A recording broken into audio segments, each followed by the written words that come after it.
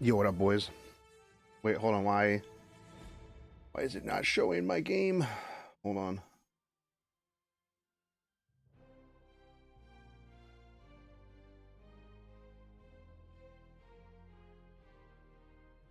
Wait, it showed up. Why is it gone now?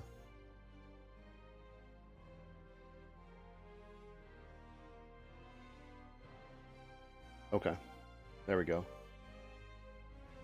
OBS is kind of weird with BlueStacks for some reason. I don't know why. What's up, Odin? What's up, Sun Spirit? What's up, Malachi? How's it going, dudes? Happy Monday. Happy Monday. We got Guild Wars. We got an announcement about an announcement for Wednesday.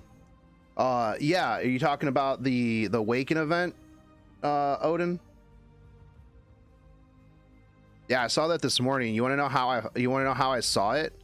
Oh, where'd it go? Why is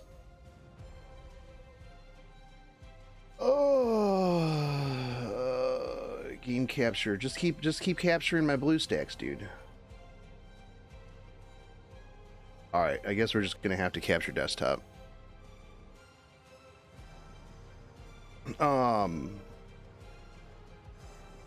Yeah, no, yeah, I saw it because I was checking Twitter this morning while I was pooping after I woke up, and I saw that the JP Twitter had like a really big thing, and so I was like, oh, there must actually be some news.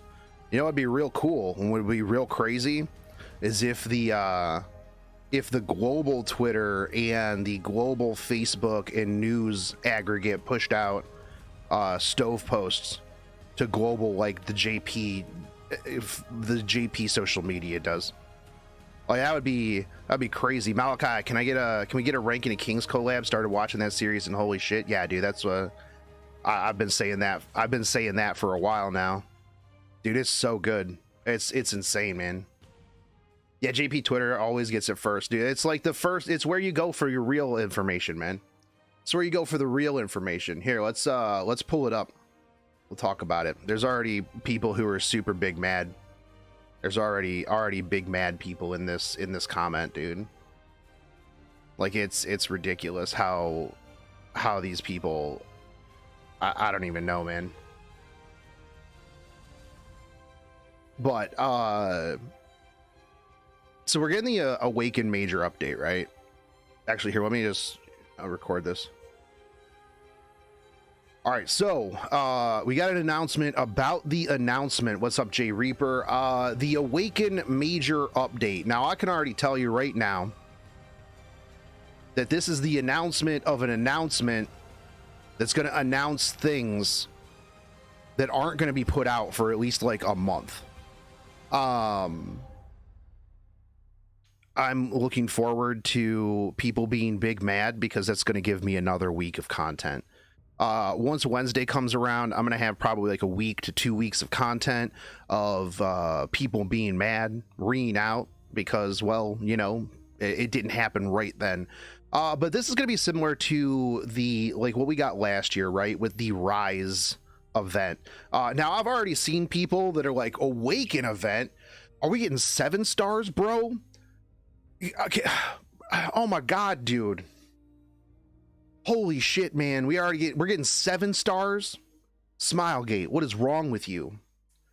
Just because it's called the Awaken Major Update doesn't mean that we're getting 7-star units. This is what? Like, why would you think that? Like, why would you think that they're going to be like, man, you know what we need in the game right now? You know what would balance everything? 7-star Awakening. You know why? Because then everybody would have to go back to 7-starring things, and they would stop complaining all the time because they would be too busy 7-starring things. Yeah, that's what it is, man. You know, that's what their whole goal is. That's their plan. No, it's going to be the roadmap that we got last year, right? With Rise. It's going to be, hey guys, here's a whole bunch of shit that we're going to be doing this year. Here is the next PV. Here is, you know, the dev notes and stuff like that. So it's going to be on Wednesday, right? Because I mean, we already know we're going to get the Guilty Gear collab. We're going to get the Jacko reveal, but what else do we have, right? That's it. They can't fill a whole thing with just a Jacko reveal. Like there has to be something else, right? Not only that, but this gives them a good opportunity to so what they're going to cover is they're going to cover Epic 7's 2022 Awaken major update and development note announcement. They're going to have a video. It's going to be the 2022 business direction. Now this is kind of interesting because I'm interested to see what their business direction is, right? They're selling everything over. Super Creative's getting absorbed by Smilegate, so this will be pretty interesting to see. Also, is the Guilty Gear collab on the 24th? No, it's going to be this week. It's going to be this week because we are ending Game of Princes on the 16th, meaning that we're going to go right into Guilty Gear. And this is very similar to every time that we have had like a collab, right? Usually the collab, it's revealed pretty much right when it starts, right? So they've already said that Guilty Gear collab, Jacko was going to be previewed on the 16th. So we're going to get the Guilty Gear collab is going to start on the 16th. They'll probably preview Jacko this week, and then we'll get her the following week, right? We'll get a triple banner with Baiken, Dizzy, and Elfelt on it. I don't know what we're going to get but with the story, right? I'm really hoping that we get just a completely new story. Right, because if this is like the same story for like the fourth time, it is a little boring for vets. Let's be real. You know, I mean, as much as I like it, as much as I'm looking forward to maybe farming out another couple of Portraits of Saviors just to be safe, you know, it is a little bit boring after you've done it multiple times. You know, eventually people are going to show off how many soul bad guys they have as like a badge of like, how long have you been playing? Dude, I've got like 7 triple S soul bad guys. How many do you have? Oh, you only got 5 triple S soul bad guys? Fucking noob. We're also going to be seeing the 2022 content update and QOL adjustments. That'll be really good too. The thing is though, is like, well, they're going to show this, right? And then people are going to be like, well, why can't you just put it in right now? Just put it in right now. Like just put in quality of life adjustments right now. Why can't you just put it in right now?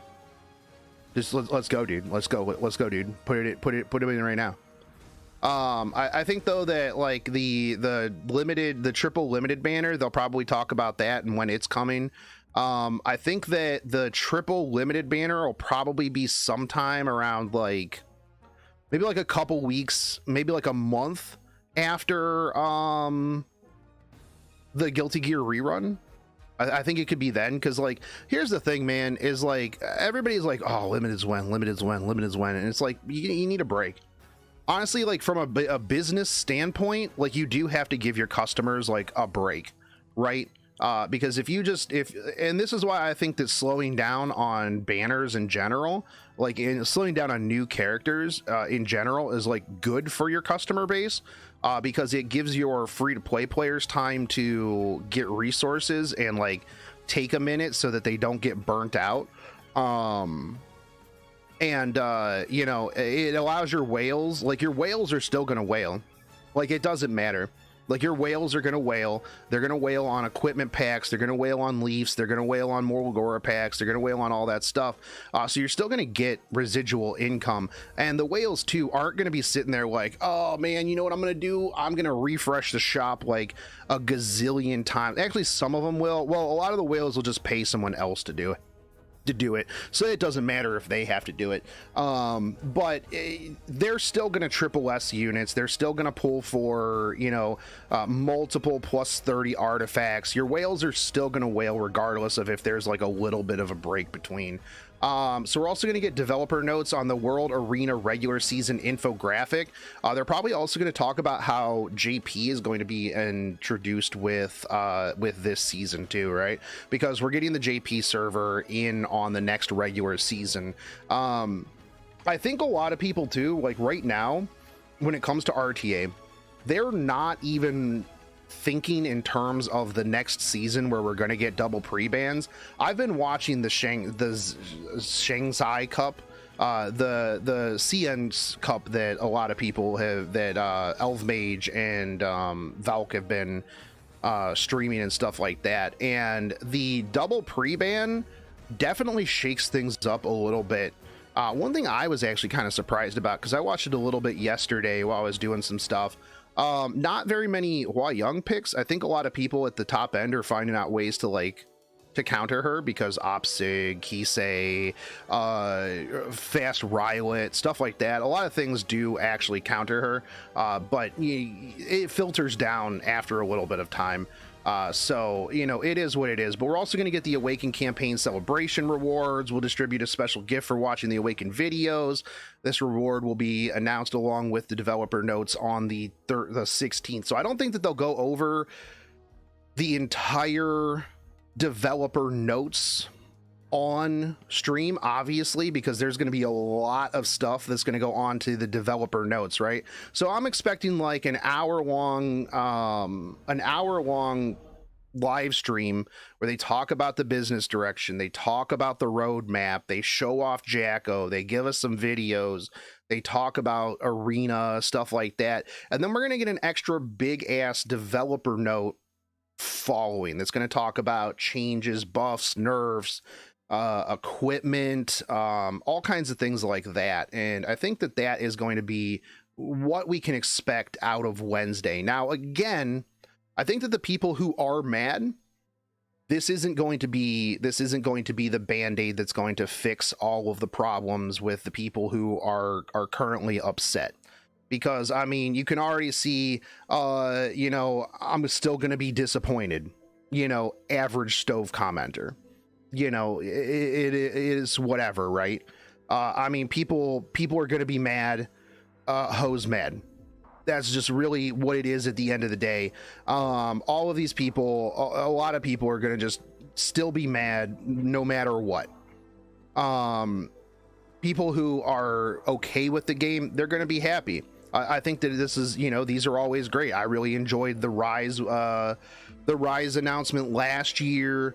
I think that getting people hyped for pretty much the whole next, I consider these like seasons, right?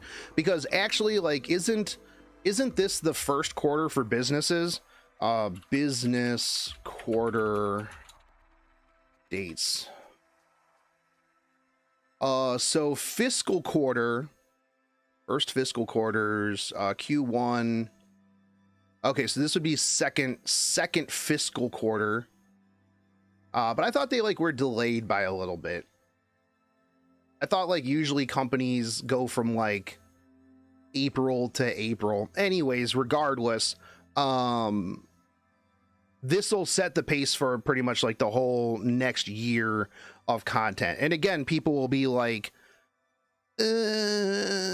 I'm big mad. Oh, dude. I'm honestly pretty bored with E7 recently, and this update, like the Rise one, will bring a lot of hype. Yeah, and we'll probably see, like, we've got this epilogue video, right? So we'll probably see what the next big bad is. That's going to be like a Straws. It's going to be like an Ameru. It's going to be a Bolian, stuff like that. So we'll end up wrapping up episode 4. We'll see what the epilogue character is, and then we can be like, oh, well, okay, next January, we'll probably get that unit, right? So it seems like that seems to be, you know, the going theme, right?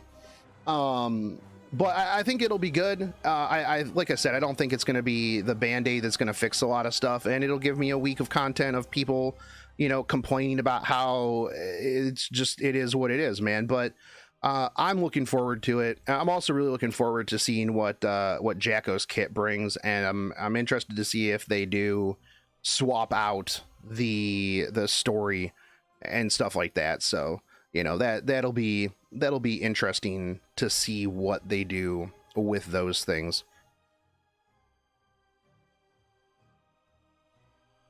I turned off. Okay, there we go. But yeah, so I mean, again, like people are gonna be mad. What's up, Motion? I mean, they already are. The other thing too, like, so I saw a bunch of people already big mad about the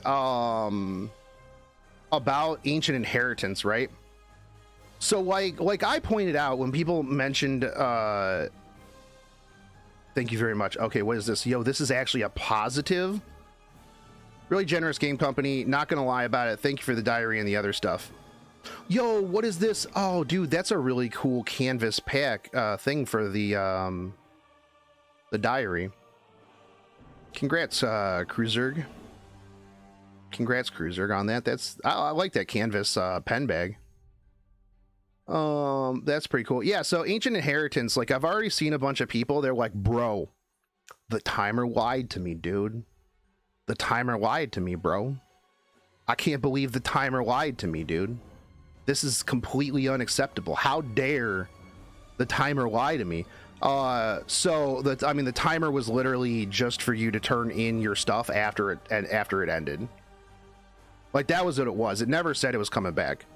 I mean, is this, you know, they could have put event closed and that you can still claim rewards, and that they should have put this on the Ancient Inheritance, right? Look, I mean, let's be real. Anybody who thought that it was going to come back like it was going to be 3 weeks, 2 weeks on, 1 week off, for the amount of rewards that we got, dude, holy shit, man, you were deluding yourself. You were was it deluding? No, delusions. You had delusions. Yeah. It's gonna be like 2 months. What I honestly think is that, like, they really need to. Phil Officer, I'm triple S in your heart. Well, you're triple S in my heart, and you're breathtaking. Thank you for the T1 sub, dude. I think that if they flip-flopped Advent and Ancient Inheritance, I think that would be good. I think that would be great. Like, I think that would be good enough content. Like, if they just had it running for like 2 weeks, and then they had 2 weeks off, and then you had Ancient Inheritance, and then you had 2 weeks off, and then you had Advent, and then you had 2 weeks off, and then you had Ancient Inheritance. I think that would be a good time. 2 weeks is enough time for you to be like, oh man, I could really use something new, man. KR players, if they're true fans for 3 years, can't be patient for a few weeks, sounds kind of sus. If the relationship sucks for 3 years, then it's time to leave. Yeah, I completely agree with you, Jim Z. I completely agree. Yeah, I mean, if the relationship sucks, you leave. You know? Like, you stick around, you try to fix it for a little bit, and if it doesn't get better, then you just go somewhere else, man. Like, if you stick around in an abusive relationship for 3 years, I mean, kind of partially your fault. You know? Especially when it's not, like, manipulative. Like, it's not like Smilegate's like, oh my god, dude, please don't leave. Please don't leave, baby. If you leave, then the game shuts down. If you're the only one, like, going literally to my house and going shotgun shogun, if you leave this game, no one will ever play it again. Ever. You are the one who can, you're the only one who can save this game. You, personally, individually. No. It is what it is. It's a company. You just go play something else, man. Are you expecting something? Who? The KR players? I mean, they're always expecting something, but it's not what they want. E7 is like the best game with the animation qualities. Yeah, exactly. Because you always be like, okay, we'll go play something else. And they're like, well, there's nothing else to play. It's like, okay, well, then doesn't that mean that this is currently the best game on the market? And as such, you know, it must not be that bad. It must not be as bad as you currently think it is, because if this is the best game on the market that you just keep coming back to, they got to be doing something right, right?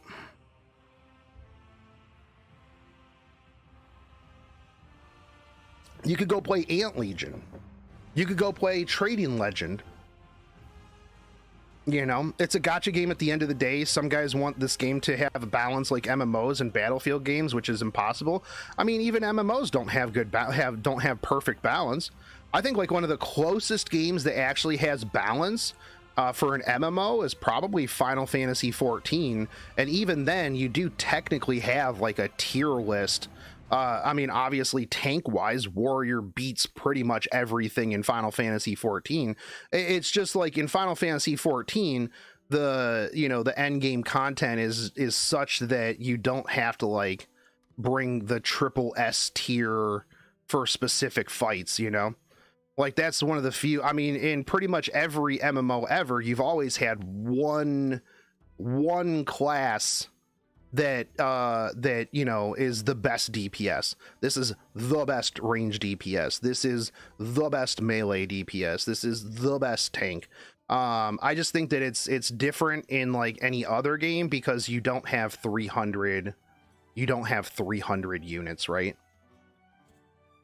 I mean, imagine trying to balance 300 units so that everybody's viable and everybody has some sort of role in the game. Like, it's just definitely not feasible. It is not something that can happen. Like, it's something I've always said, you're always going to have a meta. You know, I think one of these days, what we should do is we should go through every single season and go, okay, what was the meta? Hey, what's up, Cafe Bun? You know, what handful of units did you see in this one? What handful of units did you see in this one? Because I could tell you during the Golden Boys meta, everybody hated the Golden Boys. Everybody hated Golden Boys meta. Everybody hated like specific metas, and you really just couldn't do. I mean, every single season has like, you know, the same 10 people that, you know, you're gonna have. Stuff in my face with Taco Bell. I would love some Taco Bell right now. I would love some Taco Bell right now.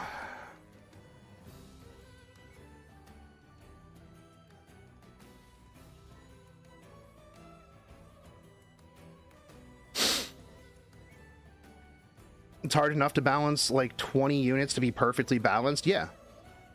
You know, here's the other thing too, is like I've said before on stream quite a few times, like you can still have fun. I had a lot of fun in placements yesterday by using my 4-night counterattack team, my 4-night counterattack Elbrus team.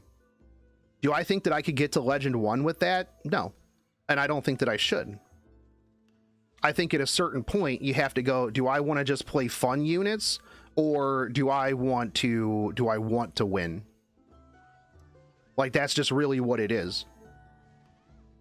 Like, I would love to play Fire Ravi all the time, but Fire Ravi has kind of fallen off a little bit. It just is what it is. Like, you're literally never going to have just an absolutely super perfect, which actually I need to switch this Fire Ravi out because, or well, I need to just put gear back on her. Because I think I took some of her gear off for my team yesterday. And before I get to like a point where I just get hard stuck and I'm like, why do I keep losing to this floor? You know, I'm going to put it back on there. I guess, never mind. No, I didn't. I thought maybe I took some of her gear for some of my counter teams yesterday. But like, that's the thing is like, if you're not having fun pushing for Legend, then just don't push for Legend, dude. Like, it's just that simple. And like, but at the same time, if you're pushing for Legend, like, do people actually have fun in League of Legends when they're trying to push for, like, you know, was it Diamond, Plat? I don't even know what the tiers are anymore. Like, you don't have fun playing League of Legends in like matchmaking, ranked matchmaking, solo queue. Yeah, like nobody has fun doing that. I mean, does anybody actually have fun playing League of Legends? Like, I mean, that's the first real question, you know?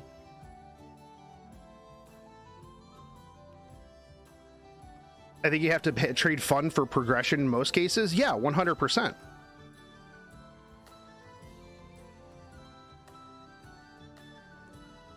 I mean, it's fun to win. So if you have fun progressing and winning, then, you know, the playing the same 10 characters over and over again really doesn't matter. Like, that's your version of fun. But like, if you want to play, you know, only 3 stars, or you want to play, you know, only water units, or only dudes, or, you know, anything like that, or only waifus, then I mean, that's up to you, man. Like, yeah, you'll get to a certain part. Yeah, you can easily get to like champ. If you have good gear, you can play whatever you want and get to champ. It's really not that big of a deal, especially now that like you can just you know, you win more points than you lose, right? Oh yeah, the matchmaking was dog shit. Yeah, you'll never see me think that the matchmaking wasn't horrible, but that's because of how few people were playing. You know, hell, as soon as I got out of placements, I was fighting nothing but champ and emperor players. I was silver fighting nothing but champ and emperor players. But like at a certain point, you know, you're going to get hit by a wall, right? Yeah, you could play all SC players or all SC characters and just see how far you can go. And then like at a certain point, you just got to be like, oh, okay. Yeah, I'm getting hot dumpstered by this. That's fair. You know, if you want to progress further, you either slog through it and figure out how you do it, or you just go back to drafting meta. You know, tourney this weekend was waifu only, wasn't bad at all. Valk won. Yeah. Oh yeah, I watched a little bit of that Cars tourney. Yeah, see, that's the thing is like, so here's the thing, if I come back, because Frost keeps bugging me about tournaments and stuff like that, right? Like Frost keeps bugging me like, hey man, when are we going to start tournaments again? When are we going to start tournaments again? You know, and because I did like doing tournaments, I did get a little bit bored, because let's be real, single ban tournaments have always been pretty much the same shit every single match. And it actually hasn't, like, outside of like, you know what tournaments actually had good diversity? They weren't the Shotgun Shogun Showdown main tournaments. It was the qualifier tournaments where people like Booty Pop pulled out like the green Assyria tech, Eliminal pulling out like Sage Ball before people were like, you know, actually were playing any Sage Ball, stuff like that. You know, it was boring. You know, like, oh my goodness, another Iravi Rimuru first pick. Wow, that's crazy, dude. Oh my goodness, dude. That's nuts. Oh man. So I think that doing in-house tournaments where it has rules like, okay, these are the global bans, the 7 great disasters, banned. Done. Let's see what you can bring to the table. Like I played in a tournament a while back where they banned a lot of the, you know, the bigger, more cancerous units, and I had a lot more fun in that than I did in a while. You know, because like here's the thing is like, okay, if you're going into a tournament and you know, okay, these units are banned, like these units are global banned, you can't use these units. You're going to go re-gear some shit that's like, you know, secret tech. You know, you're going to be like, okay, sweet. If all of these are banned and I can't use them, I'm just going to swap my premium gear today over to, you know, my 2-star Mighty Mouse. And then I'm going to pull this out and they're just not going to know what to do. You know, those are the kind of tournaments that like, if I come back to doing tournaments, which if Frost will eventually get me back into doing tournaments and casting tournaments, that's what I would end up doing. So yeah,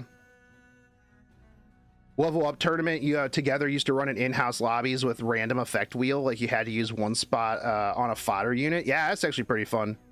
That's pretty cool. Yeah, so like I mean, I think that doing stuff like that is like a lot more interesting, right? Like it also shows like the ability of a player to adapt, you know? Like, oh damn, all of the high tier meta units are gone. Oh man, I need to actually, you know, use some of these other units that I have. You know, whether they're Mola or not. You know, oh snap, I'm gonna bust out my Shadow Rose. nobody will see that coming. Actually, I think at one tournament we did have a Shadow Rose. And I honestly think that it was Booty Pop that actually used the Shadow Rose. That dude pulled out all kinds of crazy shit.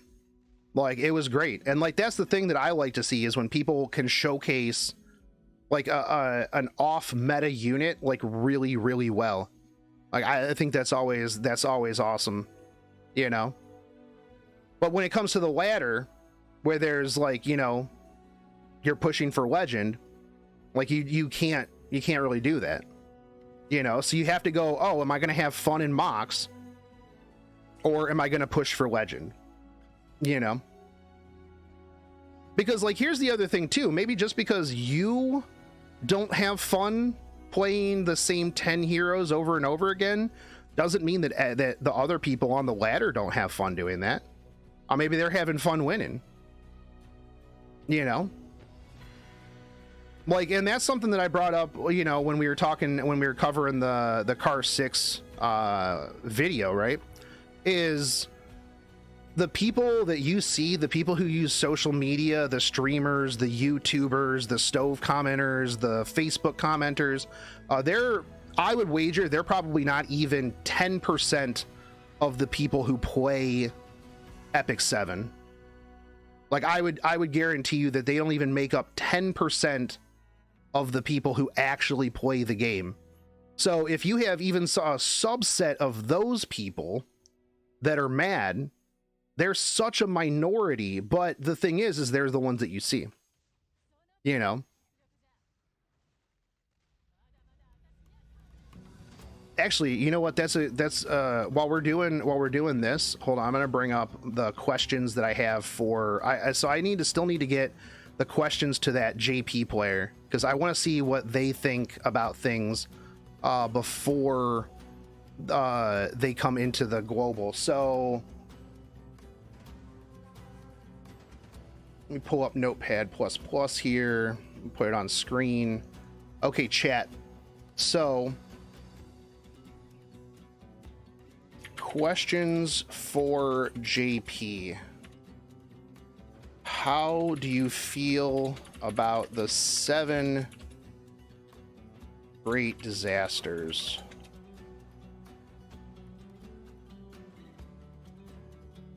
Chat, give me some questions. I'm gonna pull up some of the questions. I know that I asked on YouTube a while ago, but let me pull up some questions for this JP person to ask them, to get kind of an idea of how the JP server feels about everything. So let's see.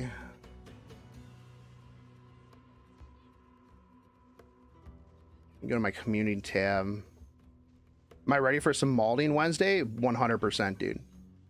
Without a question. So let's see. I'd like to ask viewers. Let's see. Somebody, Anomaly, asks, does JP put focus on high speed units? Your account didn't seem to focus heavily on it. And this is the person whose account I did the review on, that JP's like second Hall of Fame player on high speed. This is from Anomaly.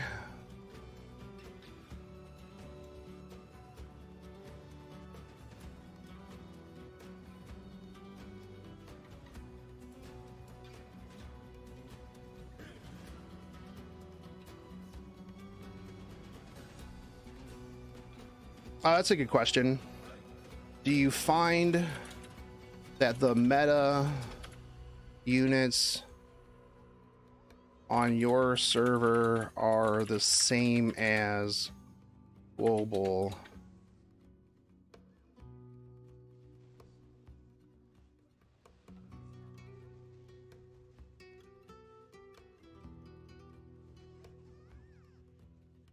What are your opinions on merging with the overall player base in RTA, do you think your server being how do I want to put this, like a couple years, you think you will be able to be competitive at the top ranks with the handicap of not being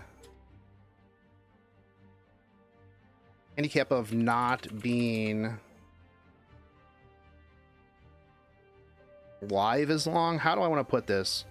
Like, not having as much time to farm as other servers that are older. Yo, what's up, Gills? What changes they want in the game do they differ from ours? To add to Chaotic's question, do they feel that meta updates itself faster on JP or on global?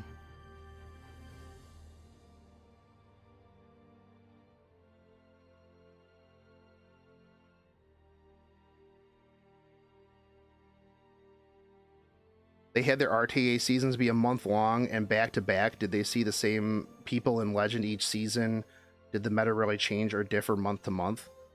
I think one of the things too that that they ran into was that they had units put out, like meta units, a lot faster.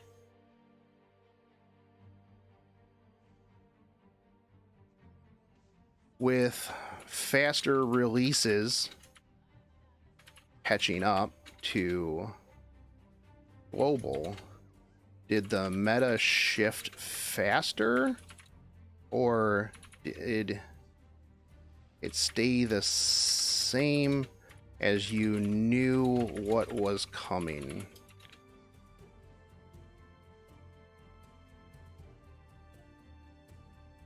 I mean, honestly, I think that they have a much bigger advantage over us because, like, I mean, now they're getting the same units at the same time, but like previously, they knew what units were meta. They knew what units to invest in. They knew what units that they needed. They could skip, stuff like that.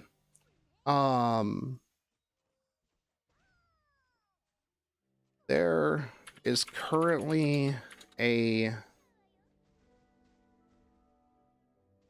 push for nerfs, buffs, changes to the overall game. If you are, what would you like to see changed, and what are some of your concerns with the current state of the game?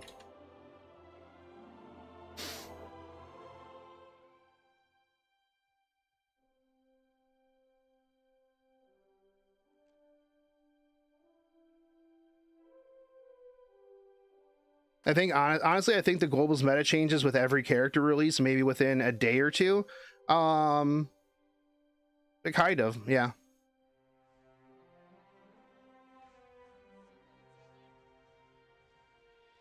Oh, let's see.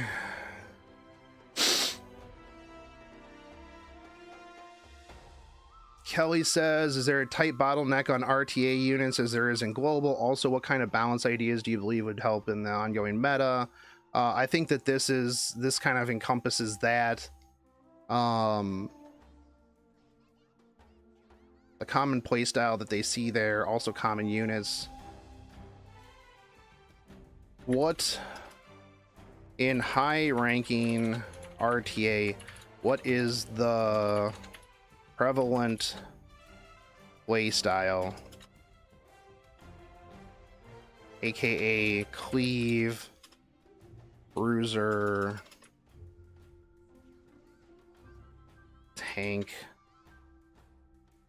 aggro?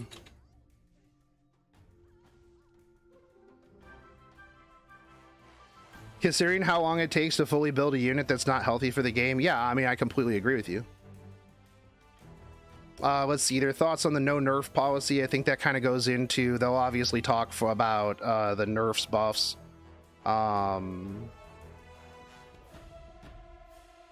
If they've done any matches recently, can we see some of the match histories? You know what? Actually, one day this week, maybe we'll watch some of their actual fights, because I follow a couple of them on YouTube, and so we can definitely like watch some of their VODs and just see like how some of them play. I think it's interesting. I watch it sometimes. Top 3 or 5, whatever most popular cop characters. I think that goes into like the meta units.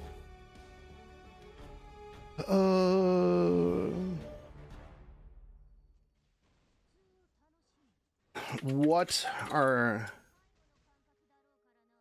since your server is region locked for the previous seasons, did you find that you fought the same people at the top regularly? How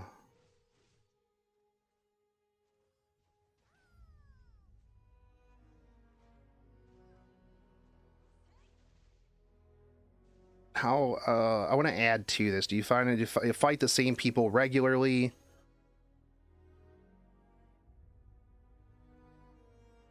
If so,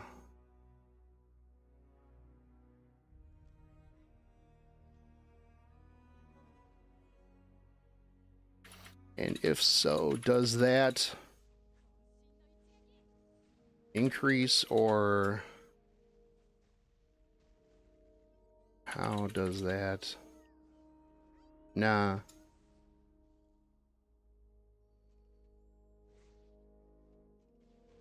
How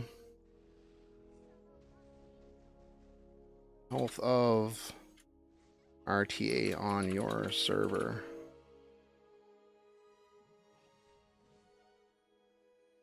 I kind of want to like, because there's obviously going to be questions, because it sucks because like this person doesn't really speak English. They're going to have to like use a translator to come through and like answer a lot of this. It sucks because I can't have like a really good back and forth with it, right? Chances are I'll probably send this off, they'll answer some stuff, and then I will ask additional questions, and then send it back, and then we'll have to like go through it that way. Because I mean, obviously I'll have like rebuttal questions, right?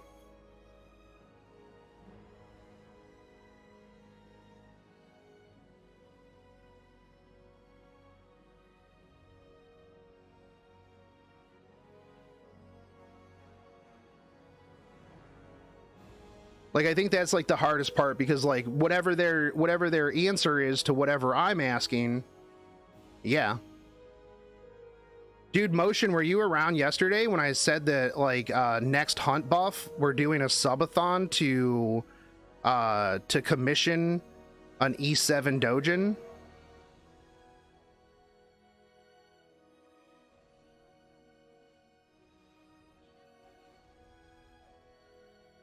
I found a guy, Yongi7 on YouTube, and I believe that he's Korean, but he seems to be on a completely different vibe than the KR drama community.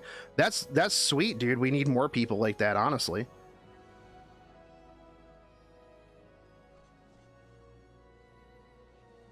Like, that's the other thing too, right? Is like, I actually don't think that like, so when I see the KR community, like, I think people think that I'm talking about like literally every KR person that plays the game. Like, I don't think that. I think that the people who are mad on KR are actually like a minority of the KR players. Like, I think that a lot of times when you see these review bombs, when you see like the people that are trying to like drum up hate and everything like that, I think that that is a minority trying to pretend like they are the majority and then get everybody else to join in, because everybody thinks, well, everybody's mad, so I'm the outlier because I'm not mad, so I need to be mad as well. So yeah, but yeah, no, next time that we get a hunt buff, I'm gonna do like an uncapped subathon and all the subs and the donos and stuff like that are going to commission a doujin, and we'll have a community vote on the characters and maybe the tags. Obviously, there's some tags that won't be available.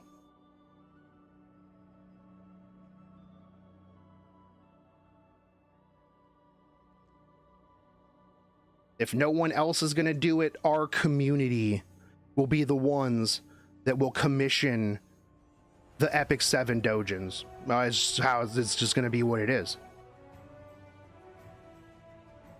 It's like Thanos when he's like, I have to take this into my own hands. Yeah, no, there's going to be no NTR. Yeah, it is. You guys don't have to worry about that. Looks like I have to do this myself, and I'll have my Thanos glove. And then people will be like, wait, hold on, is this dude gonna like go JO?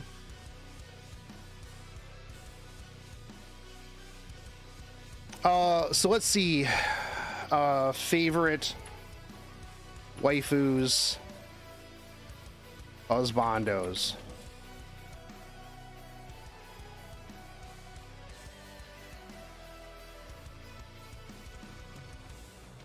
Oh yeah, there's already a few on doujins, but it's not very many, and I can count them on like one hand. You guys can go find them.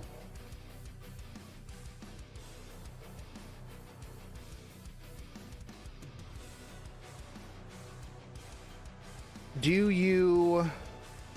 This is what I'm asking a JP player, Shingo. Do you feel like Epic 7 is growing or declining in JP? It seems like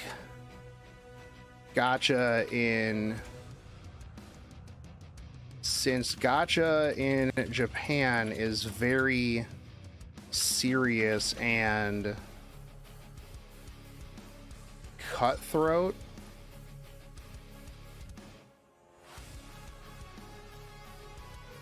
actually,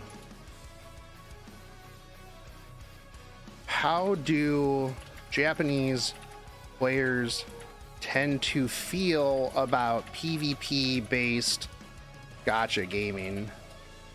As a long-time gacha player, it seems like the JP players tend to gravitate to more PvE based games, aka FGO, Genshin,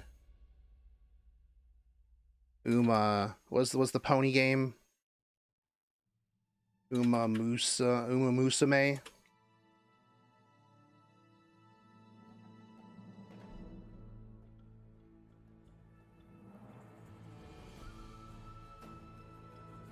Go ahead, Dominic.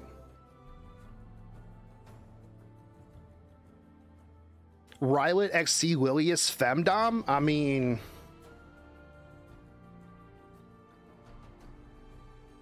yeah. Precon.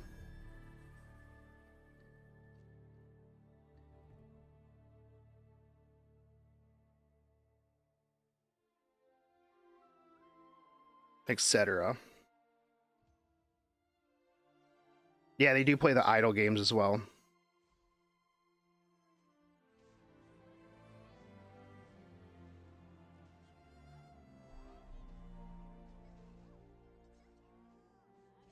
When Japan opens up for travel, will you 1v1 me?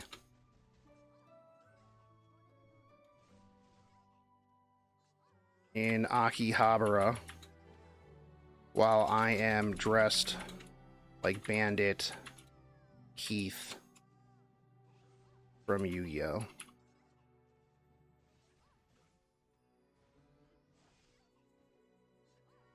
That's the most important question, actually.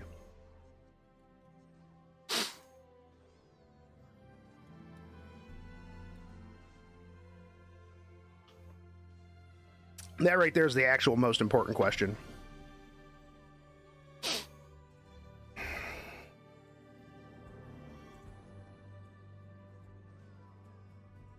Dude, I can't wait until Japan opens up.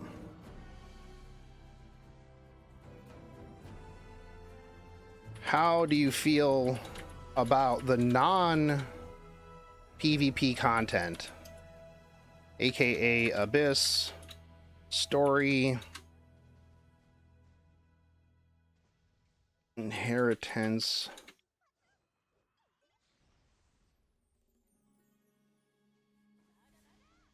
Raids.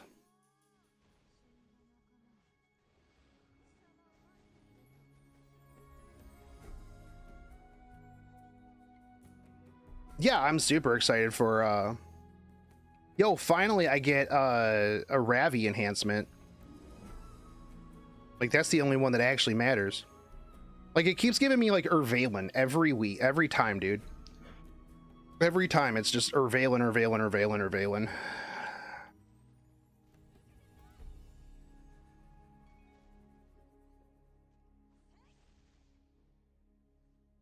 Long time lurker, but that thing I sent you, decent start. Oh yeah, hey, yeah. I saw that. You sent it, and I was gonna get back to you. My apologies. Grace. Let's see, you're trying to get into the pet game for the long-term investment. I mean, this is a lot of bullet points. I read through a lot of this, actually. I mean, I think it was very, very good.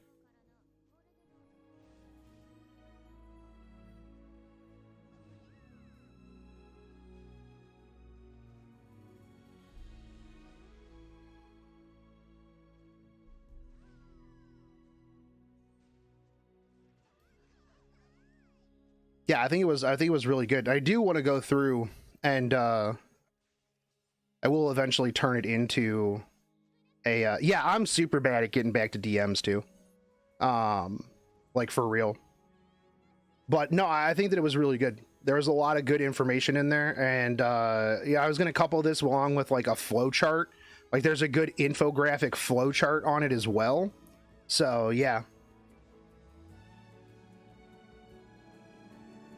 I do want to get back to making, like, I want to go back through and I want to like revamp some of my old guides and make some new guides. Because I mean, with new players and stuff coming into the game like all the time, I think that, like, if you have like a really old guide that's just sitting around, like, one, somebody's gonna look at it and be like, oh dude, this is from like 2020. I'm gonna look for something newer. Oh, there's nothing really newer. Or, you know, there is information in there that's like not as viable, right? Because I mean, you've got Mui now for Wyvern 13, you have like a bunch of other options, stuff like that. Things change, you know. I do think that I need to go back through and like revamp like a good chunk of the things that I've done, even if nothing else, just to get them back into like the algorithm, right? So that, again, people aren't like, oh yeah, there's this like, you know, 3-year-old you know, video. I'm not gonna watch that. You know, that's super old. Yeah, who cares about that? So we got 1, 2, 3, 4, 5, 6, 7, 8, 9, 10, 11, 12. What other questions? What other questions do we have?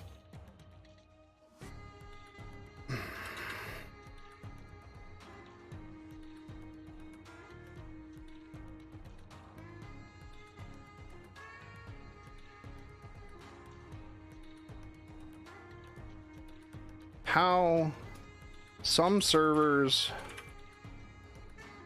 complain about communication from Smilegate about the game. Do you find that with Yostar handling the JP side of things, that communication is better? Do you like the current levels of Communication and changes.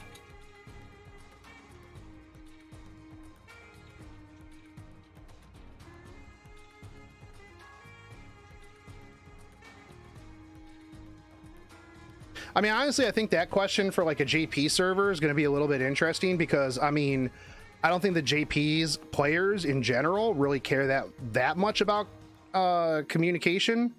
Like, they just go, oh, fantastic. They said something. And you mentioned the 7 great disasters. Yeah. What are these questions for? It's what I'm asking a JP player. Yeah, it was literally the first question. How do you feel about the 7 great disasters?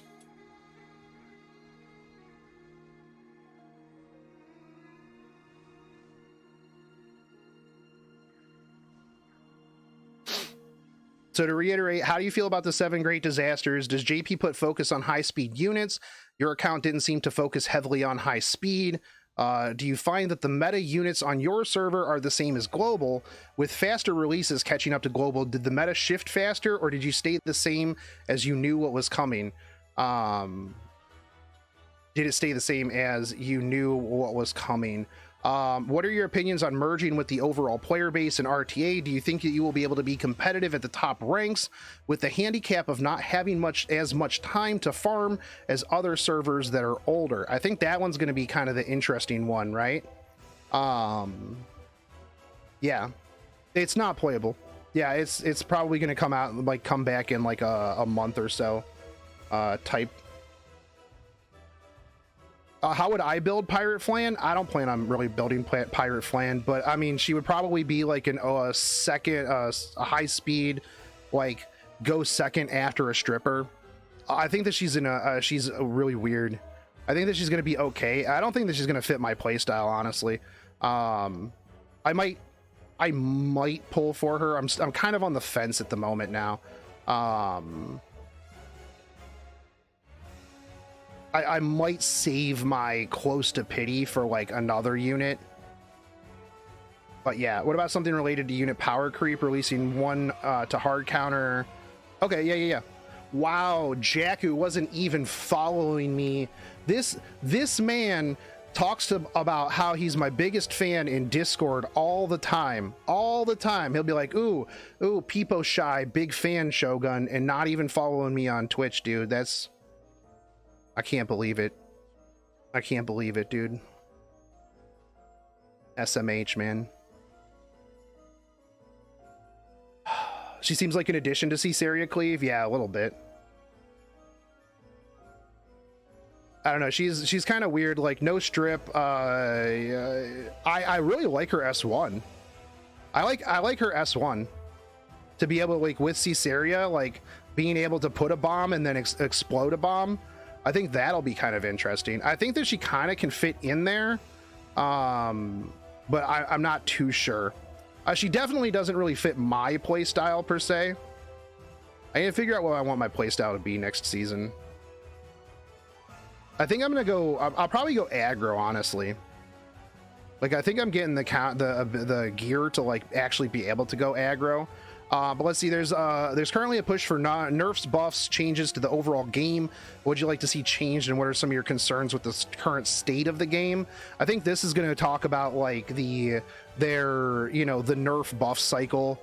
In high ranking RTA, is there a prevalent what is the prevalent playstyle for JP? Is it cleave, bruiser, tank, aggro? Some people have been thinking counterattack bruiser for ML Flan. I could maybe see it. That would fit into my so you don't like ML Flan because she's not broken? No, it's not that I don't like her because she's not broken. I don't play Ran Caesarea Cleave. Like, that doesn't fit into my playstyle. Even if she was super broken, chances are I wouldn't use her. Like, I don't use Ran, I don't use Caesarea, I don't use a lot of those. I don't even use AOL anymore, actually. But yeah, with the passive, And people removing immunity sets. Turn 2 ML flan built like a tanky SSB could be viable. That's actually, that's not untrue. That's not untrue. I need to rebuild my SSB, actually.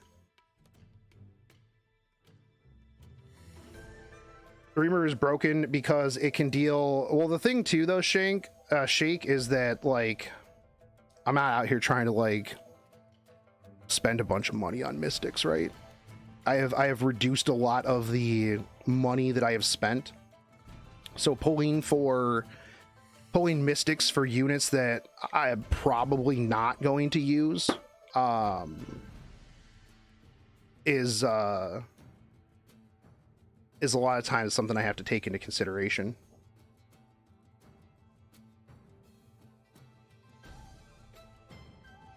So let's see, since your server is region locked for the previous seasons, did you find that you fought the same people at top regularly? How is the overall health of RTA on your server? Do you find that a lot of people play, or even at lower ranks?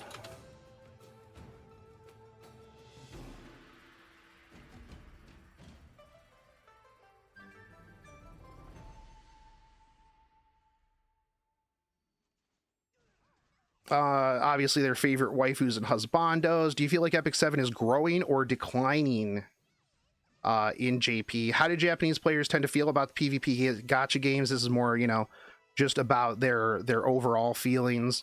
When Japan opens up, yeah, I'm gonna 1v1 this dude in Akihabara while dressed as Bandit Keith 100%.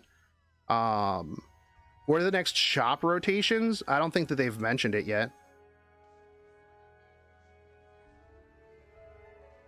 How do you feel about non-PvP content? Yeah. Communication. I think I saw, okay. How do JP players feel about power creep? Always having to have the newest unit to stay competitive, while not having the resources for every new unit, aka Mola, Gora, Katas, runes. Oh, does JP have community managers? How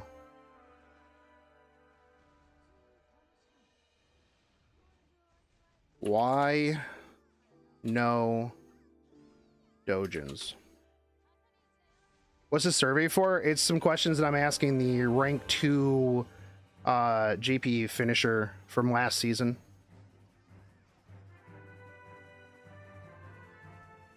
Your stream is delayed? You should refresh, because I haven't really lost too much in the way of frames. Why is Ravi awesome, and how much do you use her? Correct answers only, all the time. 100% of the time.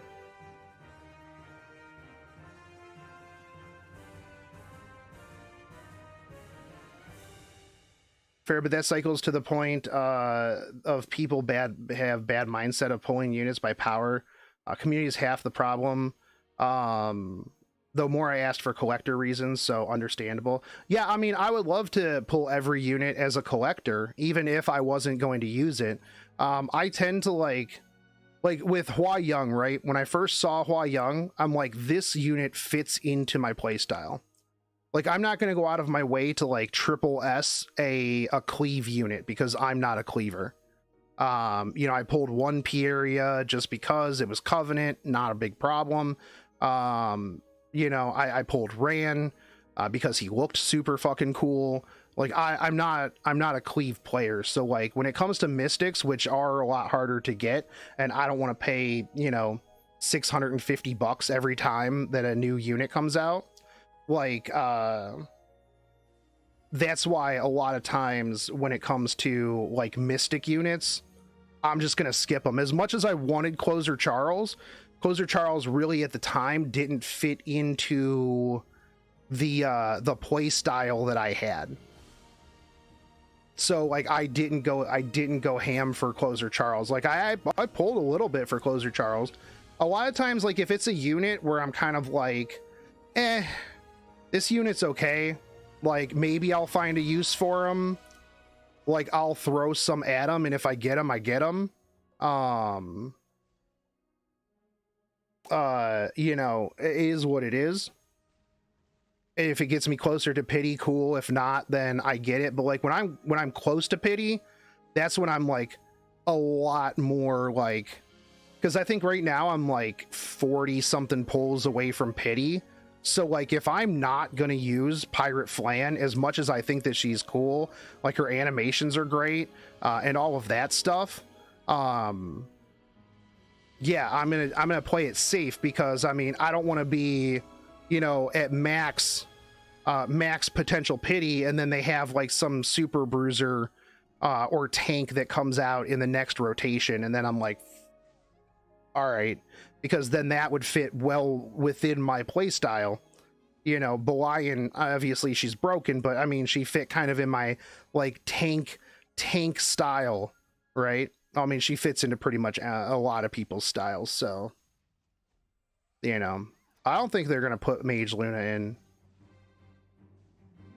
Who am I waiting to pity for? I mean, it depends. We'll see who they... I mean, there's no rerun character that I'm waiting to pity for. I mean, like, who would I really, like, want to see? I mean, that's real questionable. I mean, because whatever character it is, it's not like I'm going to be like, oh, man, this character is going to 100% be the character that I want it to be, you know?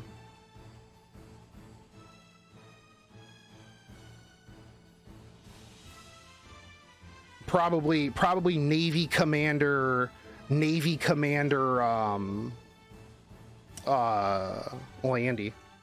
Hand Guy, I already have Hand Guy. I pulled for Hand Guy because Hand Guy looked really cool. Is Epic 7 well known in JP? Where's the doujins? Dude, we're making the doujins, bro. Don't worry, we're gonna be making the doujins.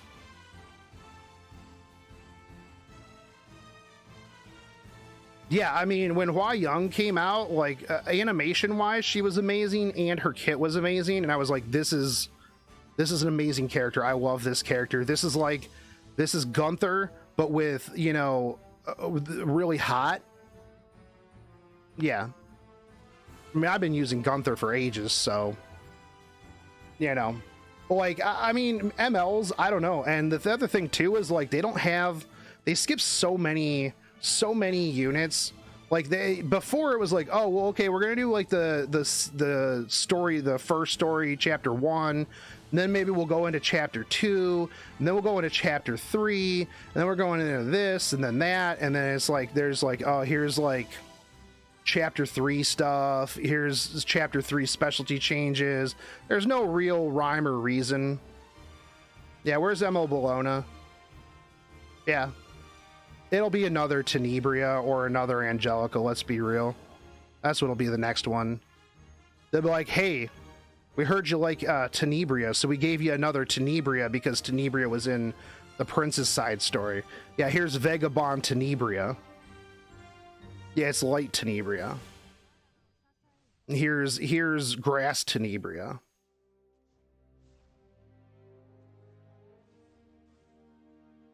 Yeah, Seaside Tenebria. You know, so like that's kind of my take on Pirate Captain Flan. So like maybe if I could run her as like a bruiser, that would be cool, but again, at the same time, you know, I don't necessarily think that it super fits like my playstyle. I think that she needs to like combo with other things. I also don't have a plus 30 Caesarea artifact, so, you know, and I always hate artifacts where it's one of those things where it's like, if it's not plus 30, you might as well not even use it. Like I hate those beyond anything else, man. Like those are my most hated artifacts. It's like let you have the base ability of the artifact at plus 15, and then after that, go forward. How am I enjoying the main story? I actually haven't really touched like the most recent story. I really should. I just haven't gotten around to it.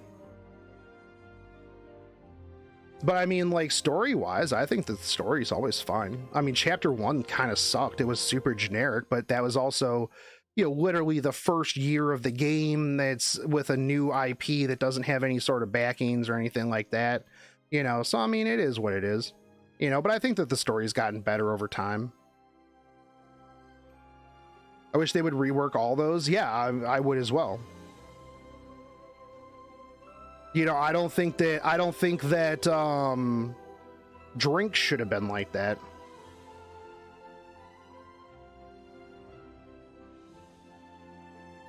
I never paid attention to any story. I will say that episode 3 is too hard to farm. I don't think it's too hard to farm if your gear gets better. I mean, also, what are you farming it for? The frame? Like, I mean, if you're farming it for catalysts and stuff like that, well, I mean, you know, that's pretty silly. You know, yeah, I see people every so often that are like, oh, it shouldn't be this hard. You shouldn't gate your story behind, like, you know, progression and stuff like that. But I mean, part of me agrees and part of me kind of like disagrees. There's random specialty changes that pop up in it. Who, Gwen? Or connections? I mean, I think, like, you know, I still don't think it's that bad. You know, a little bit of difficulty isn't too bad. You know, I think that people that get filtered on bosses and stuff like that, you know, just go farm for a little bit and then come back. You know, up your gear level and stuff like that. I don't think it's too bad. Because, like, here's the thing, though, is, like, people will just blaze through all the story, and then they'll be like, oh, content doko. Content doko. I mean, go do the side story. Go, you know, progress your account. I think, like, a lot of people just want to, you know, blaze through things. Ugh.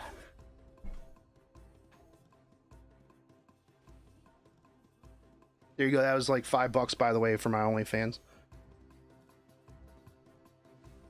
The random quests show up in the harder areas, not a huge deal, but I stopped doing the non-Phantasma or Penguin ones, yeah. Yeah, I do dislike the fact that, like, the further you go in the story, your random pop-up quests and stuff like that get harder.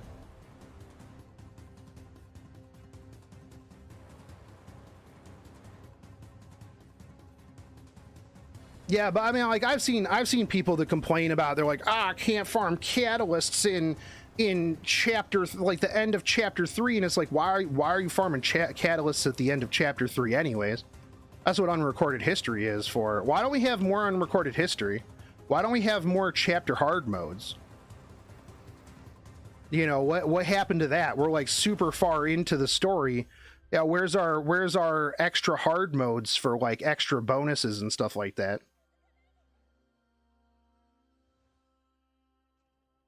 You know, why don't we have that? Yeah, bring back, you know, extra difficulty, right?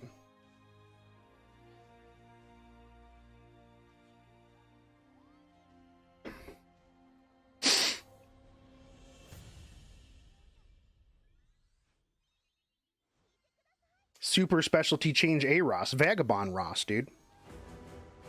Remember when we got, like, the first extra story? Like, they completely forgot about that.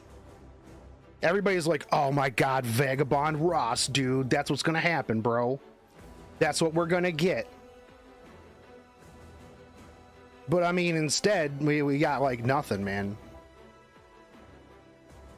I complained, but I remember when you couldn't even buy caddis from the shop. Yeah, I mean, I remember I remember, like, pre-AP shop, when you literally just had to farm that stupid Banshee on whatever world it was.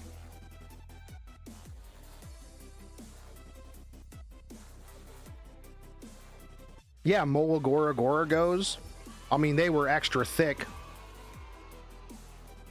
King DeWarn, thank you for the follow. Yeah, 4-9.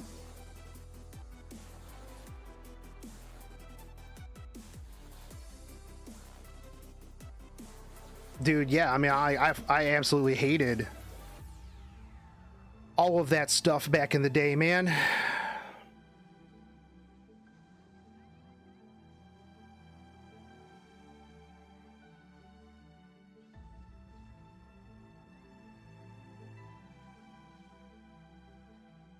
Yeah, it was garbage. Like, yeah, like, again, that's like one of the things that like I always try to bring up, dude, is that like nobody ever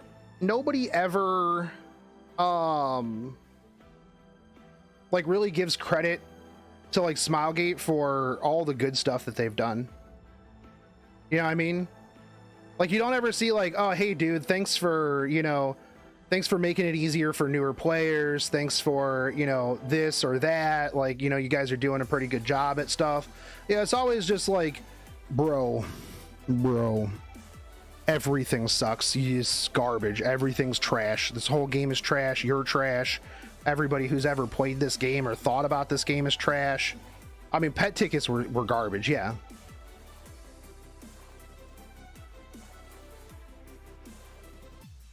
Yeah, pet tickets sucked.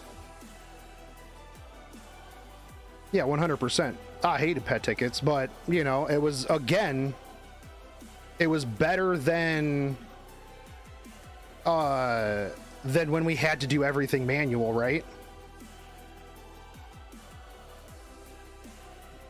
Like, when it came up, I was like, when it first came up, I was like, man, you know what's really good is the fact that we have this option, you know?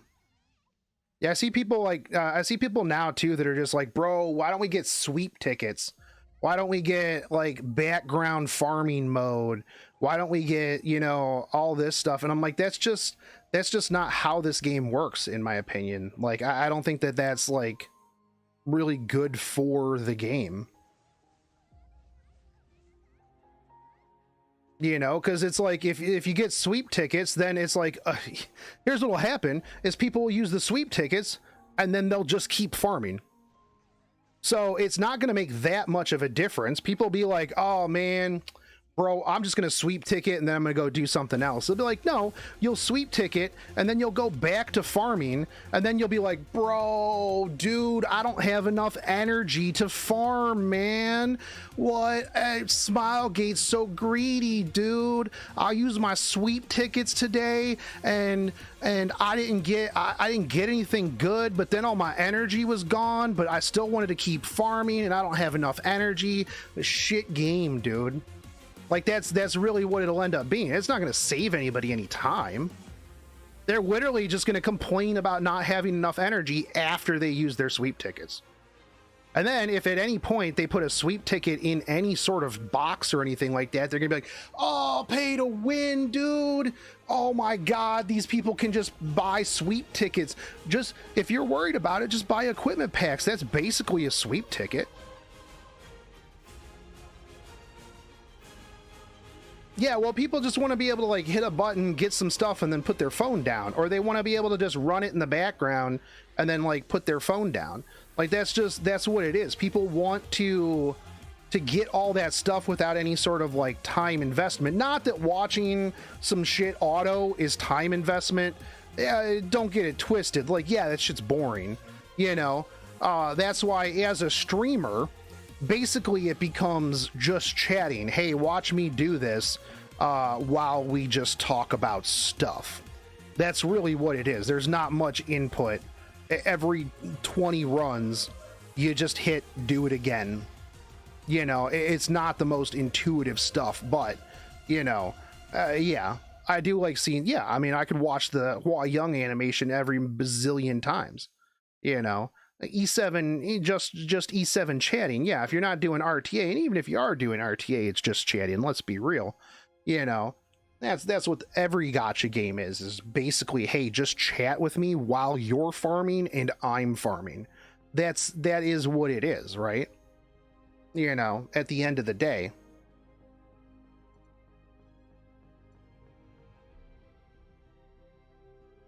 Oh, I need to go make sure that my units are geared because I moved gear around yesterday. I'm going to go in here. If anything, Smilegate is in an abusive relationship with its toxic fans. The CEO should just stop apologizing and address the diehard fans in Wales. Yeah. Yeah, I mean, I completely agree. Like I said yesterday, yeah, it does boil your mind, but like a company doesn't owe you anything, man. You are a literal wallet. Every company sees you as a dollar sign, and it'll never not be that way. If you're looking for friendship out of a company, man, that's pretty fucked up. Like, you need to like go do, you know, you need to go like touch some grass or something. I show some of my counter lifesteal units. Well, I mean, I can't use counter and lifesteal, but I can show you I'll show you the units that I used yesterday if you weren't here for the super fun counter memes. This was super fun. Oh, you know what? I never upgraded this ring yesterday. Damn it.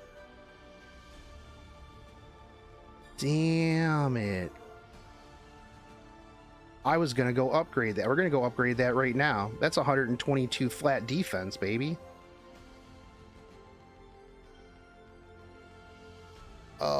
That's Unity.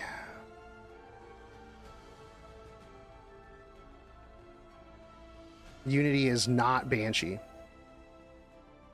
I don't have enough origin shells to upgrade that. Maybe that's not why I did. I completely forgot, but let's just say that I didn't upgrade it because I didn't have the resources. That's what we're going to pretend. We're just going to pretend that I didn't have the resources and that was the reason why I didn't upgrade it. But in reality, it was because I just didn't. Yeah, I'd like to show, I just wanted to show you guys that I have 114 of these epic charm boxes. I don't know what to do with them.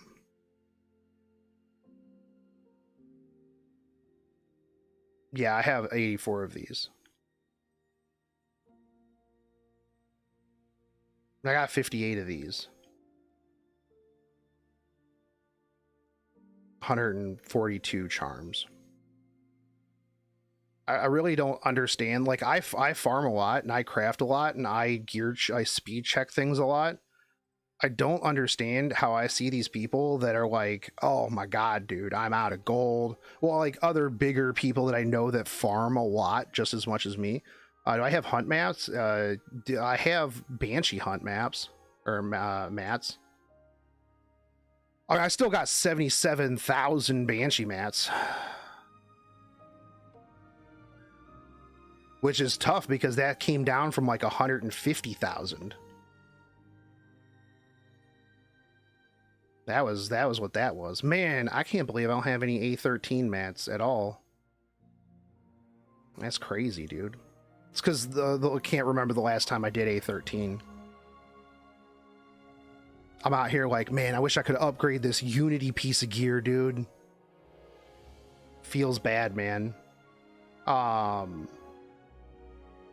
my Falconeer Quarry didn't have much in the way of crit damage. It's only like 173, like 85 effectiveness. Where is this? Ooh, that's not the screen that I wanted. This is the screen I wanted. There you go. Had counter mort, counter pen mort. People be like, Shogun, but it doesn't stack with his S2. That wasn't the point of the video yesterday. The point of the video was to have counter. Oh, dude. Oh, I don't have Elbrus on my Belian. If we lose today's Guild War, it's not my fault. If we lose today's Guild War, it's not my fault because I don't have Elbrus on my Belian. It's definitely somebody else's fault besides mine.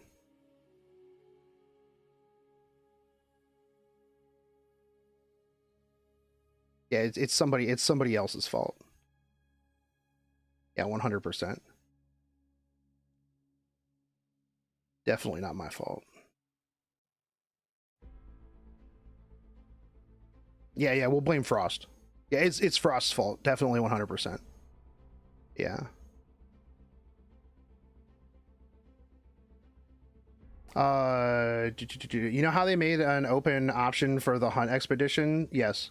I appreciate the change, but I think it completely murdered the content. Well, I don't think that a lot of people were doing the content in the first place. Would I ever sell my Luna figure? No. I mean, unless I was like in a really, really desperate spot and I like really needed money. Yeah, I wouldn't. Yo, what's up, Vinny? It has been a minute, dude. Yeah, I wouldn't. I don't sell any of the stuff that I get from games. Like, I got a bunch of stuff from Azure Lane, merch wise. Like, I keep it. Like, I wouldn't sell it. Like, even if I don't play the game, it's something that like I got that like is mine. You know, I got it for whatever reason. I mean, I don't think people were like super excited about expeditions in the first place, though. Like, I don't think people were sitting around and they were like, oh man, bro, you know what?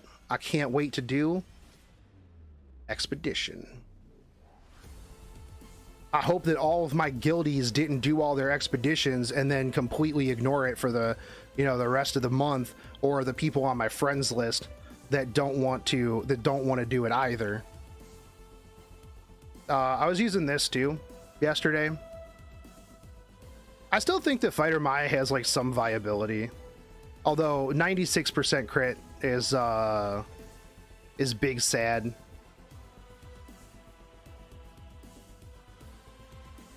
And I don't think I have anywhere to like increase critical hit chance. I guess I could put it here. Now it's just a rush to get into the battle before it fills and ends. I mean, you don't have to open it up to everybody. Can you post your... Yeah, you can post your F query. I don't care. Yeah, go for it, dude. What else were we using? We were using that counter Trizette, too. We were using this counter Trizette. But I want to put it on... I want to put him on speed. Like, his overall stats were pretty bad. We literally just put this on just for expeditions. Also, yeah, okay, that was the one that I had. Yeah, we need to change that.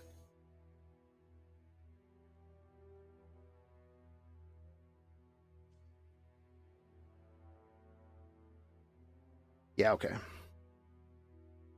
I thought I had the one that healed him, not the one that just increased his chance of counter.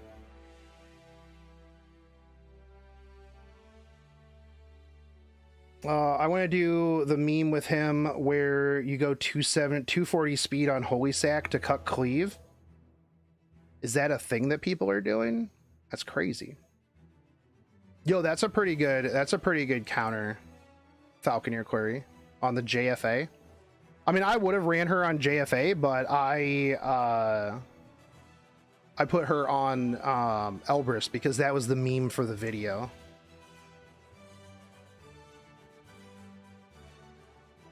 Oh, 240. Yeah, that was pretty good too on the Elbrus. Yeah, counter Elbrus. Gotta get some Unity set though, man. You gotta get some Unity set, dude. Gotta get yourself that Unity memes. You'll love to see it. No, I really like Trizette. I liked Trizette when Trizette first came out, man. I need to put her in an adamant shield.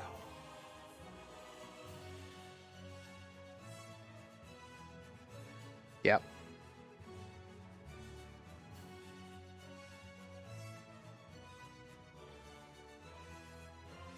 Which EE did I go with on Trizette? I switched it back. I switched it to the one that gave combat readiness on the S3.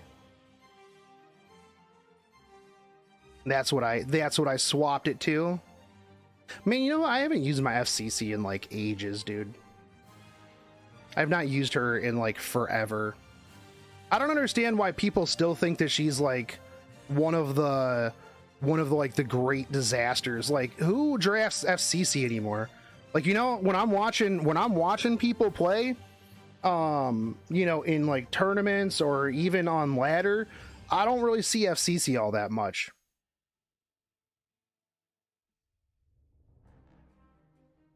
I mean, well, yeah, the shield just gets stripped, or, you know, it just gets stripped. Like, you can't even pick her into cleave because the shield is just going to go away. I have seen some people like run this like super weird like 270 speed like bamboozle FCC. Fortunately, it's a 2-turn shield. Yeah, but I mean, that doesn't matter against AOL. It doesn't matter against Ran. Pieria is also a hard strip, right? Ran and Pieria are hard strips, right?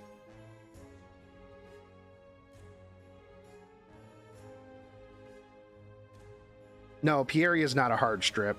Ran's a hard strip, though, right? Yeah, Ran's a hard strip. Pieria's 1. See, Lilius is 1. So I mean, I guess yeah, if you ban out Ran, you see I'm using Ran quite a bit. This is my Pieria. I actually would like to have a tankier Pieria, but yeah, I don't even know why I have a 300 speed Pieria that I don't use, honestly. Because I just don't cleave, man. My pre-ban is probably Ran Rimuru next season. I mean, that's a pretty good pre-ban, honestly. Bring back immunity set. You should use her with Hua Young. It's cracked, man. I mean, I probably will. Pieria's versatile. I mean, I could probably slow her down a little bit, honestly. E7 Facebook pronounces it Para. Well, yeah, I also add an I in at the end, Pieria. I mean, I completely am mispronouncing this. What are you talking about? I mispronounce a whole bunch of stuff. People be like, there's not an I in between R and A. Like, at all. I mean, it probably is Para, but I mean, I called her Pieria from the very first day, and that's just what I'll probably call her forever. And people be like, why are you calling her that? And I'll be like, I don't know, man. That's what I read the first day that she came out, and that was just what was in my head, you know. And yeah, Para, yeah, that's fine. You know what? It's just a name that like the two me and Pieria have. All right, you guys just don't know how you spell it. How do you say Acades? Acades. To be fair, she does look French. Oui, oui. Acades. Acades, these nuts. Got them.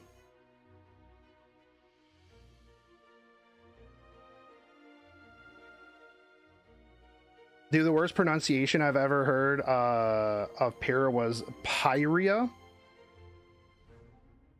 Yeah, all right, I can see that one. Yeah, there's not even an I in front of the E. Para. I guess I could see Para. It's Pieria. Too bad. Gord, thanks for the follow, dude. I need to build this Kisei. I need to build like a 290 Kisei that one-shots Hua Young when I can't have her. Actually, that'll be my pre-ban whenever I don't have first pick. Is just gonna be Hua Young, because if I can't first pick Hua Young, then nobody else can have Hua Young. That's just the way it is. I will pick her every game, 100% of the time, because she's hot. Literally. I was actually really surprised. Oh, I watched you play yesterday, Careless. You did pretty good. Or was it yesterday? Yeah, you played yesterday, right? Yeah, you played yesterday. I watched some of your games. I need to build this operator cigarette. I was really surprised not many people picked Hua Young, considering that everybody's like, oh, bro, The eighth great disaster has descended upon us. Hua Young's come to kill everybody, literally ruining the game. Why would Smilegate release a unit like Hua Young at the lowest point of the game that has ever been? Do they not like the game? Do they not like the game? Do they hate their customer base? Why would they do this? Why would they do this? This is the worst unit that could have ever been put into the game. They just literally hate their customers, and they just, this unit just one-shots everything that exists. And I'm like, your Operator Sigrid, bro, your Kisei, bro, your Speed Rylet, bro, just kill her. Yeah, she has 30% reduction on damage, but most people build her with like nothing but defense because they're Pepega, and then she just dies. Yeah, if you defense pen, she just dies, man, because like, yeah, these derpy people on Discord and Facebook are like, bleh, she's good with only 9,000 HP, and I'm like, yeah, she's dead. Yeah, 100% she's dead, just gone, donezo, just poof. And they're like, well, yeah, but I have FCC, and I have something that gives her invulnerability, and I've also got, like, you know, 3 other units that keep her safe against whatever one unit that you have. And I'm like, oh my god, dude. Another Theory Craft Andy. Sweet, dude. I sometimes forgot and stripped her barrier with C. Lilius before S3 before OpSig goes. Yeah, that's understandable. Wait, I like all the Reddit posts about not awakening her 6-star. Don't take this from me. Yeah, no, I like it too, because like if I see a 5-star Hua Young, I know that it's probably going to be free points. I had a Hua survive my attack buff C-Dom today in Arena. I was surprised Pikachu. Well, I think that people are going to start building her Bruiser, because I mean, it doesn't matter if she one-shots. She's gonna, like, especially so like on a soul burn. Yeah, I don't know. I don't care what you have, man. Man, she's gonna dumpster you. Like, one of the problems too, like, that people don't really understand is like Solitaria shuts her down, AOL shuts her down, she can't cleanse on her S3 if she's stunned or silenced or slept, or, you know, any number of those things. They're just like, like if she's like, you know, real slow, like, you can control her, you know. Yeah, you just have to like hard disable her. You can't just be like, oh, here's unbuffable, here's, you know, this other stuff. Yeah, true damage nuke, full cleanse. Well, yeah, but you also just bring some defense pen, dude. Oh yeah, no, she does a whole lot of stuff. You're not gonna like ever catch me being like, oh, dude, Hua Young isn't that good, she needs nerfed, blah, or she needs buffs. Like, no, she's really good, but there's a lot of counters to her. Like, I mean, I just think that, like, you know, a lot of people, until insert said streamer or, you know, said YouTuber shows how to beat Hua Young, they're going to be like, literally, this unit's unbeatable. There's nothing in the game that can beat this unit. Not a single thing in this game can even remotely come close to beating this unit. It's literally the most godlike unit that's ever existed, you know? And again, I'll still say, I think that it's good. Even if it was the most godlike unit that can't be, you know, countered, because it's Covenant and because it's not limited, I actually think that's healthy for the game. I want more people to have more power. Like, I want the common person to be able to have more power. And I think the fact that she is viable with like different levels of gear, she's not one of those units that's like you have to have literal god gear to make her work. I think that it's actually a good unit. I mean, I'll be straight up, man. Like, I think that have more people having access to powerful units is a good thing. Because if all of the power in the game is confined to limited and ML units, that's not healthy for the overall player base. I mean, if Hua Young was shit, they would be crying about it too. Yeah, 100%. I mean, literally units that come out are damned if you do, damned if you don't. You know, everything that comes out that Smilegate's puts out is literally damned if you do, damned if you don't. Dude, I got fucking dumpstered by a Zahak yesterday. I got destroyed. I did not expect that Zahak yesterday to do as much damage as it did, because that's the first Zahak that I have seen in forever, probably. I don't think I've ever seen another one, because it just melted my tank team. I'm like, I don't even know what this dude did, but I'm dead. All my stuff is dead. I'm like, that's pretty impressive, actually. You know? I don't even consider Hua Young when pre-banning or banning. Yeah, I mean, I think that, you know, she definitely has a place, and I think that she hard counters like Rimurus, honestly. But at the same time, depending on your Rimuru, he dumpsters Hua Young, you know, because you're going to do an extra 10k.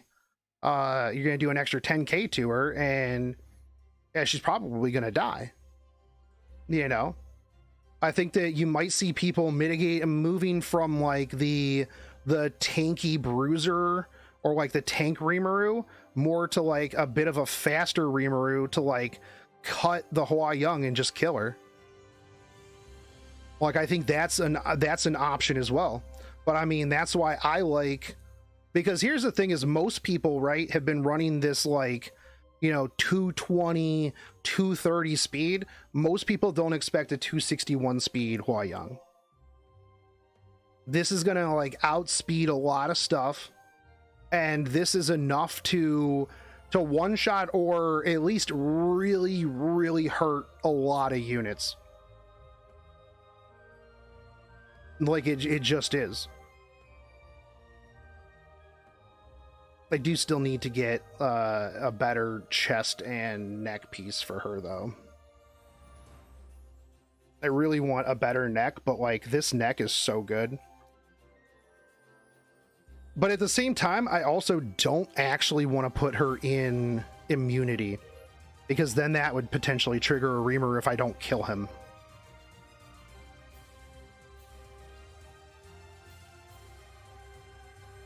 Did my game just freeze again? Yo, BlueStacks. You guys told me that if I went to BlueStacks over LD player, over LD player, that I wouldn't have this problem anymore.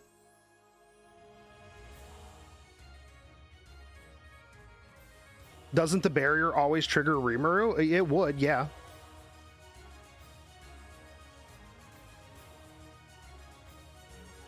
My def is low? Yeah, 100%, because I really don't care. Am I on 64-bit? Yeah, I am. Yeah, I'm on the 64-bit.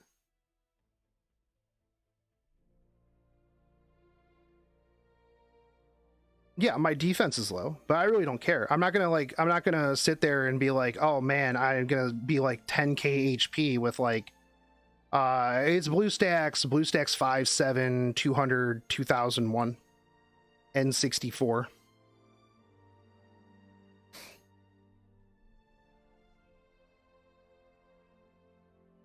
What's your thought on Bad Cat Armin? I don't think that at the moment Bad Cat Armin has really a place. I think that like a fast, annoying Bad Cat Armin is cool. It's fun.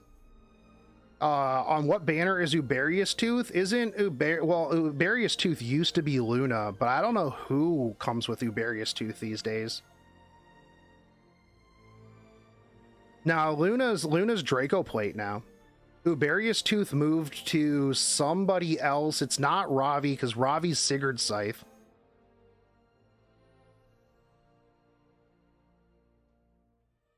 I run mine all day, but I don't run OBS at the same time. That's true. I don't actually have any problems when I'm not running OBS, because OBS does take up a lot of my resources.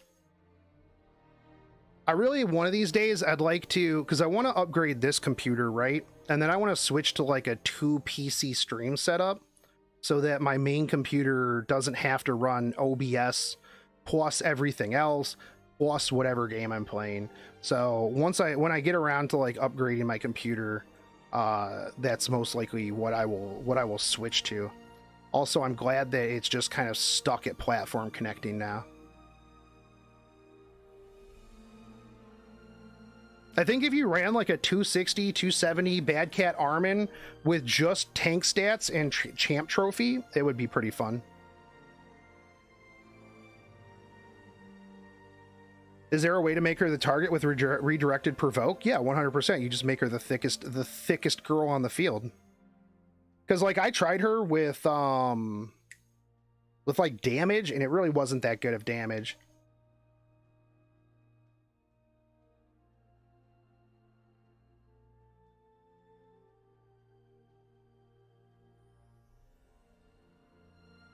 So I feel like just making her super fast and annoying would be pretty fun. But I don't think that, like, yeah, I thought it was really funny in like a lot of the KR interviews and stuff like that. That they're like, oh, Bad Cat Armin, Angelica of Light 2.0. How could Smilegate do this? This is unacceptable, Smilegate. You're just putting in another Angelica of Light 2.0 with Bad Cat Armin. And then Bad Cat Armin came out and it's like, she's all right. She's okay. You pull her because she's cute. Because after she blows everything up with her S3, little cat paws float all over the screen. That's really what it is. When I saw like the KR players clamoring about how she was Angelica of Light 2.0, I was like, oh wow, these guys play on a completely different level than me. And it's not a higher level, that's for sure. If you look at Bad Cat Armin's kit, and you're like, man, this is insane, dude. This is Angelica of Light 2.0. I mean, I guess like the only way, right? The only way it would have been Angelica of Light 2.0 was if the S2 counter triggered 100% of the time. Instead, it's not. It's not 100% of the time. Yeah, the special face is Pogs.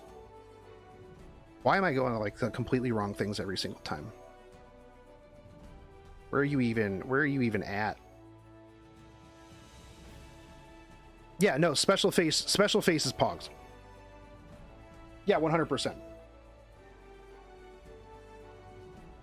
Yeah, no, if her S2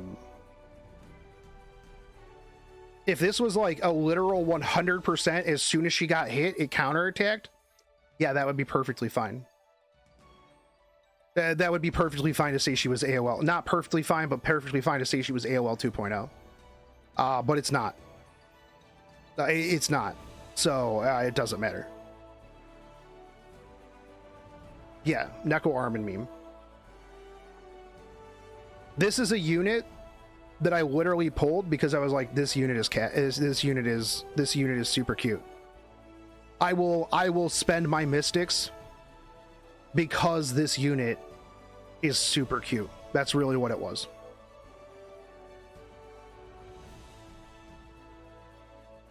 Like that was the whole ass reason why I pulled and leveled this unit up. Yeah, I literally didn't care if she was good or not. And the chances are I'll probably use her as a meme somewhere sometime because she's a tank. Pirate Flan, she's hot. But I also believe that she'll just be a bench for me, honestly. Like that's really what it is. Like, it was a cat girl, so you know, the even if Neko Armin, even if Niarmin was going to be a bench for me, she was a cute cat girl. Pirate Flan is hot, but Pirate Flan is not a cute cat girl.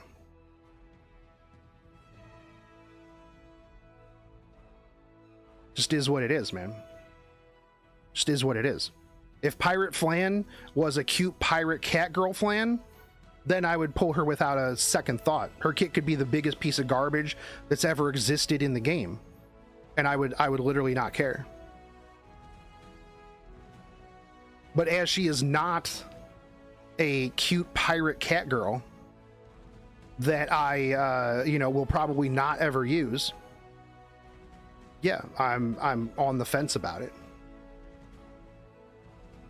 I kind of don't want my pity's too close to pity a bench unit. Pirate Flan is just cosplaying her favorite servant from Fate Extella. Yeah, it's Epic 7's Drake. Why am I discussing politics here? You mean on whether or not between pirate cat girls and non-pirate cat girls? I mean, hey, if you take that as politics, I mean, it doesn't matter if you're not on the adorable cat girl side of politics, then I'm gonna have to see you out. You're gonna have to leave because your politics are wrong. If you don't believe in cute cat girl pirate supremacy, then yeah, I don't know what to tell you, man. This is indeed the only political party that I follow. This is my politics right here. I would discuss this politics all day. 100%. Pirate Flan Kitty. See, you know what? It's okay. You're wrong. And that's, you know what? People are allowed to have wrong opinions. You know what? I'm not gonna, you know, stop talking to you because you have wrong opinions. Actually, I literally just said that, actually, didn't I? Okay, well, you're allowed to have wrong opinions, is what it is.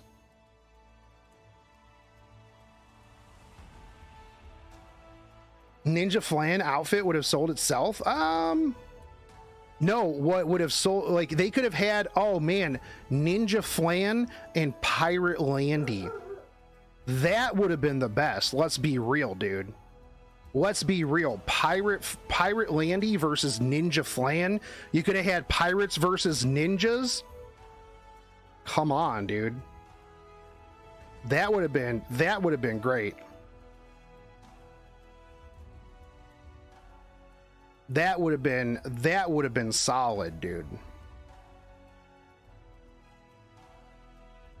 Pirate Landy is just going to be Nero Caster. Summer Pirate Land, summer Navy Landy. Well, no, they already said it's Landy's Navy because Flan's pirate. So we'll get limited. No, they can't put that in because then people will complain because it'll be a limited imprint. And then they'll be like, man, I'm so mad because I gotta get a limited imprint. I mean, I would be mad too because that would be kind of bullshit, but you know. You know. RMBSP, thank you for the follow, dude. I feel like pirates would fit Landy way more, especially because she has cannons already. Well, she's Navy, dude. One Piece XE7? Yeah, that would be great. Can I get a GARP unit? We'd never get a GARP unit, though. We would never get a GARP unit. For limited ML5, they could do the same as boss MLs. Yeah, I completely agree. Yeah, 100%. That's why I said, like, if they ever did Mage Luna, they would probably make it so that she would be a gold stone imprint and not actually imprinted off of other Lunas. I think that Jacko is going to be an ML5.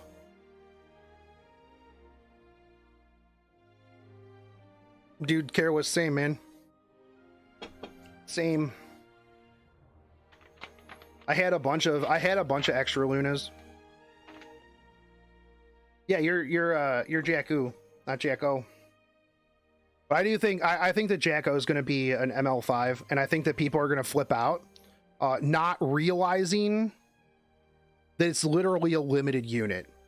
They're gonna be like, "Oh my God, Smilegate, a limited ML5! Oh, dude, why would you do that, bro?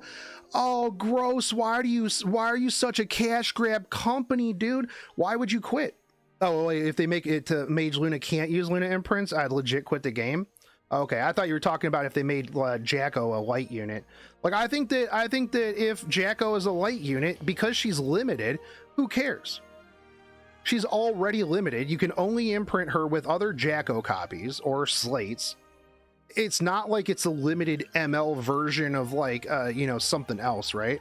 And it's on a Mystic banner. It's going to be on Covenant banner, so who cares? Like anybody who complains about that, like when you hear limited ML5, immediately your head goes to like Mystics, right?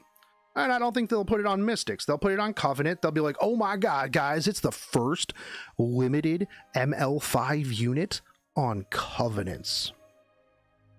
On Covenants. And people still will still flip out, but it's not like it's not like it matters. It'll still be limited power. I mean, any limited is basically on par with Covenant, or any limited is on par with ML5s anyways, right?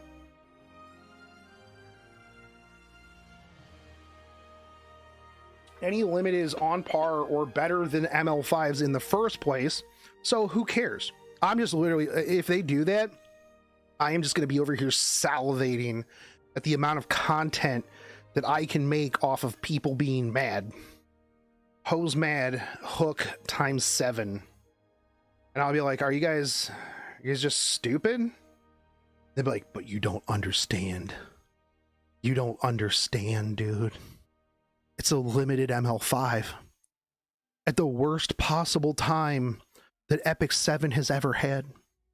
The game is in such a bad state.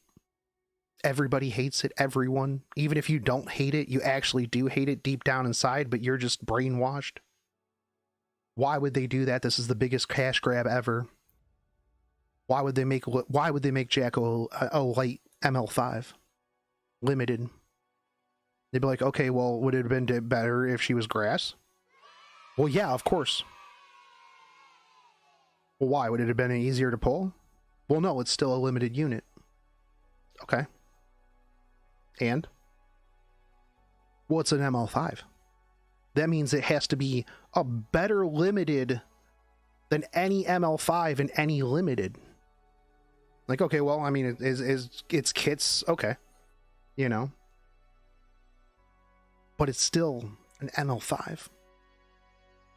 I hate Smilegate. Smilegate cut me off in traffic yesterday. You don't understand. They flipped me off when they cut me off in traffic.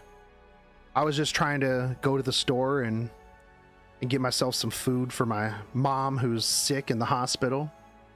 Smilegate actually followed me after cutting me off. And when I got to the store, they just beat my ass. They just beat my ass. I got out the car and they just beat me up and took my money. That's why Smilegate shouldn't release an ML5 limited. I can't believe they did this. If I weren't so helplessly addicted to this game, I would quit. But if I quit, Smilegate threatened to come to my house and beat me up again. I don't want to get beat up again. So I can't quit. Yeah, I hate limited units too. Limited units stupid. I hate limited units. I think that limited units are the worst thing. Especially in a PvP game, because if you don't get the limited and it's overpowered, then you have to literally wait until it comes back. I think it's so stupid. I think they might keep it in our RGB, since all past limiteds are RGB. I also think she'll be a fire mage. Wait, what ML5 is limited? We're talking about if Jacko is a limited ML5. Lit. Baby Goku, thanks guys for the follows, by the way, guys. Yeah, no, we're talking about if like Jacko is the first limited light unit. Which, I mean, she kind of would fit from a lore standpoint. I don't think she would be a fire mage. We've had too much fire. We literally just got Hua Young. You think it's most likely Earth? See, I think, like, I mean, not that Smilegate has ever really followed the lore, but Greater Society, is this the Yeah, Jacko announcement this week. Oh, I thought you were linking that to me. Didn't you make a King Hassan video on FGO back in the day of the community Discord being interested about it? What do you mean? I mean, I made King Hassan videos back in the day. Yeah, 100%. Waiting one here just to have a chance to summon a limited unit is just stupid. Yeah, I completely agree.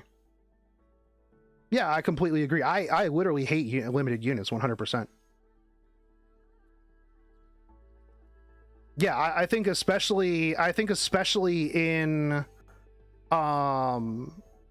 like a PvP game, I think that like limit gating units, especially meta units, is dog shit.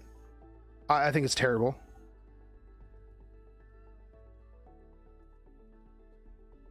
I had a random screenshot. Boop boop boop. Free to play. Using a King Hassan right now and praying the gotcha gods shine on me. Hell yeah, dude. Look at that. Free to play Jakku. Yeah, I made all kinds of I loved King Hassan, dude. King Hassan was so good back. I mean, King Hassan's still awesome. No matter what happens this Wednesday, Kara will still be mad. Yeah, it definitely will, dude. How am I today? I'm doing pretty good. Yeah, she is super cute. Yeah, I think that no matter what, yeah, I saw the new stove post. Yeah, I talked about it at the beginning of the stream. I think it'll be, it's just like the Rise announcement last year. It's going to go over the roadmap. What I'm interested in is the business direction. I think it'll be interesting to see the business direction that the video that they have, and the subsequent couple of days of videos that I have, you know, that I'll have from all the super salty people that are like, oh,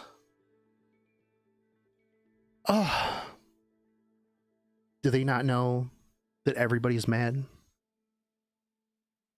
Roadmap that they won't follow. I mean, roadmaps are just a general, anybody who works in any sort of IT knows that roadmaps are not like set in stone. Things happen, stuff gets moved around. I mean, as long as they stick somewhat close to it, I just want to know what's coming. That's it. That's really what it is. Like, I don't ever hold a company to like, we're going to put this out in this month. And I'm like, yeah, something's going to happen. Something's going to get pushed back. Like, I know how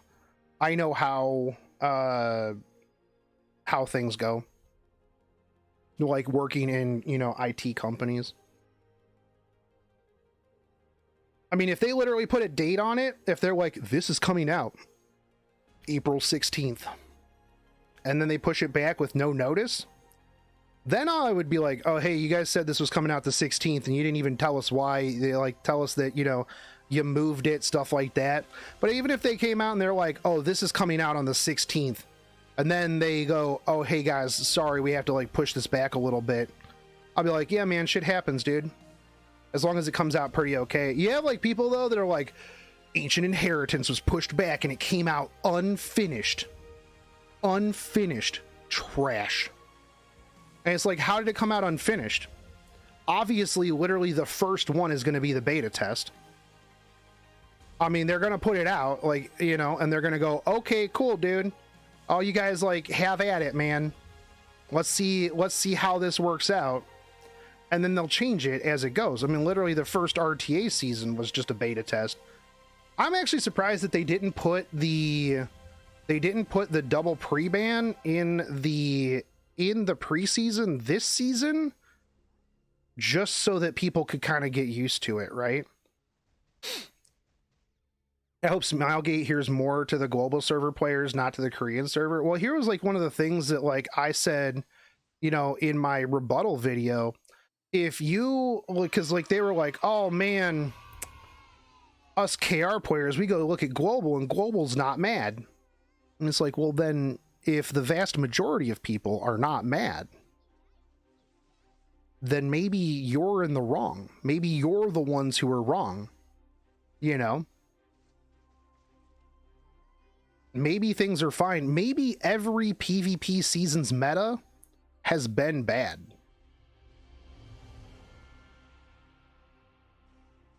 Maybe every PvP season has been bad. It's just this is the PvP season that you're currently in, so you're currently mad about this one. But everybody has been mad about every PvP season. And that's why I think that like Smilegate's probably like,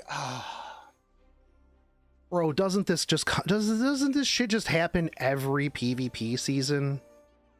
Every season? Nerf Golden Boys. Nerf this. Nerf that. This is the worst PvP season that's ever existed since the last PvP season that existed. I'm not saying that the PvP system, the PvP meta right now is good. Some people will take that out of context and they'll be like, wait, so you're saying it's perfect? No. No, I'm not. Not in the slightest. At no point did I ever say that. At all. But people will take that out of context and they'll be like, Shogun thinks that this is the most perfect season that's ever existed. How could he do that? And I'm like, okay, all right, whatever you say, dude. Global is slightly upset, but they're more upset at the KR community. Well, yeah. But like I said too, like at the very early on, I don't think that it's the whole KR community, right? I think that it's a minority subset of the KR community. That's a minority subset of people who use global like social media, who are a very small fringe minority of the amount of people that actually play the game. Why'd they have a timer so that you could turn in all your stuff before you couldn't turn in all your stuff? King darn. It's literally like side stories. They gave you a week so that you could turn in all your stuff afterwards before it just went away, so that you could still exchange your stuff in case you didn't do it before the last day. Like at no point did that countdown say that it was coming back. It's just like all the side stories that give you an extra week after the end of it to turn in all of your currency in case you missed it before the end. Was there to be mad about? People mad since season 1? First, it was because the 10 units were playable. Then we had the last 2 seasons where you needed around 15 to 20 units to be competitive. Then it was the excuse that cleave was OP. Then it was the excuse that 40 cleave counters. Then it was AOL. Then it was the 10,000 different excuses. Like in any business, people will find something to be mad about, be it PvP, PvE, or whatever. Yeah, 100%. Yeah. Couch and Rosty, thank you guys for the follows. What's up, Rio?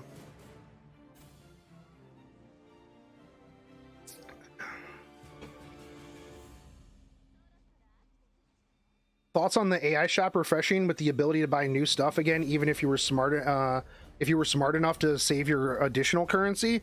Oh, I think that was a bug, and I wish that I was smart enough to save my additional currency.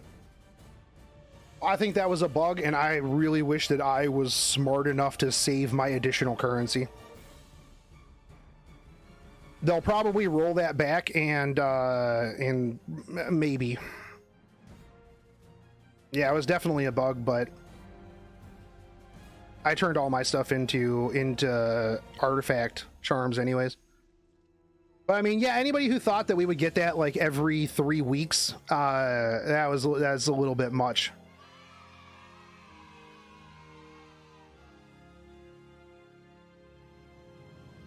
Yeah, I think that like you know, the people who thought that it was going to come back every 3 weeks, that would be a little bit much. I think that the rewards from Ancient Inheritance, even if you weren't like a super competitive, like cleared 4-4 guild, I think that you got a lot of really good rewards. Yeah, like 100%. Raybon and Alan, thank you guys for the follows as well. Which shop was reset? It was the Ancient Inheritance reset, or Ancient Inheritance shop. You think Korean servers are wrong with all the hate? Yeah. I think some of their arguments are on point. I think that the way they go about it is wrong. I think that like they have a really toxic parasocial relationship with companies. I think that a lot of them need to go out and touch grass. Like if you need reciprocal communication from a corporation, you just need to like go outside. Like that's really what it is. Like no corporation at the end of the day cares about you. You are a wallet. That's why I always thought it was funny when they're like, this company just sees us as a wallet. Well, yeah, every company sees you as a wallet. Every company. This is why, like, people are like, oh, you defend a company? Way to simp for a corporation. I'm like, I'm not simping for a corporation. I just understand what reality is. Like, I just understand reality. I don't think that Smilegate cares about me. And I don't care about Smilegate. I just want Smilegate to put out a good game. Now, I'm also not a global game developer. So, you know, my opinion on developing a game for a vast majority of people, yeah, I don't know how to do that shit. And I think the average player that's upset, they don't know shit about managing a global game development company either. And anybody who has it's really hard to suggest changes for a game that don't just cater to you as well, right? Because if you're going to go, oh, you know what would really make this game a whole lot better is if you buffed all the units that I like and nerfed all the units that I don't like. That's going to be the vast majority of people, because they're going to be biased one way or another in any unit that, you know, that they think should be nerfed or buffed. Buff all the units that I have and nerf all the units that I don't have, that I don't like. You know, so that the game is better for me, instead of, you know, looking at it and going, well, is everybody complaining about this? Not just the people on social media, because, like, Smilegate has numbers and metrics behind it. Like, that's really what it is. They can pull all the numbers and see that, you know, Sea Lilies has a 91% pick rate. You know, they can see that Xeno probably has like a sub 0.5% pick rate. You know, and then they make business decisions, because at the end of the day, it's a business. You know, if all the people who are mad just quit playing the game, and it was actually a large number of people, then Smilegate would have to be like, oh shit, what are we doing wrong? And then they would have to look at it, and they would have to entice people to come back, and they would have to fix their game. You know, do I think that they, you know, that they don't look at, you know, people's complaints? Yeah, I'm sure that they do, 100%. They probably, that's what you have community managers and stuff like that for, is to, you know, literally just kind of, filter through. The company's selfish, it wants your money. You're selfish, you want a good game to play for yourself. Yeah, well, I mean, it's true a little bit. I mean, if the company puts out a good game, then they get my money. It is a you know, a two-way street. You put out a good game, I give you money. When you stop putting out a good game, then I stop giving you money. Isn't that what they're doing with the review bombing? But the thing is the review bombing is not organic. Not only that, but like, they're one-starring a game over one aspect. Like, I mean, you literally have people that are making hundreds of, you know, 100 accounts on Google Play to one-star a game. Like I've said before, if 100 people came together and individually, organically, each individual person one-starred the game, and they had 100,000, you know, one-stars, individual unique one-stars, I would be perfectly fine with that. That would be completely acceptable. When you see people that are like, yeah, I made 100 accounts and one-starred this game. Yeah, no, that's not organic. That's not a real representation of the amount of people that actually care about that game. Also, the other thing too is, like, leave your one-star and then quit playing. Company and player should ideally have a symbiotic relationship. I mean, I agree with you there, but I don't think that players know what's good for the game. I think a lot of times players do not know what they want, because you'll always hear balance. What's balance? Every single person in this chat will have a completely different definition of what balance is. Every single person in this chat will have a different definition of what content is. The one-star would have to be an honest one-star, and you would quit. I mean, yeah, honestly, if it's an honest one-star and then you quit the game, then that would be a good indicator to the company. Yeah, Balance is being fair for everybody, but that's not everybody's opinion on what balance is. And you'll never attain that, because what's fair for you might not be fair for me. Is C. Lilius balanced? No, because she has a 91% pick rate. Balance is when you delete Rimuru and A. Ravi, so you mean Hua Young is balanced. So you mean that Hua Young is balanced because Hua Young deletes Rimuru and A. Ravi. So there we go, we're already balanced, dude. Every time Smilegate changed something for the best in E7, it was due to Korean protest. I disagree with you. I completely disagree with you, because we have had a lot of quality of life changes that had absolutely nothing to do with the KR server being mad. As a matter of fact, the KR server being mad is why we have no nerfs. So you're 100% wrong. And again, nobody ever talks about the good things that the game does. Everybody only talks about the bad things. Was the adventurer's path because of the KR server being mad? Are you telling me that the adventurer's path and the fact that it is really easy for a new player to get into the game and get a lot of stuff and get caught up to Wyvern 13, that was because of the KR server? Because I don't think it was. As a matter of fact, the KR server didn't like the fact at the beginning of the game that it was easier for Global to catch up. They didn't like that we got pity.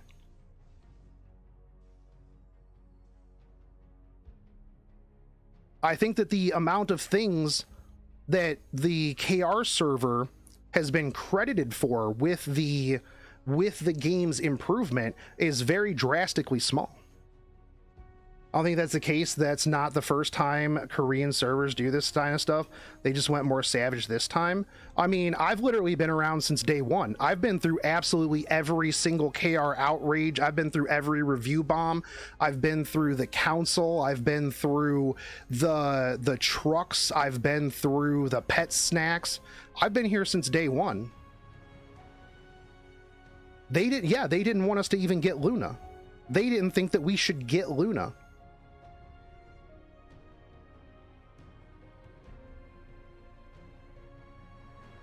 They have a whole Wikipedia of how mad that they are about things all the time.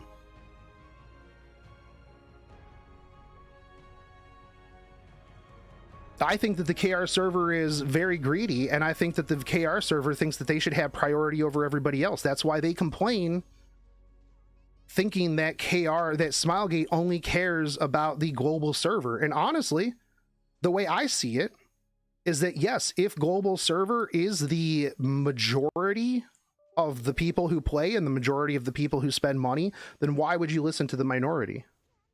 That just doesn't make any sense business-wise at all. Again, like I said before, if KR goes outside and they see that global people are pretty content with the way things are, maybe they're the ones who are wrong. Maybe it's not everybody else. It's the insert this Skinner meme right here. Am I the ones who's wrong? No, it's the children.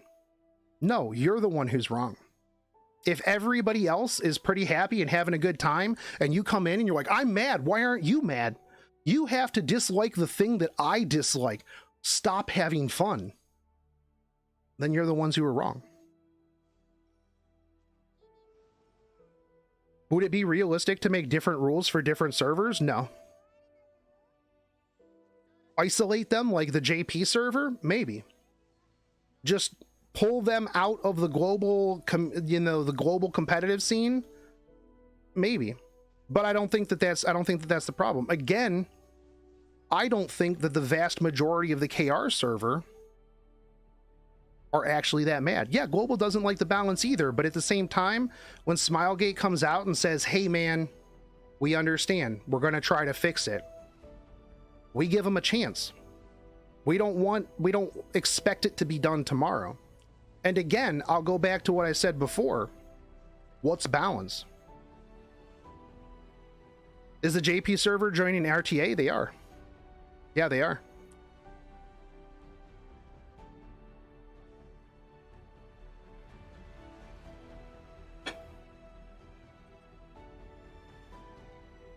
And you know why I think that global doesn't go as far as other servers? Is because when we're not happy, we just quit.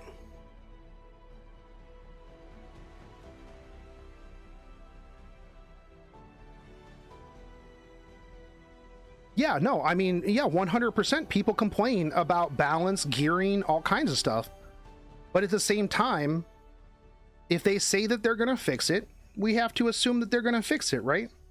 Like what to roll, what to keep. Do I have any tips on that? Yuki, I actually have a whole video on it.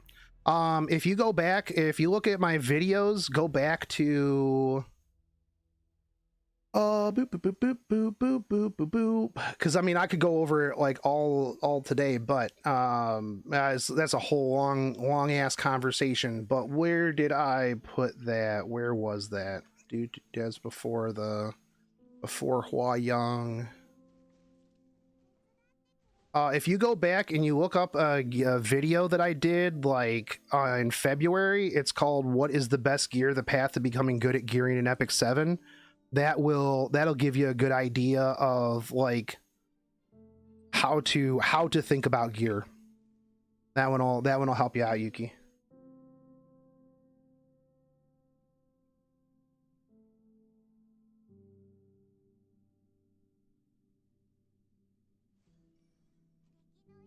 And what would we do if they don't do shit about it? Quit. Go play something else.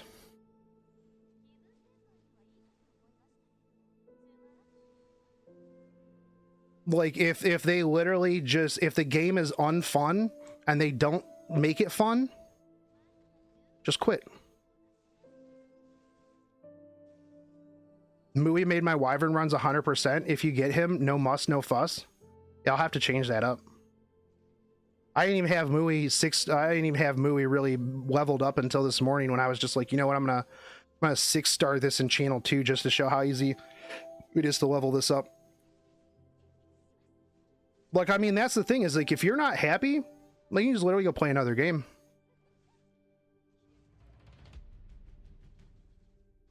Like when I was not having fun playing Epic 7, I just went and played Final Fantasy 14.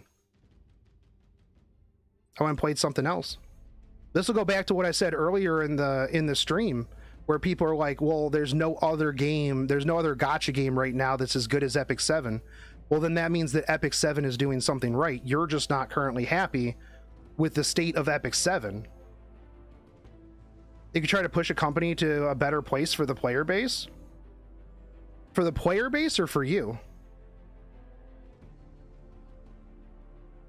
Again, if they look at the numbers and a whole bunch of people are not really that upset because metas are always the same meta, everybody's always mad every season, like what do they need to change?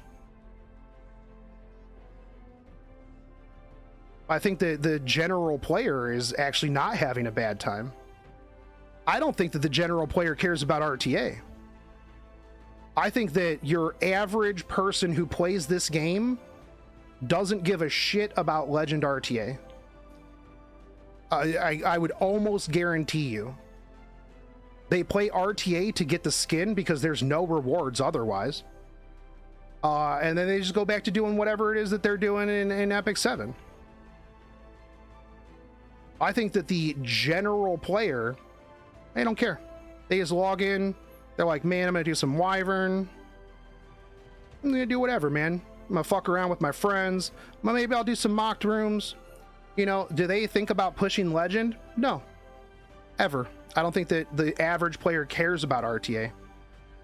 Maybe they go watch like somebody, maybe they go watch somebody play RTA, but it's the same person that plays League of Legends casually, right? The person who plays League of Legends casually, yeah, they don't care. I'm not so sure RTA is the only way to do PvP in this game. I don't think most people care about PvP. I mean, I literally don't think that most people care about PvP.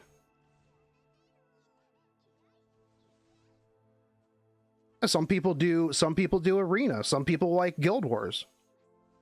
I mean, I don't think that most people care about getting Legend RTA. They'll play RTA casually, They'll get walled and then they'll quit, and then they'll get their RB skin and then they'll quit. Yeah, RTA is fun for a lot of people. Again, this goes back to what I was saying before. There becomes a point in every competitive game, every single competitive game, where you go, do I want to use the units that I have fun with, or do I want to win? You got to pick one. You can have fun. You can draft fun units all you want. I drafted a ton of fun units yesterday in my placements, but if I were going for legend, I would play meta because I want to win. Who the hell has fun playing League of Legends casually? Who the hell has fun playing League of Legends? Let's be real. At the end of the day, who has fun playing League of Legends in general? Except for people who are just, you know, just fool themselves. I don't think that's true, and I don't think you could know that either, but that's all right. Well, I mean, I don't think that you could know the other side element. I don't think that either one of us can know what the general player does. I can guarantee you the fact that the reason why I would be matched up with Legend and Emperor players when I'm Silver is because there's not a lot of people playing RTA. When you fight literally the same people over and over and over and over and over and over again because there's nobody playing, that kind of is indicative of how many people are actually playing RTA.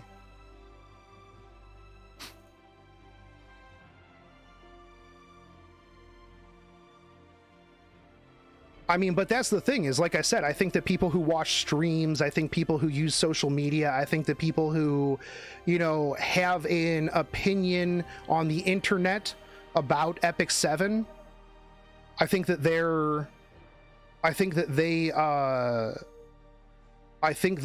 are the vast majority. You're right. I'm not assuming that most people don't care about PvP. I am. Yeah. And I think that you assuming that most people do care about PvP we don't know. We don't know, actually. But you know who does know? You know who does know? Smilegate. You can't play RTA and have fun due to how shit it is. I did yesterday. I played 4 knights with counter sets and Elbrus ritual swords, and it was one of the most fun times that I've had in a while.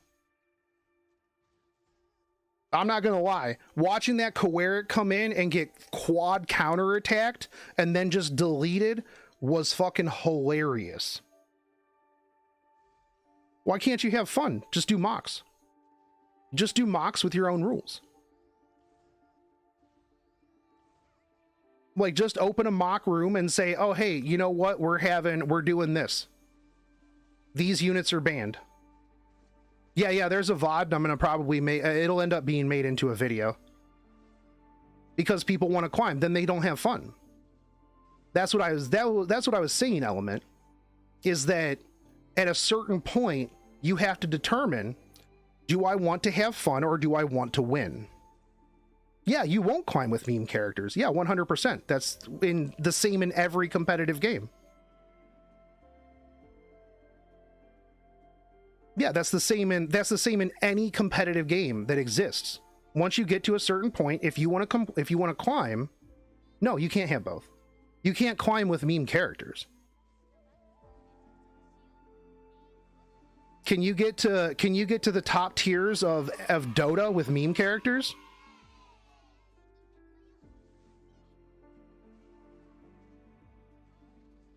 Tell me any competitive, like legitimately competitive game. I mean, if you're winning, are you having fun? See, your point, you're conflating using meme characters and having fun. Like, I think those are two completely different things.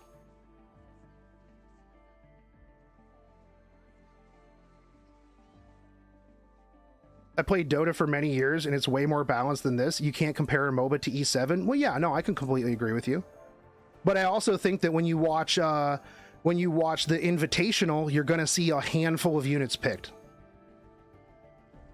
When you go and you watch the Invitational, the Dota Invitational, you will see a handful of units picked. And those are the meta units, and those are the best units. People want to meme and win at right levels too. Well, I mean, yeah, you can still meme in in Champion. That's not really a hard problem. There are 4 to 5k MMR players that only spam techies. Of course, they'll never be top 100 in the world, but they are higher than a huge majority. Well, yeah, I can also gear gap people. Yeah, I mean, you take a rank 1 legend with rank 1 legend gear. I mean, that's what we'll equate skill to. And they can spam, they can go down and they can fight champ level players with, you know, with their gear gap. That's true, but everybody has access to them. Well, yeah, and that's the problem with the gacha game. Other competitive games have much bigger rosters of usable characters. They also try to keep the metas more fresh and with buffs and nerfs. I mean, I think last season you had a pool of 25 plus characters that you could use in different places. I think that you actually saw a lot more diversity, but you did still see the same. I think that units should not be able to be used in multiple different playstyles. I think that a Ravi being able to be picked in cleave or in bruiser or in tank or in aggro or in, you know, for some reason debuff, in like all of those things, yeah, I think that's a terrible fucking idea. I'm never going to come out and be like, yeah, a Ravi's buff was a really good thing for the game. Yeah, no, 100%, dude. Yeah, I think that is terrible. I think that units should be kind of locked into a playstyle, and I think that there should be more counter picking. I think that having a unit that can fit into literally any draft whatsoever, like Rimuru and A Ravi, is terrible. You'll literally never find me arguing that that's great.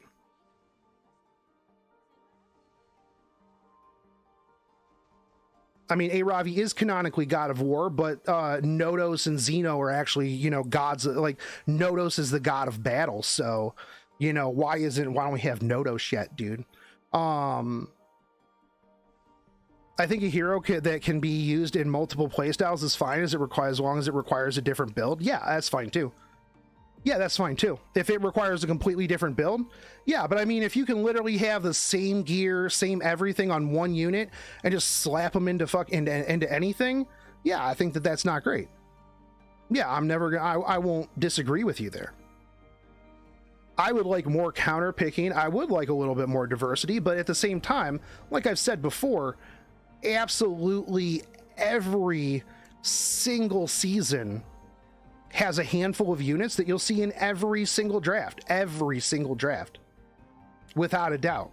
It's always been that way. There's never been a time that it hasn't been that way.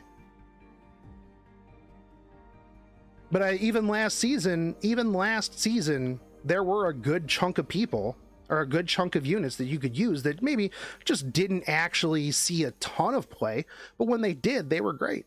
Do you think most people care about the relation between lore and actual gameplay? I think there's a subset of people that do, yeah. Yeah, Nodos when. I mean, I think that, you know, yeah, 100%. Yeah, I think there's definitely a subset of people that do. Do I think that it's the majority of the people? No, I don't think so. I don't think that the majority of people even read the story or care anything about the game. I think a lot of people just hit skip and they're like, oh, shit story, bro. Oh, this is the worst story that I have ever seen in my entire life. God, this story sucks. Yo, what's up, Ayo? Thanks for the follow. Welcome. Vergolto, thank you for the follow over on YouTube and Crypt as well. But I mean, yeah, a lot of people just skip the story and then they say this story shit.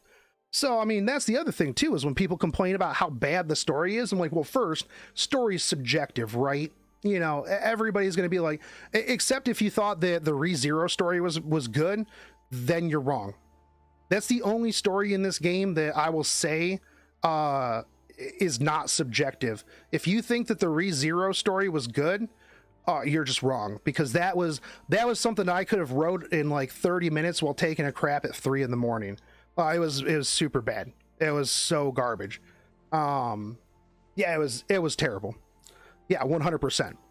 But like, you'll see people, they're like, oh, this story's so bad. That was like, here's one of the other things too, Element, is everybody will agree that they would like more balance. Everybody would agree with that they would like more balance. Anybody who PvPs would agree that they would like more balance. Again, like I said, balance is subjective. What you consider balance, I might not consider balanced. You know, the way that we go about it versus like the KR side is completely different. I think that when you have a lot of people adding in additional stuff, that it dilutes the original complaint. If you look at the interview, if you look at the Mr. Objection thing, if you look at the list of demands from Korea, there's literally nothing about gear. Have you noticed that? Like in that interview, nothing about gear. The Car 6 Mr. Objection interview, nothing about gear. It's all about the characters. Gear is probably one of the worst things in this fucking game. That's why I'm farming Wyvern.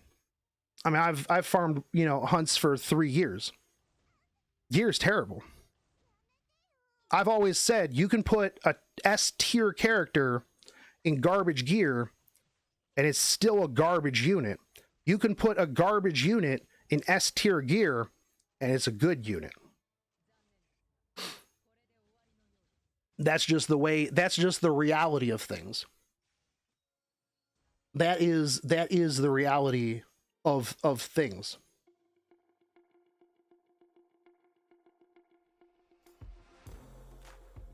Actually, there was an interview that they talk about how bad it is to get right side pieces. I must not have seen that one, because like if it's the one with the protester, yeah, they didn't really talk about gear.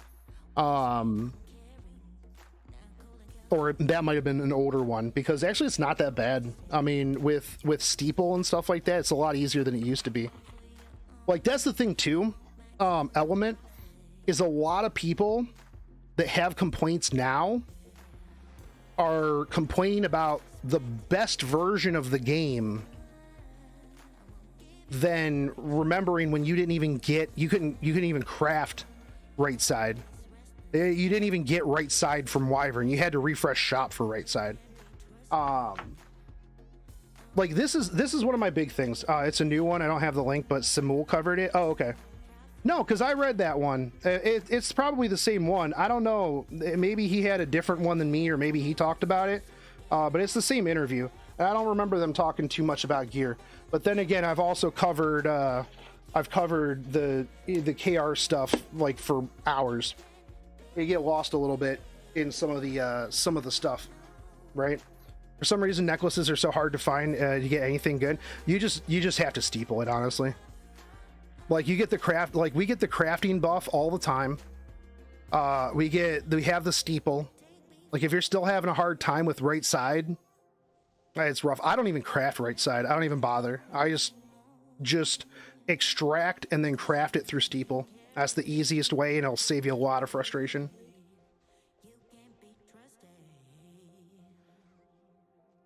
But like that's the thing, is like everybody puts so much focus on characters. And again, there's a lot of characters that until you have like a God's level of gear, like take Rylet for example. Rylet has a certain breakpoint where if you can gear a Rylet to a certain point, Rylet's insane. Rylet's a huge threat. But if you are below that threshold point, yeah, Rylet's not that great. But at the same time, here's the other thing that you have to take into consideration when you think about balance, right? Who are we balancing the game for? Are we balancing the game for Legend? Or are we balancing the game for everybody? Because you can't have you can't have two things. You can't balance the game for your average silver player and your average Legend player, because their gear and their accounts are two completely different worlds. So you almost have to just balance for the top tier of PvP, and then yeah, I honestly think that Hua Young is one of the best examples of being able to balance a unit for different levels of play. I know that will upset APOC Ravi Rimuru pickers, but I do think that Hua Young is good for the game.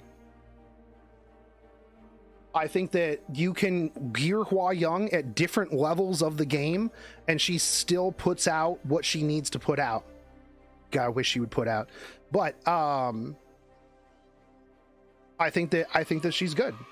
I think that she deals with meta units, and I think that the people who are super mad about Hua Young are Unga Bunga APOC Ravi Rimuru pickers that just don't have they don't have an answer to her. Want to know how to fix the gear issues? Just delete everybody else's accounts, right, Careless?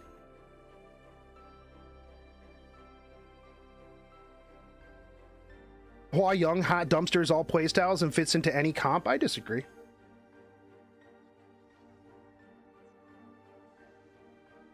But no counters except ML Cigarette. What about Kisei? What about Rylet? What about Control? Make the crafting event something that's always active. Increase the cost of it. Problem solved. That would actually be pretty good, actually. I completely agree with you. Yeah, 100%. Yeah. That would be a super good way. And you can either just refresh it until you get like mediocre gear and then level it up, or you can, you know, literally sit there and just refresh it forever until you get the perfect piece. Because there's a lot of times where I would just be like, yep, okay, I'll take this piece that's not the best, you know, and then level it up and then just keep on going with it, you know. But like it is now, I'm like, I'm gonna keep re-rolling this until it's literally perfect. If it was more expensive and up all the time, I would probably take pieces that aren't maybe the most optimal, just try my hand at it and then restart it again. Yeah, I think that would be great.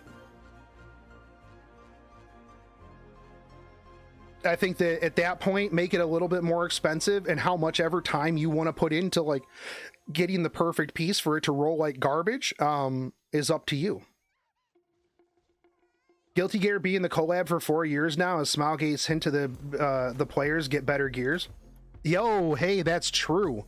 That's true. Also gives newer players a way to gear easier and faster. Yeah, Careless actually coming out with something that actually helps everybody, instead of Careless being like, man, you know what?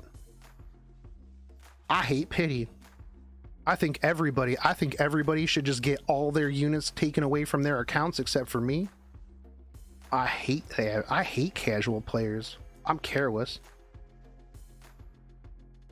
I hate pity. I hate being able to buy stuff with coins for everybody but me. Whatever position you take, I will take the literal opposite, because that's just what I do. I'm just kidding, Careless. I love you. Platonically. Platonically. Guilty Gear being the collab for 4 years too. I mean, we just got to get used to it, man. Guilty Gear 10-year plan. Maybe on year 10 we'll actually get Eno. Maybe on year 10 we'll actually get Eno.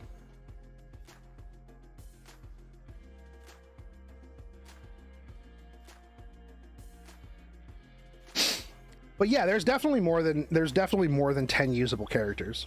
Like 100%. I mean, I literally had where's my notepad? Hold on. Make sure I don't have any. I don't expose all of my notepad secrets with my 700 tabs.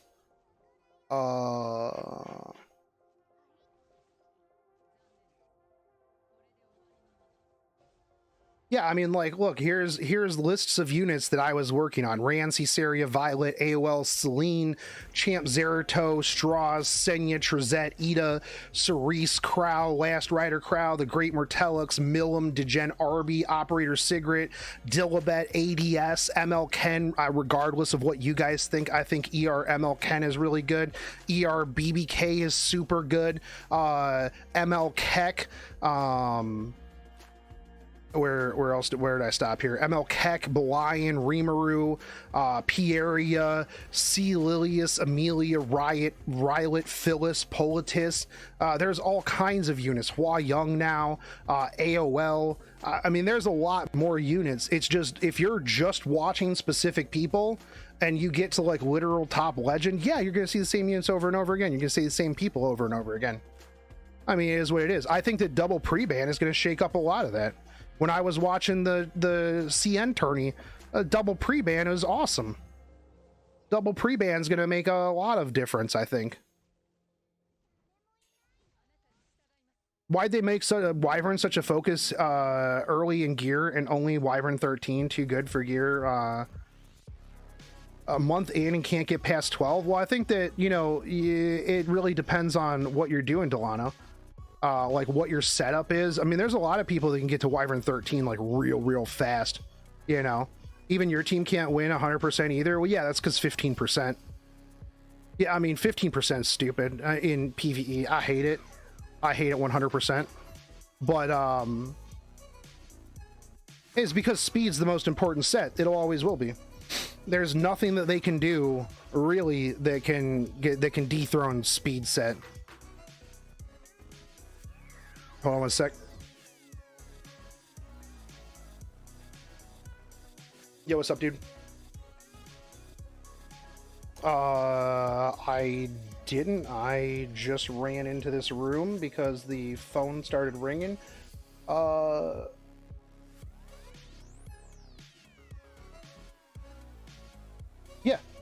Yeah, I can do that. Does it have to be tomorrow, or could I just do it like this evening?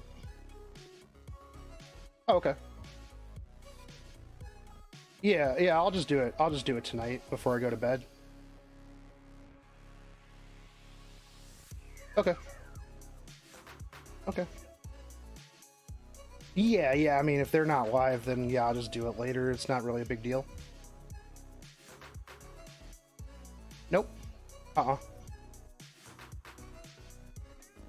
Yeah.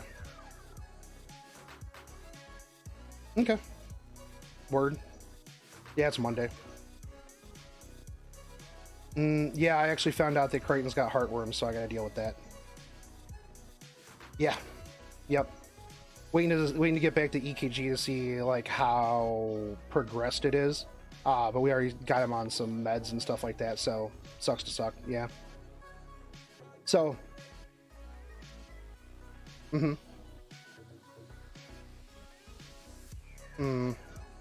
Yeah. Gotcha. Yeah. So I mean, if I you know, need to take him to the vet or anything, I'll let you know and all that stuff, because I gotta like run more tests and things like that. But yeah, he doesn't really like pills, so it's a struggle. Lots of peanut butter, you know. Okay. Yeah. Right. Gotcha. Word.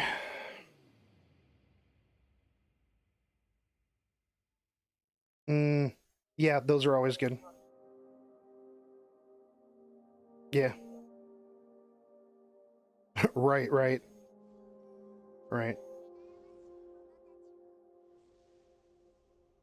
Yeah. Yeah, I'm doing pretty okay for the most part. So.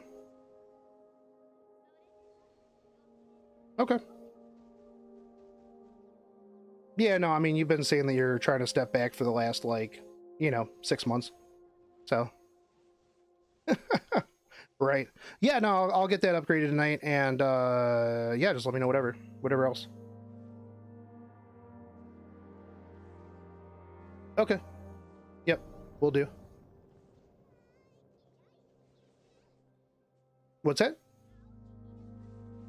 Yeah, update Oracle, yeah. Yep. Oh, yeah, yeah, same. Okay, cool deal, dude. All right, talk to you later. All right, bye.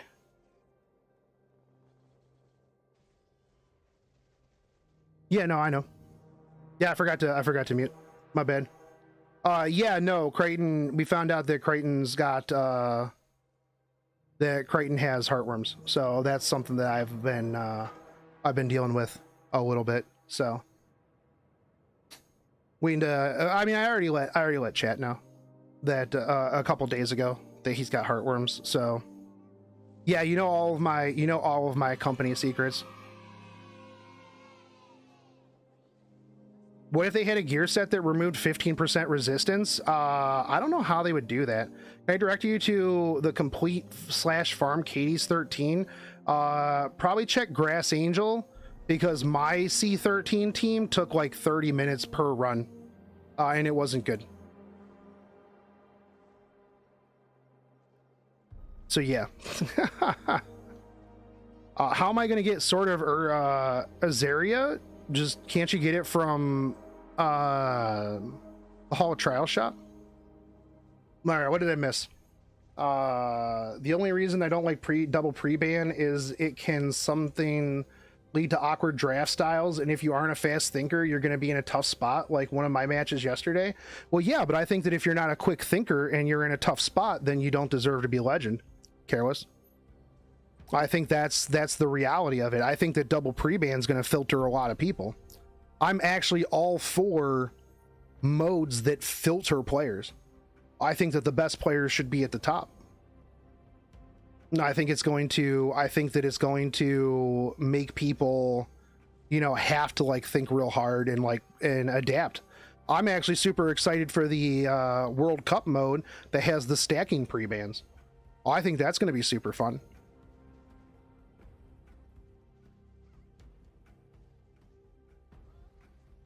No, I think that'll be super sweet.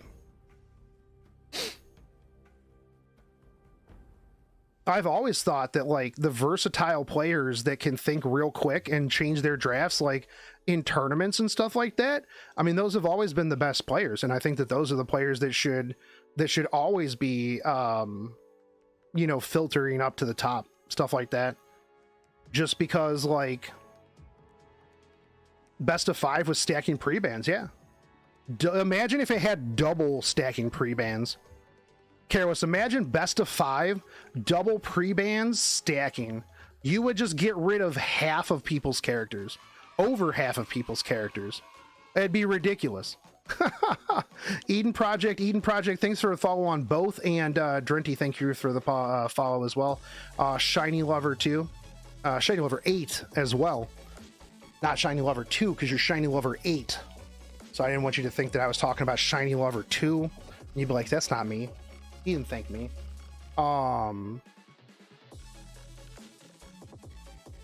Actually don't like that. It makes coming back from RNG defeats that much harder. Well, I mean, I don't like RNG defeats. I hate dual attack. I hate 15%. I think that 15% should have diminishing returns. Like if they have 100 effectiveness, you should have 15%. If they have 150, you should have 10%. If they have 200, you should have 10%. You should have like 5%.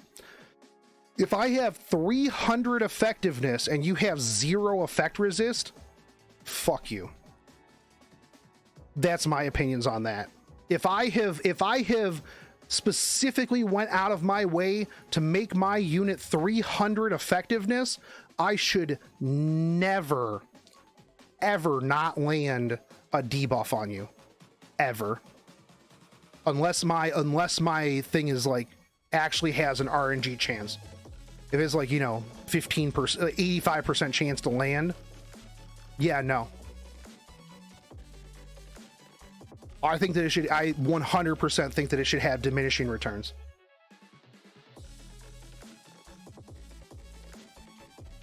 Yeah, it would be fair. And for every like 100 that you stack, it just resets it. So if I have 100 and you have 100, or if I have 200 and you have 100 effect resist, then it goes right back to where we are. Right back to where we were. If it's 100 and 100, I think you should still have 15%. You know, if it's 200 to 100, I think you have 10%. Honestly, if they got rid of 15%, I think they would also change all 100% skills to 85% skills. Yeah, I would be fine with that too. I just want, if it lands, the problem is, here's the problem, is when you have an 85% skill and then you have two 15% chance checks. I think that's terrible. I think that's garbage. Don't make it 85% because now I have two 15% chances, two 15% checks that I have to go through in order to land my debuff.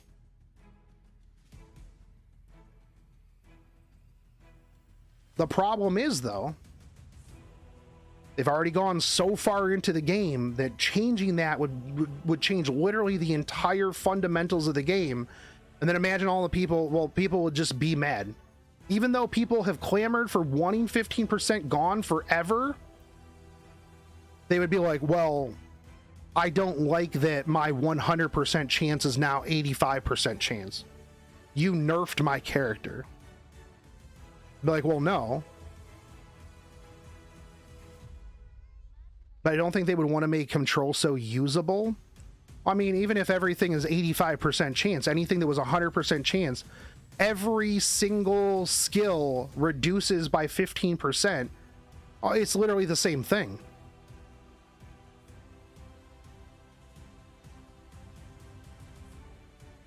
It's literally the same thing. It just means that if you do actually land on an 85% chance, it's gonna happen. Instead of having the double 15% checks.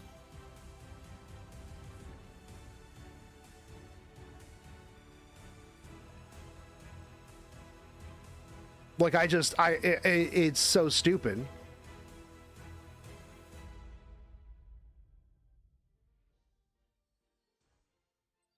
You know,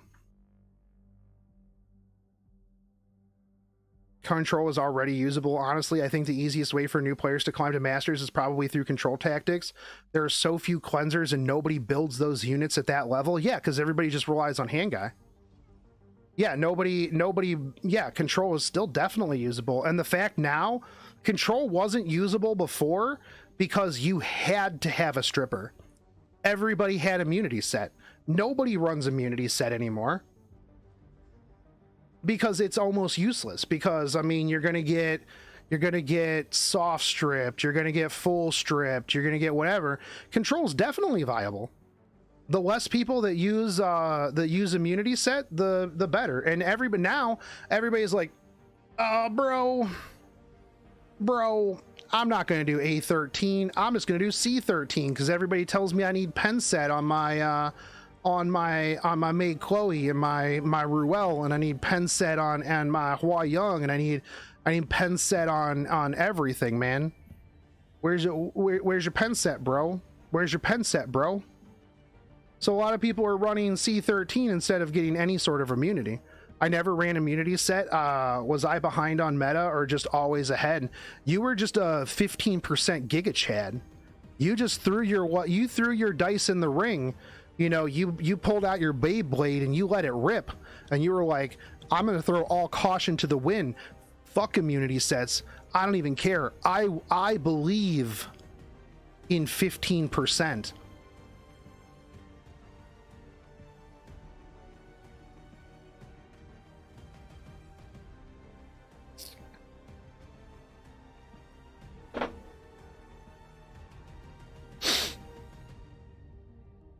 Met with my doctor yesterday and she said the years of spinal damage playing Nintendo GameCube at the local Walmart has been counteracted by the years of smartphone neck craning. Can I get 20 Mola Goras? Yes, you can. Yes, you can. Also, that's a good way to counteract those two. Yeah, 100%. Don't get me wrong, I like control, but Korea would melt with control being actually meta. Well, they'll melt over anything. Turn one. It is what it is. As soon as control meta gets like even remotely back in the limelight, they'll just put out another way to you know, destroy it. Exclamation point control. Actually, does that still work in Twitch? Somebody exclamation point control in Twitch to see if my bot still puts out the control pasta.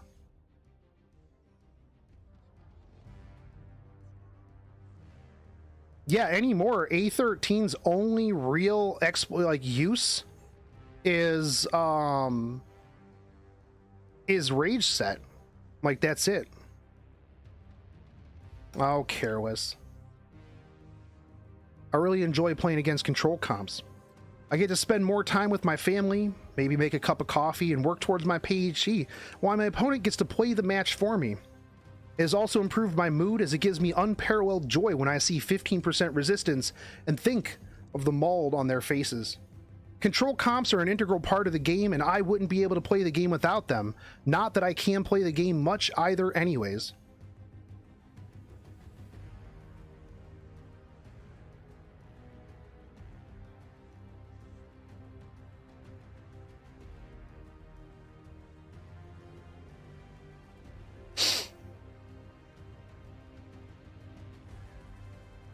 You just realized something? I don't think that's true. I think you realized it a while ago, and then you're just talking about it now, Careless.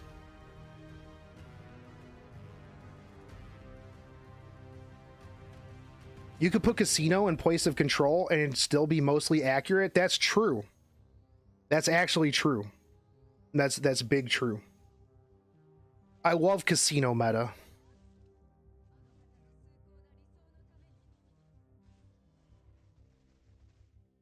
Watching people's Violet get crit just brings unparalleled joy to my face.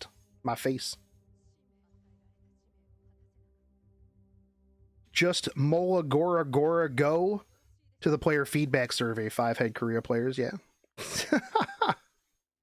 Oh, dude, they're gonna be so mad Wednesday, man.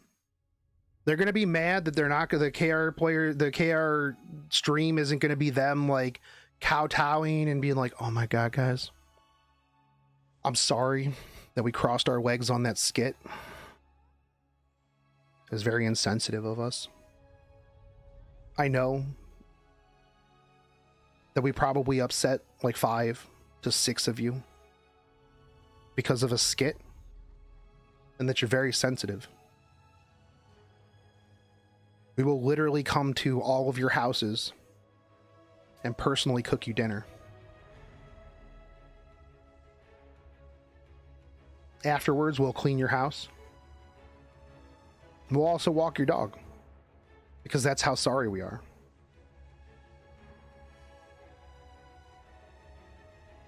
When they spent all that time being super mad about this, I'm just like, here's the thing too, and that's what I said. I was like, when you complain about dumb shit like this, it dilutes your overall complaint. People will be like, well, don't let this detract from the actual complaint. No, it's going to 100%. Well, yeah, 100% is going to detract from your original complaint, because it's a complaint on top of that other complaint. And when you start complaining about dumb stuff, like people crossing their legs on a live stream, or them pre-recording stuff and not answering chat, yeah, that's dumb. Like I said, if it was like an actual live streamer, like if it was you coming in talking to me and I just ignored you and never read chat, then okay, you can have a complaint. You'd be like, oh shit, streamer. Well, I'd be like, go watch somebody else then. You know, that sucks to suck, dude. You know, I'll ignore anybody I want to, you know, at any given time. Again, it's one of those things. It's like, man, if you are literally so starved for attention that you need a company to react to you in chat, which, let's be real, Epic 7's Twitch chat is pretty papega. Not my chat. Everybody in my chat is legend level players, and they're super smart, and they're also attractive, and they also pull mad tail. But Epic 7 stream chat, I'm just gonna say, New wasn't wrong. There were a lot of times that I would disagree with New, but sometimes when New called people Papega Bronze chat, New wasn't lying.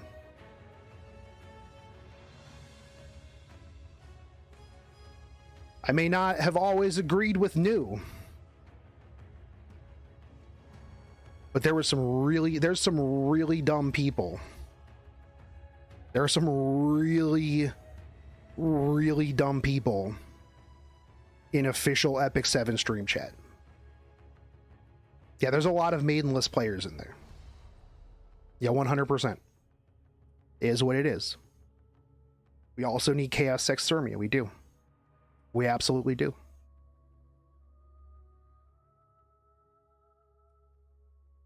Take the lowest common denominator of player, the Bronzies, the E7G players, the Redditors, the Stove players, the big dick Facebook players. Now take the worst ones of those. Do you think Smilegate should listen to him? Because, I mean, at 3 in the morning when I'm pooping and I'm going through Facebook Epic 7 groups, a lot of really dumb people on there. A lot of people that if they came into my chat and started spouting some stupid stuff, I probably would, well, yeah, I'd probably make content out of them, actually. That's really what I would probably do. I would probably just make content out of them for a little while.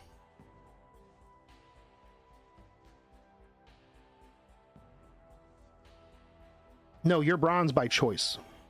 There's a difference between being bronze by choice and being filtered into bronze. Why do I do that to myself? Look, man, sometimes you got to look at the bad. Sometimes you have to look at the bad to appreciate the good. Sometimes you have to look at the dregs of society to realize that there's some pretty okay people out there. Like my chat.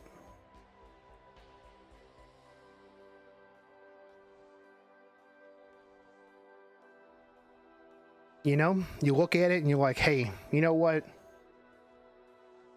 least my chat's not that guy.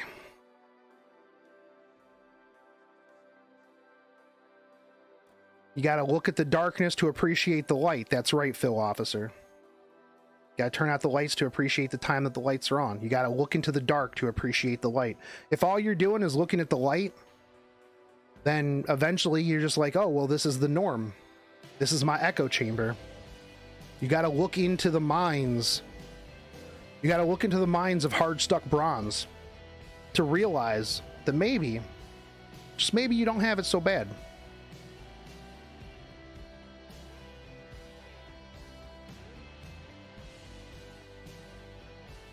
And yet, Epic 7 players blame the beast instead of reflecting on themselves. Welcome to the new Guilty Gear Strive crossover event. That's right. That's right. Plus, man, you know what? Sometimes I like to just really get myself all amped up. I'm like, man, you know what? I'm having a really good day. Just gonna go get myself real mad. Gotta keep myself on edge. Gotta keep myself sharp. Gotta keep myself sharp, man. That's what it is.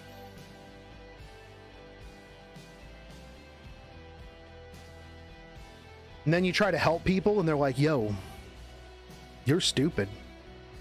I'm like, what? And they're like, yeah, man, you're dumb. And I'm like, dude, I'm about to make a video about this at 3 in the morning.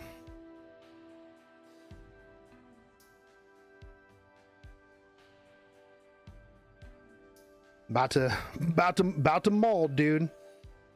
Yeah, I've been playing Elden Ring. I was getting filtered the other night by some dog with a sword in his mouth. I was getting real mad, so I just put it down for a couple days. This dog just kept beating my ass, and I'm just like, you know what? I'm done. These mage dudes just keep blasting me in the face every time I walk around a corner. This sword dog is filtering me real hard, and I'm just like, you know what? I'm gonna put this down for a couple days. That's what I'm gonna do. It's because I panic roll too much. The red one, yeah, I think it's red. I just know that he fires swords at me, and then whenever I dodge the swords, then he just has a sword in his mouth and he just like jumps on me and then just shits on me. And I'm like, okay, that's cool. In the mage school? Yeah, the one in the mage school. Yeah, he is super frustrating. I'm so mad. I'll like sit there and I'm like, okay, hold on, no, I got this.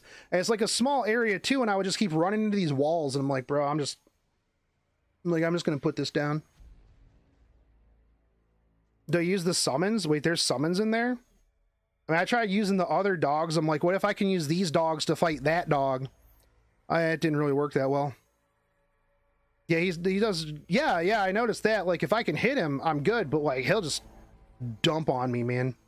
And I'm just like, you know what? I'm good, man. I'm just gonna give myself. I'm gonna give myself a little bit of a break here. I'm just gonna go watch Asmongold mauled over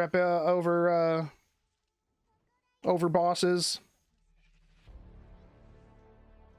Just chill. I'm just gonna chill out. Gonna go play something else. Finally got Elden Ring. I've spent like the last 2 to 3 hours riding around the map. It's insane how crazy big it is. Yeah, dude, it is. He's fucking huge. Use a jellyfish. Jellyfish is a tank, soaks tons of damage. Dogfighting is illegal in 49 states. What if you? But I'm not having. Oh yeah, no, I did have the dogs fight the other dogs. Yeah, you're right. I'm gonna go to jail. You think we'll ever get Nogal as a playable character? No. Just like we'll never get Katenka as a playable character. Literally forgotten. Literally forgotten. I hope they specialty change as like episode 2, chapter 2 characters, because like the fact that they just completely skipped like chapters, they're like Glenn, and I'm like, thanks, Salus.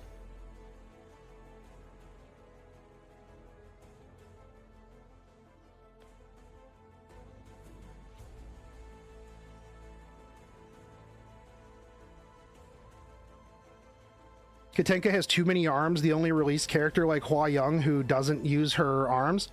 Yeah, but I mean, if you release that character, just think of how many armpits that is.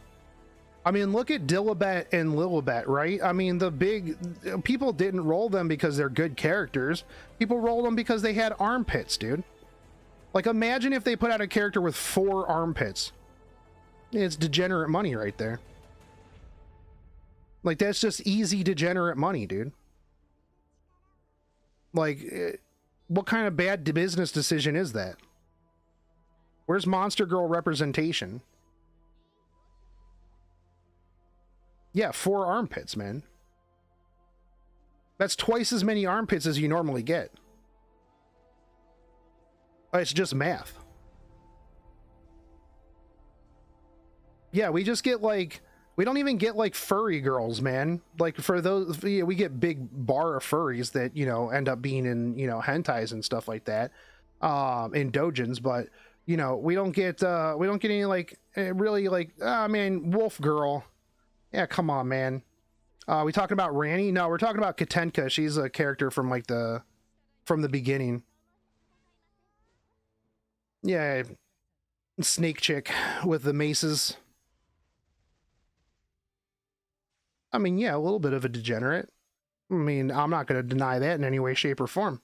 But, you know, they got so many characters. They introduced so many characters, man, and then they're just, like, literally forgotten. This character? Nah, man. We could put this character out. This character would be sweet. I mean, there's so many times I see a character in the game, and I'm like, man... This character would be cool. And they're like, how about another Angelica? And I'm like, do we really have to? Does she use maces? I thought it was scythes. No, yeah, pretty sure it's maces. Can we look it up? Hold on. Wait, where's my E7 art book?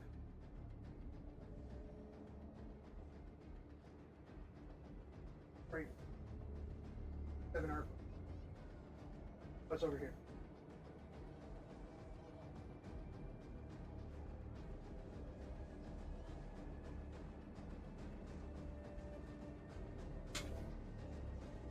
Let me find her real quick.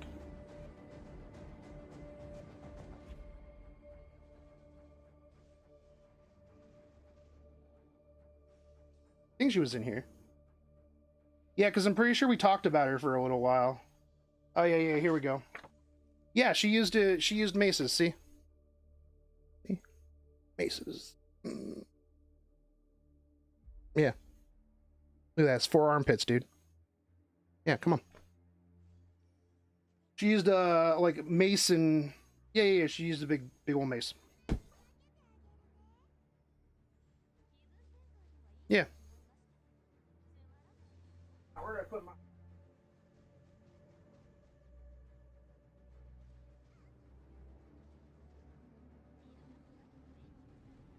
Yeah, Snake Girl, dude. Yeah, why can't we get that? Anyone know what unit comes with the Uberius Tooth for the group summons? Yeah, we don't know. Somebody asked that earlier. I don't know who they've tied Uberius Tooth with these days. It used to be Luna way back in the day, but then it changed to Draco Plate. I don't know who they reran. Because it's not Ravi. Ravi's Sigurd Scythe. Sigurd got her own. Hold on. Tooth banner. Uberius Tooth banner.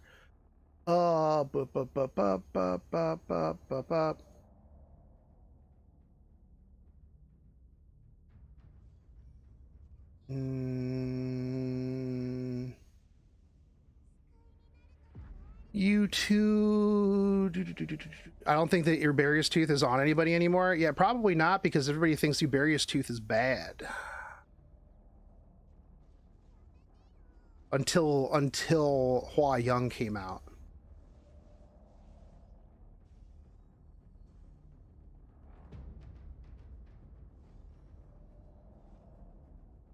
Uberius Tooth banner when? Pull rate conspiracy theories. Wait, what is this? Before you start reading, I love Epic 7 and won't stop playing it. This is not a hate post. A bit salty and frustrated though. Also, I'll be referring to another game I played for the sake of comparison since the rates are similar. So let's start. I'm starting to believe that my account is either bugged and or cursed. Either that, or the rates for unit pulls stated by the game are not real. This is a GameFAQs post, by the way. Where did I stop?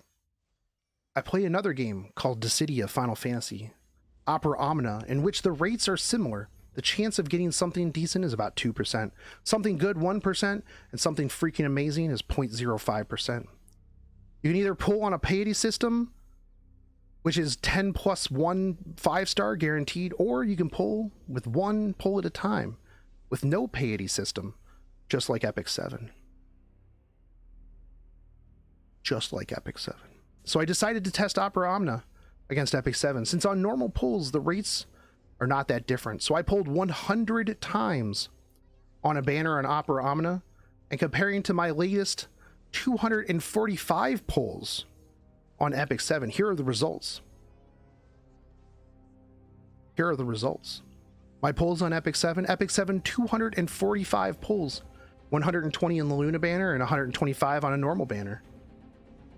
Trying to get a fire DPS. Here are the results. 3 4-stars on the normal banner, 1 4-star and 1 guaranteed 5-star Luna on the Luna banner. Wow, that's actually really garbage. That's really garbage pulls, actually. 120 pulls and this dude got 1 4-star. I think this dude's lying. There's no possible way. There's no way that you go 120 pulls. You don't go to Luna Pity with 1 4-star. There's literally 0 chance. This guy's lying. But anyways, my pulls on Dissidia Opera Omnia, 100 with normal tickets on Lightning. I don't know, Lightning, Sarah, and Ash banner. These are the results. 8 5-star 15 CP weapons. 5 5-star 35 CP weapons. Note, I've been playing Opera Omnia for a year now, and these pulls are not uncommon. Quite the contrary. This is what I'm used to with these rates. So, I might be going crazy, but with similar rates, the results are very different. Not to mention, I pulled double the times in Epic 7 that I did on Opera Omnia. Sure, it could just be extreme bad luck I'm having, or maybe my little conspiracy theory is right, XD. Or I'm really cursed, which I'm ready to believe at this point. Yeah, there's zero chance. There's zero chance that you pull 100 pulls on Covenant and 120 pulls on the Luna banner, and you get 3 4-stars on the Covenant and 1 4-star on the Luna banner. XD. Yeah, XD. Yeah, there's no way, dude. I don't know what this has to do with Uberius Tooth, but that was what was linked. Yeah, I don't think that Uberius Tooth has a banner, unless somebody found one in the time that I was epically reading that person's thing. Yeah, luck gapped. Player skill issue 100%, dude. Just pull 5-stars. It's just that easy, man. Like, why don't you just pull 5-stars? It seems reasonable. Like, if you're having a hard time pulling 5-stars, just do it instead. I've seen someone hit pity without a single spark. It's next to impossible, but not impossible. Oh, okay. Well, I mean, then that's just player skill issue. I mean, yeah, insane bad luck can potentially happen. But that's not reasonable. That's not really that a thing. That 1 5-star being the pity. Well, yeah, I mean, why would you even count that in if you went all the way to pity? Like, that's not really. Yeah, it seems like they need to pull on the toilet, actually. Like, they need to do potty pulls. That, in my opinion, would have been much better for them. You know, just do potty pulls, dude. It's just that simple, right, Creighton? Right, Creighton? It's just that simple. Yeah, you have no idea what I'm talking about. Just go back to sleep. Yeah, I'm sorry I'm interrupting your nap. My bad. You didn't even know where my book was. Don't you wag your tail at me. You didn't even know where my book was.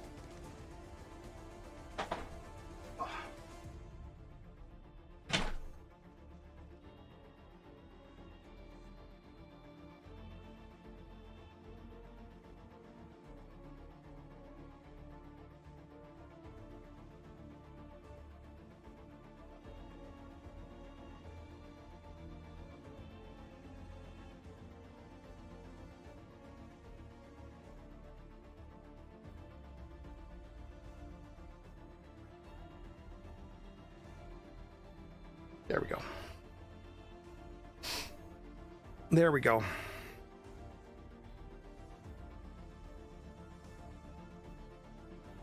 That's how you sit in your chair? Well, yeah, that's also because you're super short. Man, whenever 300 summons on Bologna banner before pitying without a single 5-star, and got a Meru off of a daily summon. Dude, I remember pre-pity. Pre-pity was rough. Pre-pity was tough. I mean, yeah, I've got videos of me doing back on the Tamarin banner where I just kept summoning, and people were like, "Dude, just stop. You just gotta stop, man." And I'm like, "No, I'm not. We're gonna continue going." I think I spent like, God, how much did I even spend? I spent a lot. I spent too much money on Tamarin. But I mean, Tamarin has pretty much lasted the test of time. Experience. Which character should I aim for as a new player to this game? Like, with your selective summon? I mean, I would say probably Sigret or like Ravi. One of those two. Ravi will carry you real hard, in the story, like pretty much by herself. She'll be able to like solo a lot of stuff. But like Cigarette is good if you want to focus on, well, Wyvern. A lot of people say that Cigarette is pretty much like the S tier for new characters. And then after that, just save all of your stuff for the collab that's coming up. Yo, chat, you guys think we're gonna get buffs for Guilty Gear tomorrow? I think we will. I think they're gonna announce like EEs or some sort of buffs for our Guilty Gear characters. I hope so.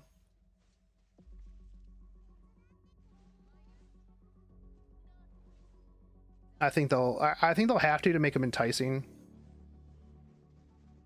We'll get buffs or probably EEs for them.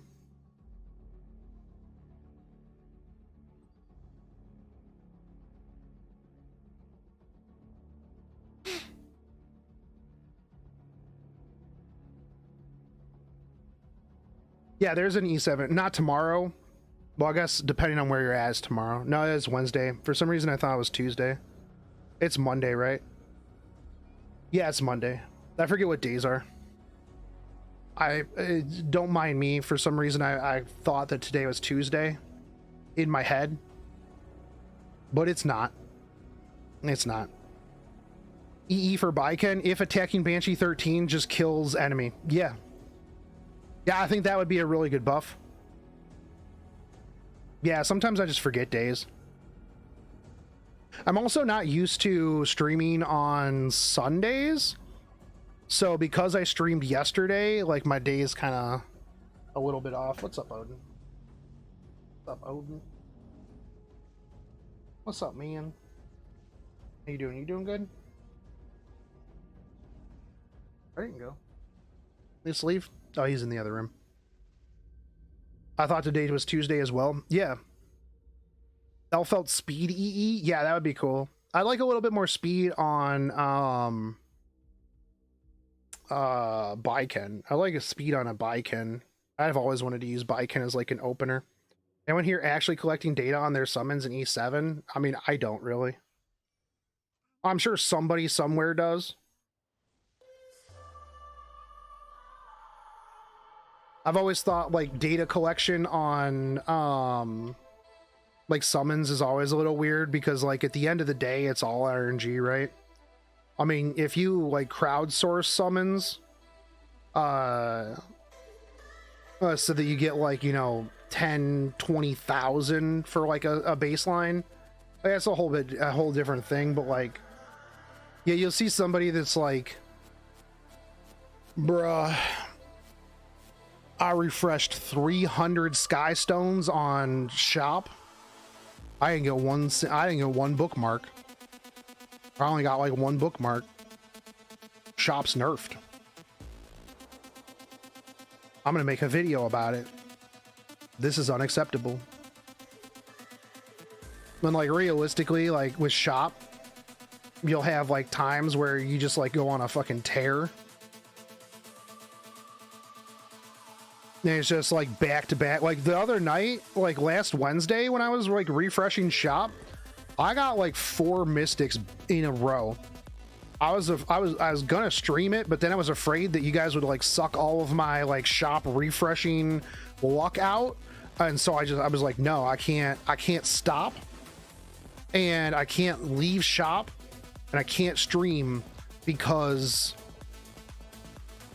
you guys will steal all of my luck and I'll reset my luck seed. So I just was like, no. But I was on like an insane tear, man. I think I refreshed like 8,000 sky stones over that day.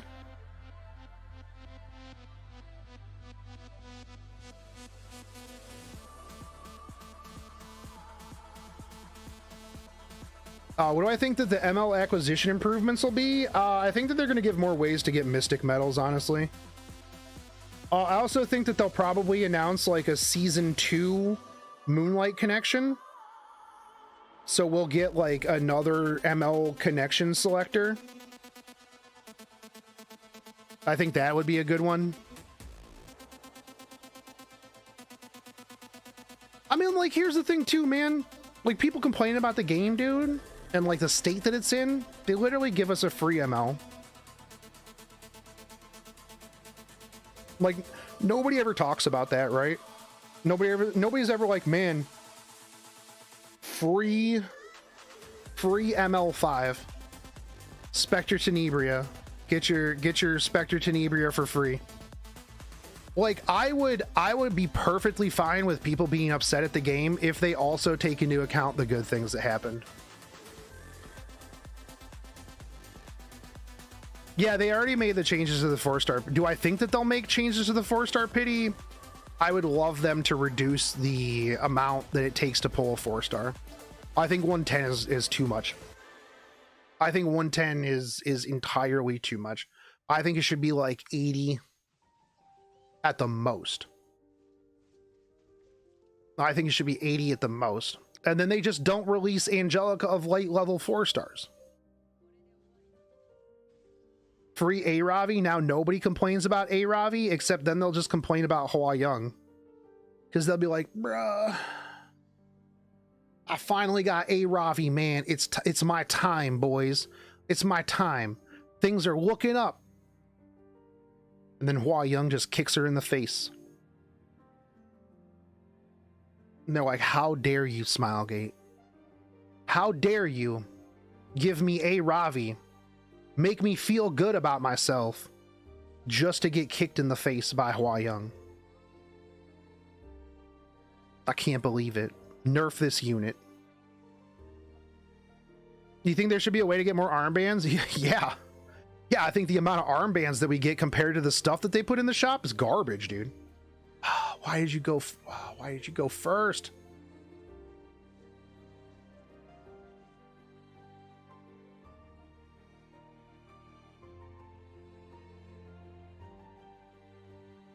A lot of people are running 27k proof A-Ravi now. Yeah, just pre-ban Hua Young.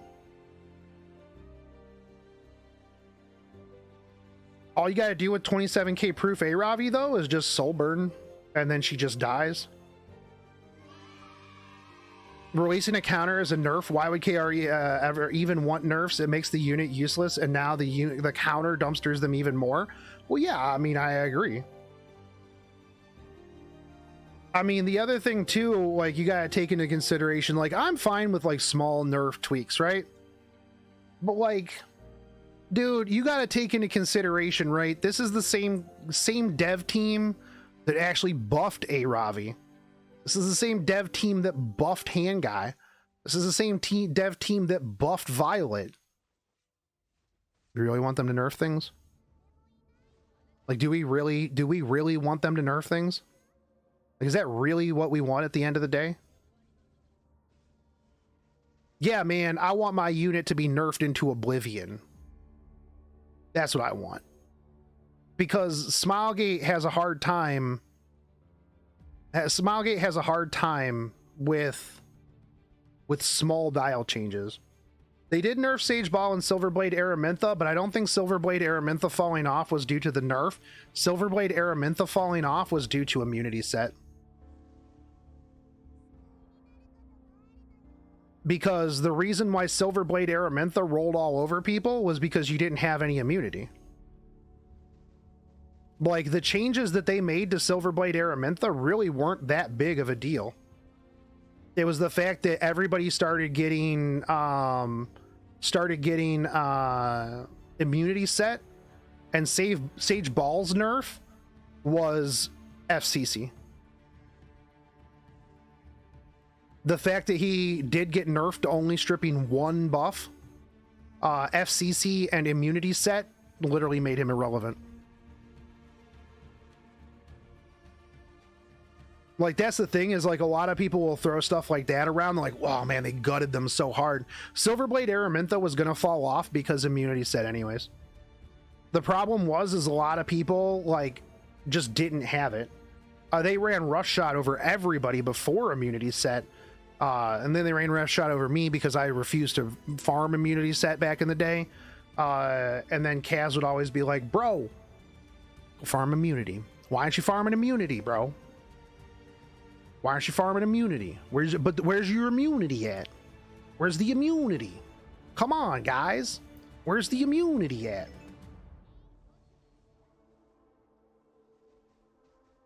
Where's the immunity? And then eventually I started farming immunity. And then I was like, wow, I should have farmed immunity a long time ago. That's crazy. SBA lost a bit of damage and reliability when she was already pretty much only defensive unit because of 15%. Well, yeah, and like that was the thing too, is like, I mean, she made a pretty good opener, right?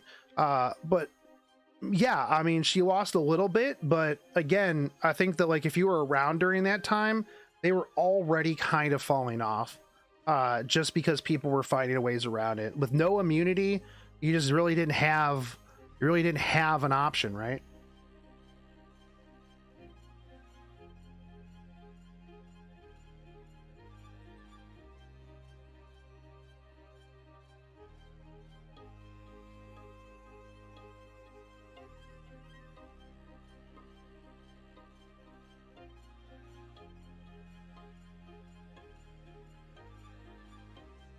Yeah, ML ball was ridiculous. Yeah, his nerf was indefinitely required. Immunity set has come full circle and no point in farming it anymore since everything strips. Yeah. Yeah, 100%.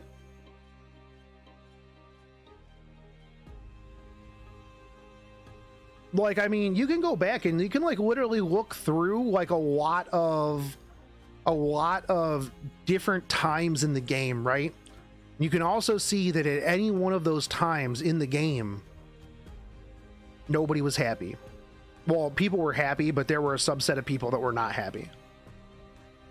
People were unhappy because of Sage Ball and Silverblade Araminta, and then they were mad because of Falconeer Quarry.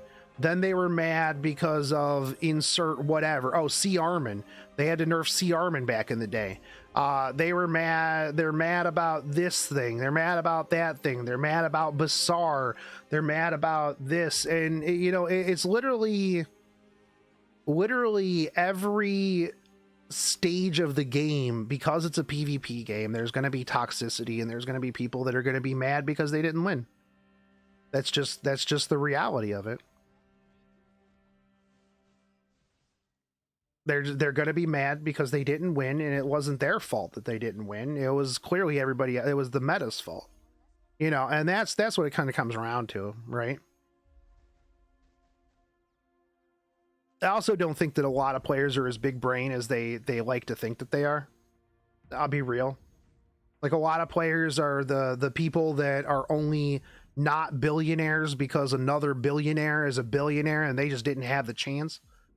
You know, they're the type of people that just follow like the step behind the meta.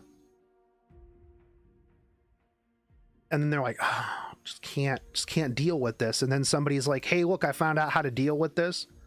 Then they're like, oh, well, this isn't really that big of a problem anymore. Just like, yeah, Angelica of Light is pretty bad, but people have come up with ways to deal with Angelica of Light other than Hand Guy. Hand Guy was, you know, obviously a you know, band-aid to fix Angelica of Light. But I mean, you can just, depending on what else Angelica of Light comes with, I mean, it's really not that big of a deal. Like, you can work around it. Why did SSB not kill that? Oh, because Karen went before. I hate this speed tuning, dude.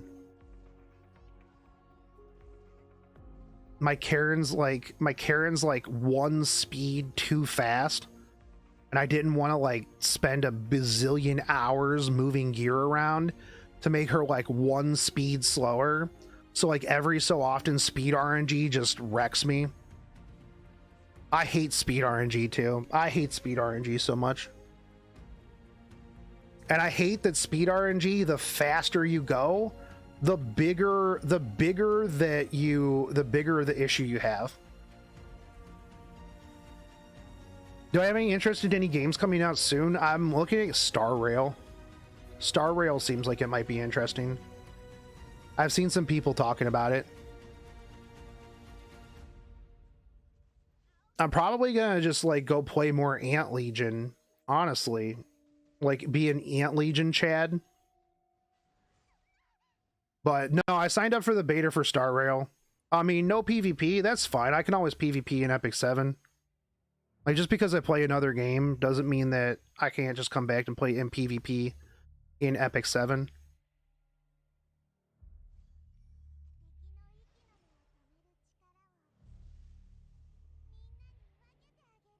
Nika looks interesting. Let me check that out. Am I done with Lost Ark? No.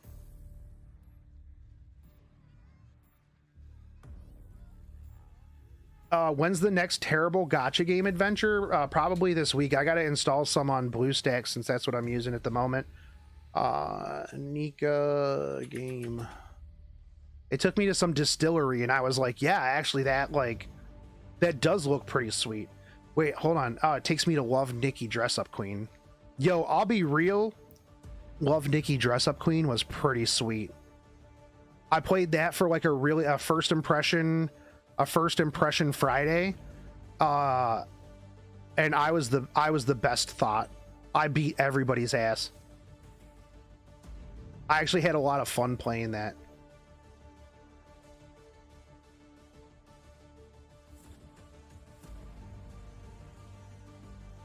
Mobile game.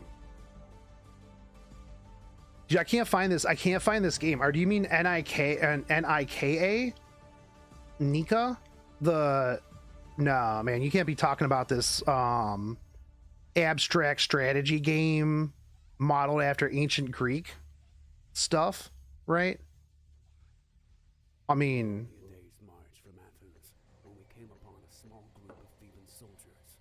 oh, it's kind of sweet.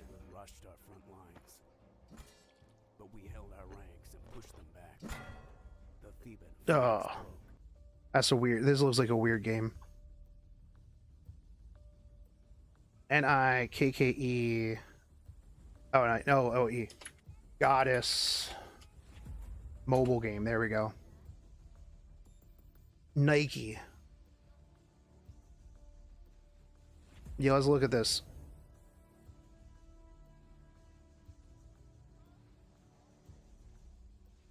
All right. I mean, this looks pretty okay so far. Shift up.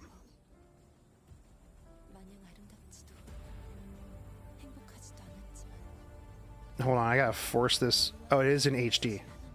Okay.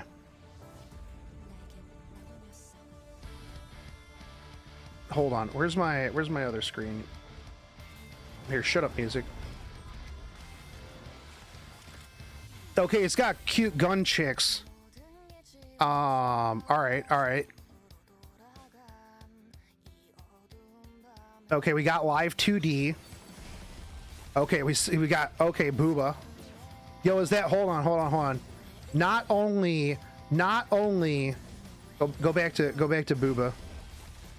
Okay, not only do they have get out of here, dude.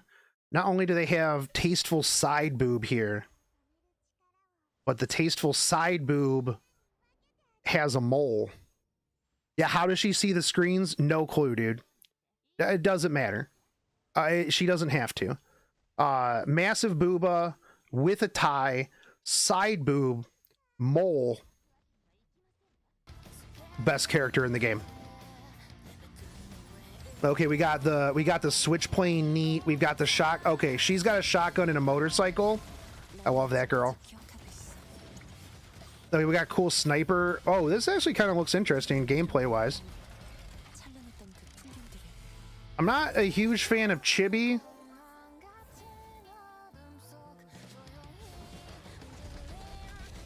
But it's got cool tanks and it's got guns and gun girls. Oh, you get to see their butts. Oh, hold on, dude. Okay, yeah, we're playing this game. Yeah, we're 100% playing this game, dude.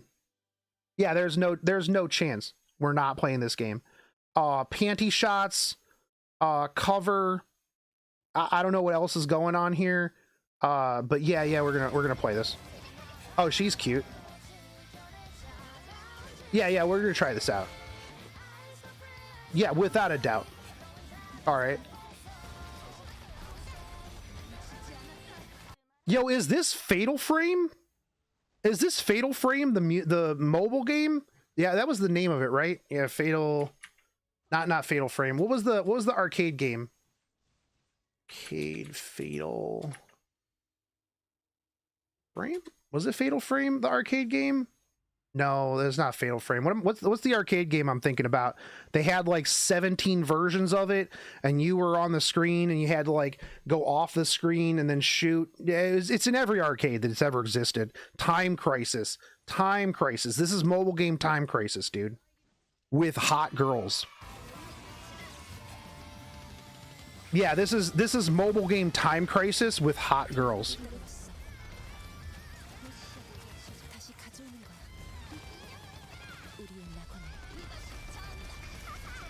Dude, yeah, we're gonna play this. This looks fucking sweet.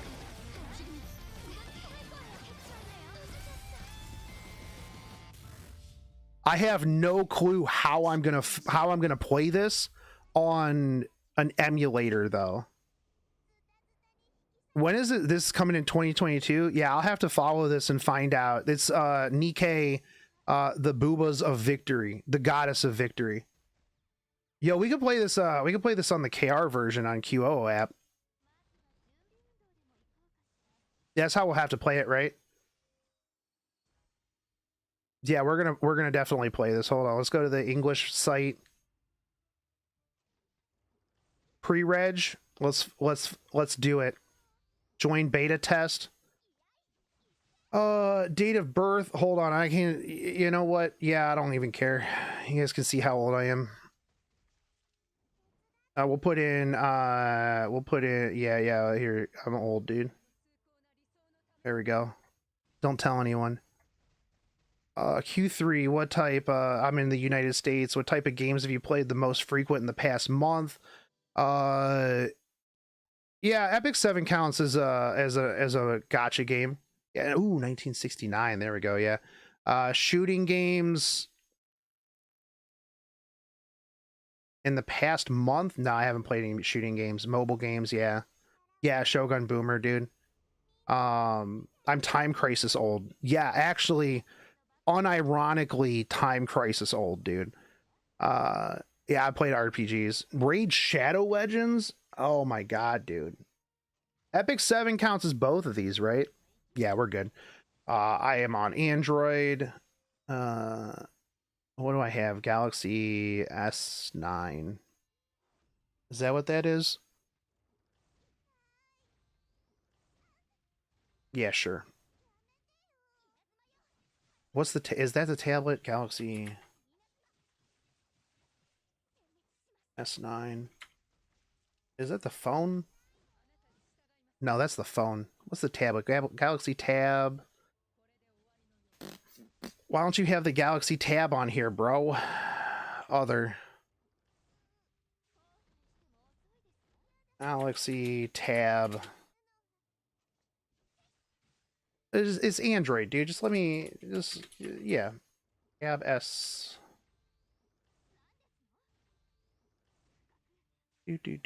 Galaxy Tab S series. Tab S8. That's what I have. Galaxy Tab S8. All right. Please provide a valid email. Not a Shogun. Email.com. There you go. Don't spam me with porn links. Thanks. There's my application. Thank you. Yeah, I'm gonna submit it again. All right, it already submitted once. Okay, fantastic. We signed up for the beta test. Hold on. Let's go to Twitter. Let's go to Twitter real quick. Bring this down here. Nikkei. Goddess of Victory. Okay, here we go. EN. Tweet at them. Hi, I am a content creator that creates content for mobile games. I just signed up for your beta test. and my chat wants to see me play the game, especially want to see the girl with the side boob with the mole. Thank you. Thank you. Shotgun Shogun. I think this is I think this will get us into the beta test. What do you guys think? I think it will.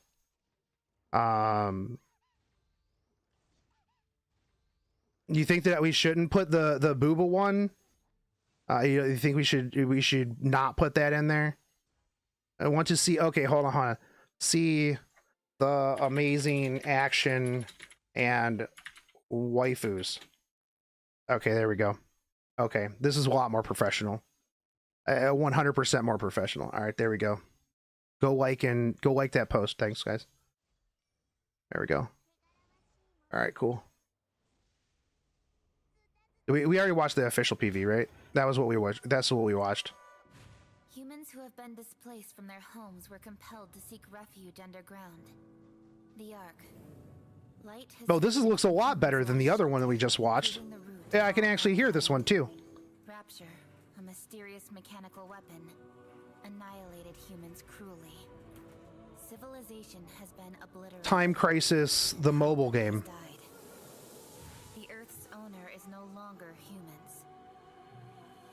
One day, the girls awakened from a nightmare of shame, and the Ooh, a nightmare of shame. All right. humanoid weapon was born for the final battle with Rapture. I mean, I like waifu humanoid weapons. May these goddesses lead mankind to the victory of returning home. Goddesses, please. We must defeat them as humans. Otherwise, our victory will be meaningless. That All right. is what Elysium believes. Yeah, this is literally Time Crisis, the waifu anime game. Yo, okay. All right, let's go. She's got a violin gun? Let's fucking do it, dude. We Tetranikes are always up for a good show, even on the battlefield. Oh yeah. How come? Oh man, this girl is thick. No wonder she has the grenade launcher. Dude, this game is gonna be fucking sweet, actually. Now that I can actually see it, oh dude, this looks pog. Unironically.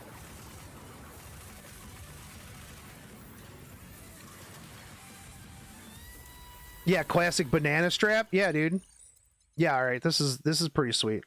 Yeah, we'll definitely play this game. I mean, I'm guaranteed to get into the beta with that tweet.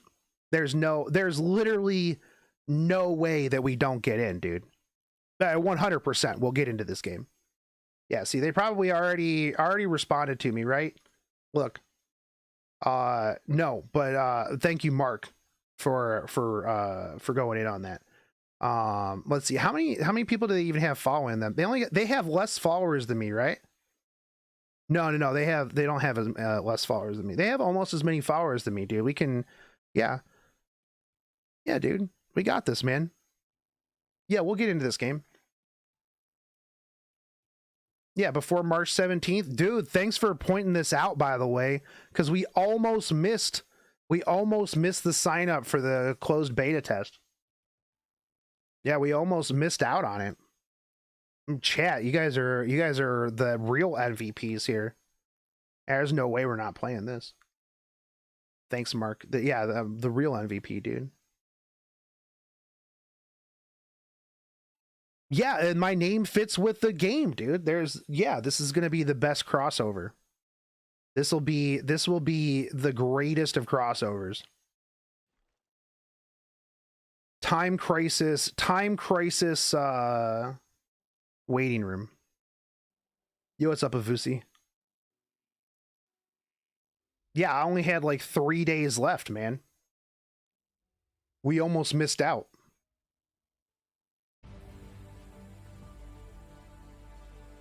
almost missed out. They get anything good from these runs? Not really. Not particularly.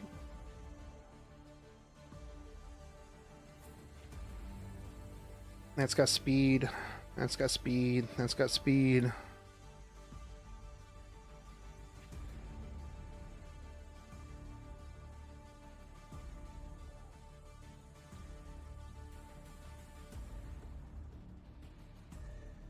Yeah, I mean, if you guys ever have like mobile games that you like want me to try out, I can always put them in like the first impression Friday. I can always put them in like you know, random play stuff. So I mean, always feel free to let me know. Like I'm not against trying out other things. I just don't actually like look extensively for other things. I'm gonna have to like figure out, because I guarantee that there's probably no way that I am gonna be able to play that on an emulator. Well, no, I guess it depends on how the controls are, right? Like if I can just play it with a mouse and just click on things, oh dude, it'll be super good. It'll be super good. Like that'll be perfectly fine. All right, hold on. What is this link? Oh, dude, that's the chick with the side boob. Oh yeah, bird introduction video. Yeah, dude. Yeah, all right. I should try Metal Slug Attack. Didn't I try that at one point? I feel like I tried something like that. Hold on. No. What was in my first impression Fridays?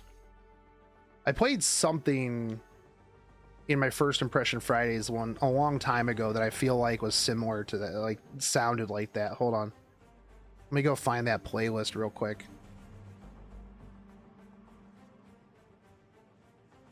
Oh my god, that playlist is so old. Count reviews, damn. Stove comments, a dramatic reading. That was fun. Do I not have?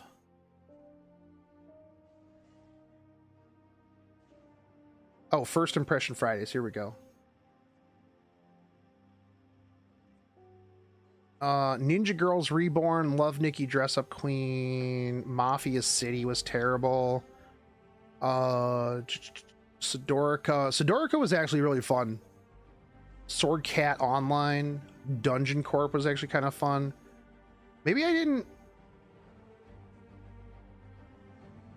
I feel like I remember playing a game called that, but I guess maybe I didn't get it. Maybe I didn't edit it and put it up. That might have been true. The last one I had for First Impression Friday was Fist of the North Star. You're already dead. But that was like super long ago, so I don't even know when it came out.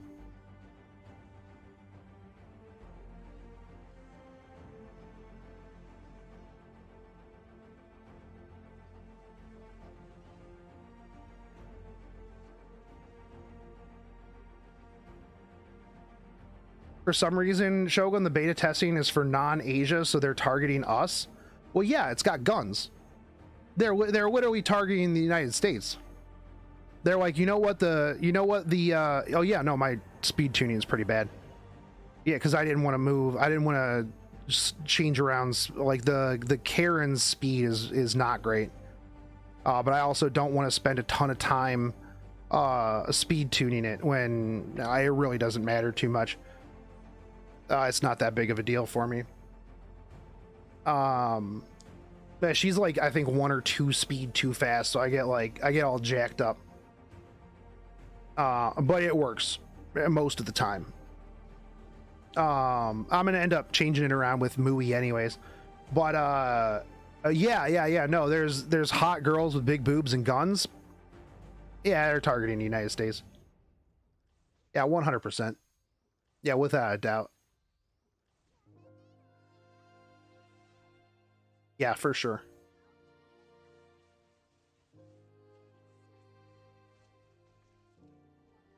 We'll just end up being a Nike Goddess of Victory channel.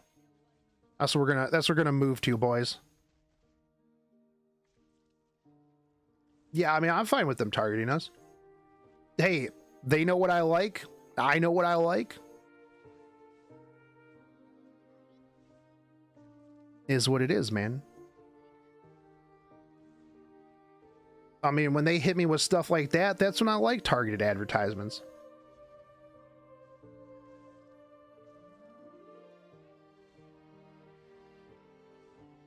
Yeah, what other games do we have coming out on Play Store? Let me pull up Play Store. What other mobile games are coming out? Somebody said Metal Slug. Maybe I'll just like take votes. Maybe I'll take votes in Discord and stuff like that on what bad games to play, because I don't remember what I had on LD Player. I guess I could always bring LD Player back up, right? Octopath Gotcha?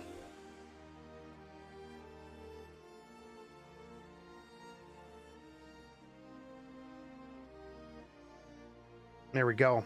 Look at that. Yeah, I'd love to see that. There we go. Boom. See? How many likes do they get on a lot of their posts? Not that many. Come on, boys. Let's get it.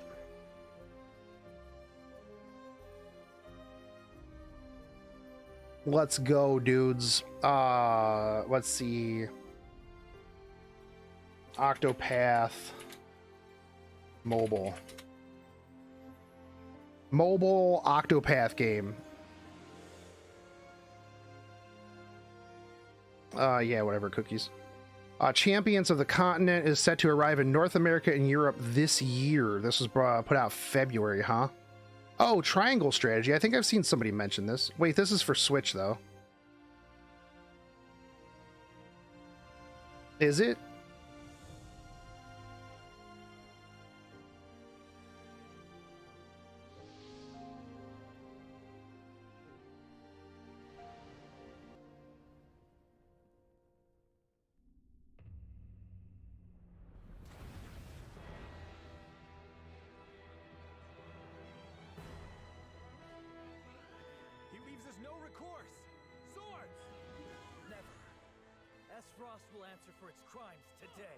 Hey, have I done playing Lost Ark? No.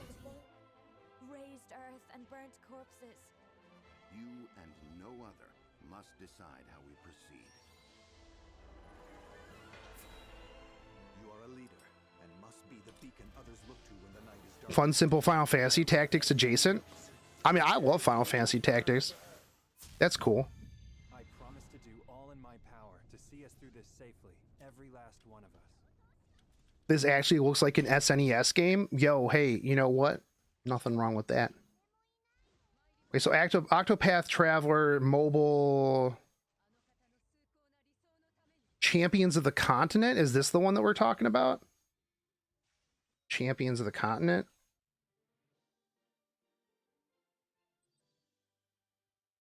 English version.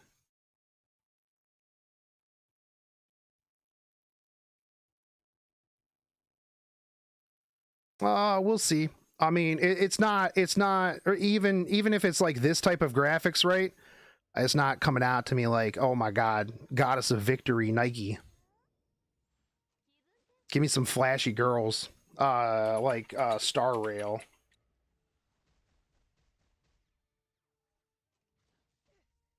This one looked pretty good because the chicks looked pretty good. And it's not like Honkai MiHoYo doesn't have a ton of money and budget that they can throw into this game. Even though their main page is kind of laggy here.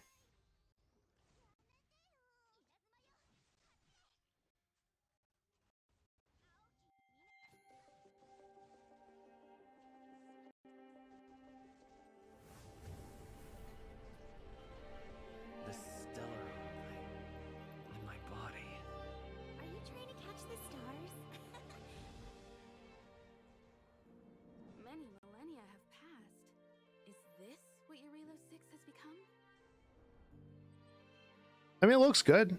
Looks really good.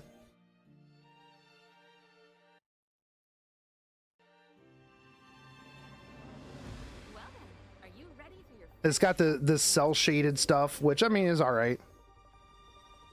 Let's get going. I'm not too worried about that.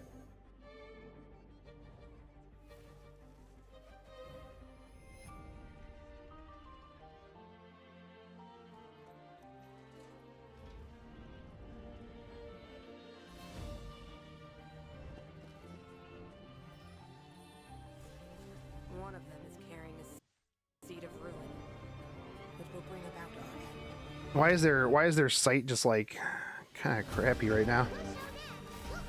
Mihoyo makes good games, crappy web pages. That's fair.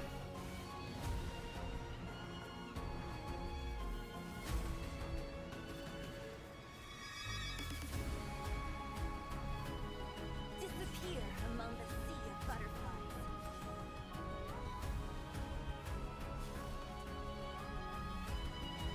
I mean, if these are like S3 moves, like those look pretty fucking sweet. Humans never conceal their desire to control the heavens. Oh, hey, all right. So why would I? That's true. Real talk. Yeah, this website's not is super laggy, dude. It's also probably the fact that like I'm running a whole bunch of shit as well. But I mean, it looks like it's turn-based, and it looks like a lot of those are kind of are S3 moves, so those are the S3s. Dude, if those are the S3s, then they look fucking sweet. Like, I'll take me some so is this like is it a mix of like open world and then like when you're fighting it's turn-based? Because I mean, that's pretty sweet. Like I'm down for that. Like I'm down for this turn-based, like you know, this turn-based stuff, right? Okay, so it's open world, then when you're in fights, then it's turn-based. It's pretty sweet. Like I'll definitely play this. I signed up for the beta, so we'll see if we get into that one. Yeah. It's open world with turn-based combat. Yeah. I'll try it out if I can. Yeah, for sure. Yeah, I think that could be fun. But Nike got us a victory. Let's go, dude. Let's go, baby. That's what I'm talking about. So like that's the thing too, is like I think that I can easily play like another game without PvP, another mobile game without PvP, and then play a just Epic 7 for PvP. Because I mean, let's be real, like you can easily just play something else and then come and do RTA, and then when you're done molding in RTA, then you just go play something else. You know, that you can play more than one game. Like that's why I don't understand why people are always so mad all the time. Like you can play something else. Open world with turn-based combat sounds like older Final Fantasy games. Yo, hey, I'm down with that too.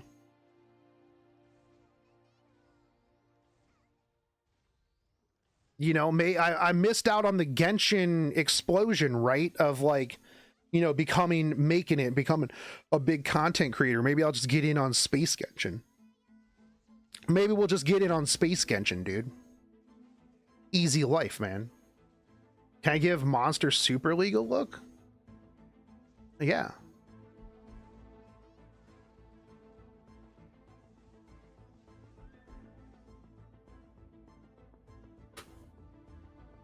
Wait, I feel like I was gonna do this at one point. I feel like I was gonna look at this at one point.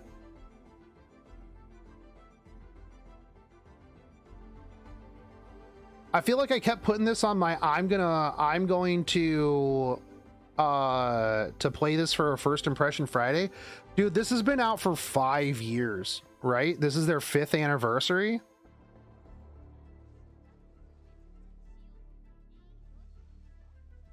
Is this Dragon Quest?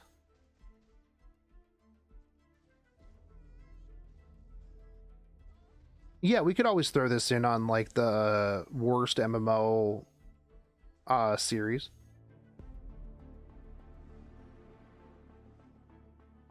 Yeah. Yeah, for sure. Punishing Grey Raven. I've actually looked at Punishing Grey Raven in the past.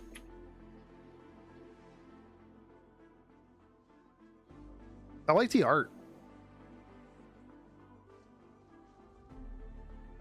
Yo, just because it's a dead game doesn't mean that we can't play it for an hour. Unless it's like that bistro game was bad. It was just boring. Like, it started really good, and then it got real bad. Like, it got real fucking boring.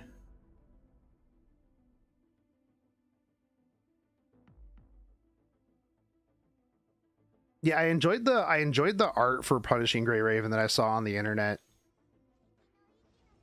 Yeah, we can always try this. I think I'll just start doing like polls, like, all right, which out of these do we want to, which out of these games do we want to play first impression it? Take it from I used to be whale in that game. Yeah, I mean, I have no plan on. A lot of times when I try out a game, at least for I'll play it for an hour. Yeah, I don't usually intend on playing it for very long, except for Battle Cats. I played Battle Cats for a little while after I first impressioned it. Usually it's just like a, hey, this is my impression of this game. Sigh. This is okay. Or it's bad. Trading Legends was terrible. Super mediocre.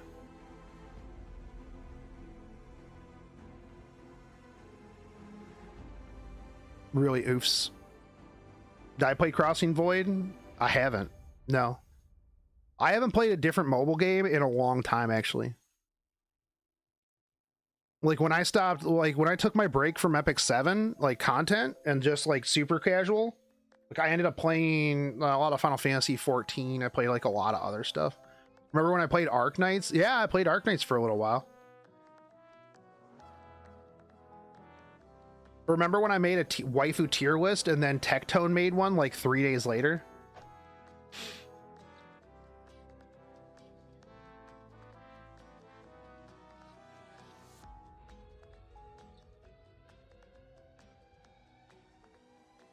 Arknights was fun, but I feel like Arknights is one of those ones where it was like, well, first you had to like spend to like farm all the time, like, and you had limited farming ability. Like, it took a lot to farm in that. And like, after you beat a map, there was just no real satisfaction for me to like farm that, like, to do that map any differently. Like, it's like, oh, cool, I figured out how to beat this map. All right. Yeah, Arknights isn't really a good stream-friendly game either. I mean, unless you're just doing just chatting, like I'm doing literally right now. You know, that's what it is, right? Wyvern's not a stream-friendly game. This is Epic 7 just chatting section at the moment. Actually, I was gonna do Guild Wars. I got distracted. You guys distracted me, actually. That was what it was. I was literally gonna go do Guild Wars, but then I was talking about something and I was just sitting there and I was like, I should do Wyvern while I'm just sitting here. And yeah, that's what we've been doing. Yo, what's up, Frost?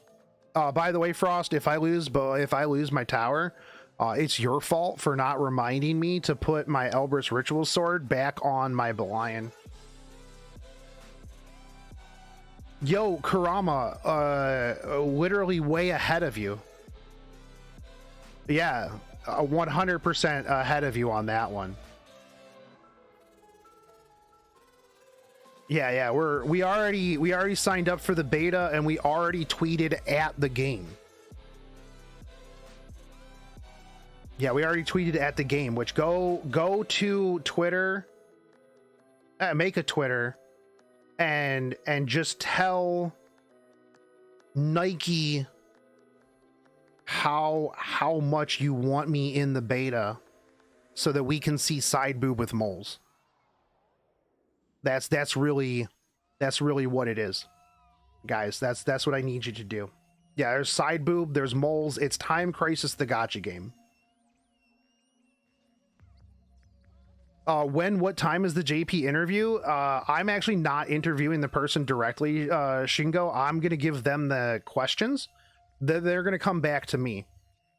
Because I tried to get them on, but they don't speak English very good. So the way we're gonna do it is I'm gonna give them the questions. They'll probably bring the answers back to me in like a couple of days, and then I'm gonna ask like a little bit extra questions on like to add on to it, and then I'll just do a video going over all of it.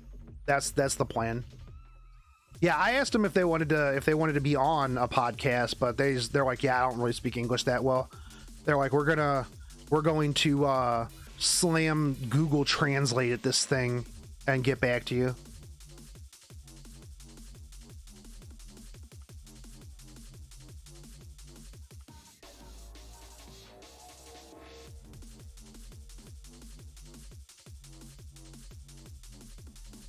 I think another reason that global players aren't as mad, a lot of us have fun side games to keep us from raging. Yeah, well, I mean, like, that's the thing is, right? Like I said before, I'm like, I think a lot of people, instead of just getting mad at things, I just go play something else. You know? Oh, I'm mad at RTA. Guess what? Elden Ring dropped. Oh, I'm mad at RTA. Guess what? I'll go play Lost Ark for a little bit. Oh, I'm mad at RTA. Yeah, something else came out, I'm sure. You know? We're more likely to just go kind of play other things and not being as mad. Because, you know, yeah, we'll just go play something else. You know, that's just really what it is at the end of the day. She really was. The only consistent here is getting mad at RTA. Well, I mean, that's true. It is true. Hey, what's up, Crane? What's up, Crane? Come here. Hey, dude. What are you licking my elbow for? What are you licking my elbow for, huh? Am I not giving you enough attention? I know, I started streaming at a weird time, dude. I'm doing pretty good, Traptrix. He does that. He'll come up and just lick my elbow if I'm not giving him enough attention. And usually, like, I start stream after I feed them, so... starting stream, like, super early was a little weird for them. By the way, how was this stream time for people? I might start doing streams like a little bit earlier in the day because like I could stop stream here in a little bit. And then I have the rest of my night to like edit and get dinner and hopefully go to sleep at like a realistic time. And, you know, I missed most of it. EU friendly. That's fair. Well, Frost, that's because you sleep until 5 in the afternoon. Frost, that's because you sleep until 5 in the afternoon. If you woke up at normal times, you would be perfectly fine.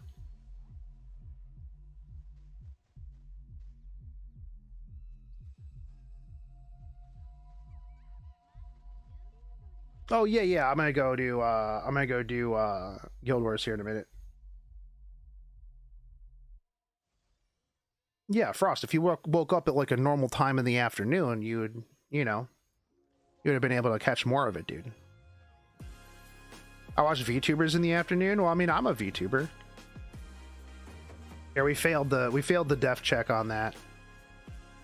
We'll just end here and we'll go do Guild Wars.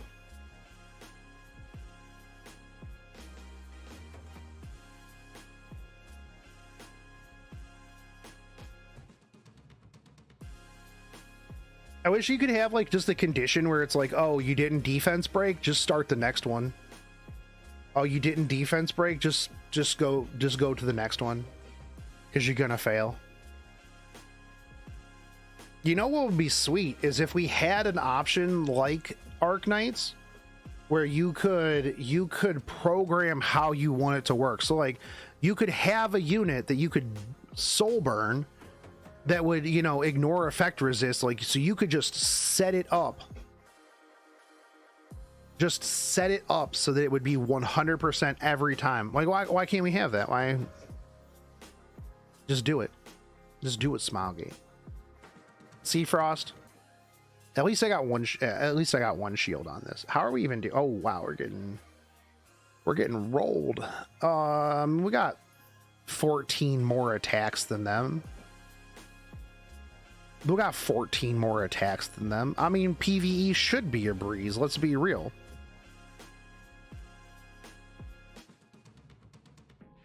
PvE should be a breeze. Like, once you beat it and you figure out like a thing, yeah. A lot of the forts aren't down yet. Oh yeah, you don't, Mr. Master. Are we inting to a lot of the forts? Are you guys inting a bunch? Yeah. Oh wow, this second team. Oh man, you guys are just feeding this dude. Well, this guy is just munching. That guy is just munching on shields. Oh man, this double shielded War of Lion? That's wild, dude. That's kind of surprising, actually.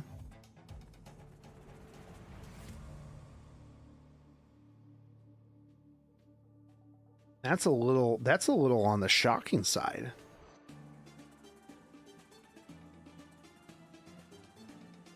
You should see what most of us took second team on mid fort. Okay. Second team mid fort.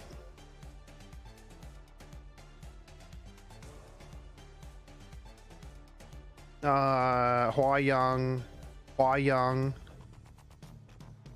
No Hua Young. Hua Young. Hua Young. Hua Young. No Hua Young. Oh, this is a whole other guild. Yeah. Yeah, Hua Young, and you win.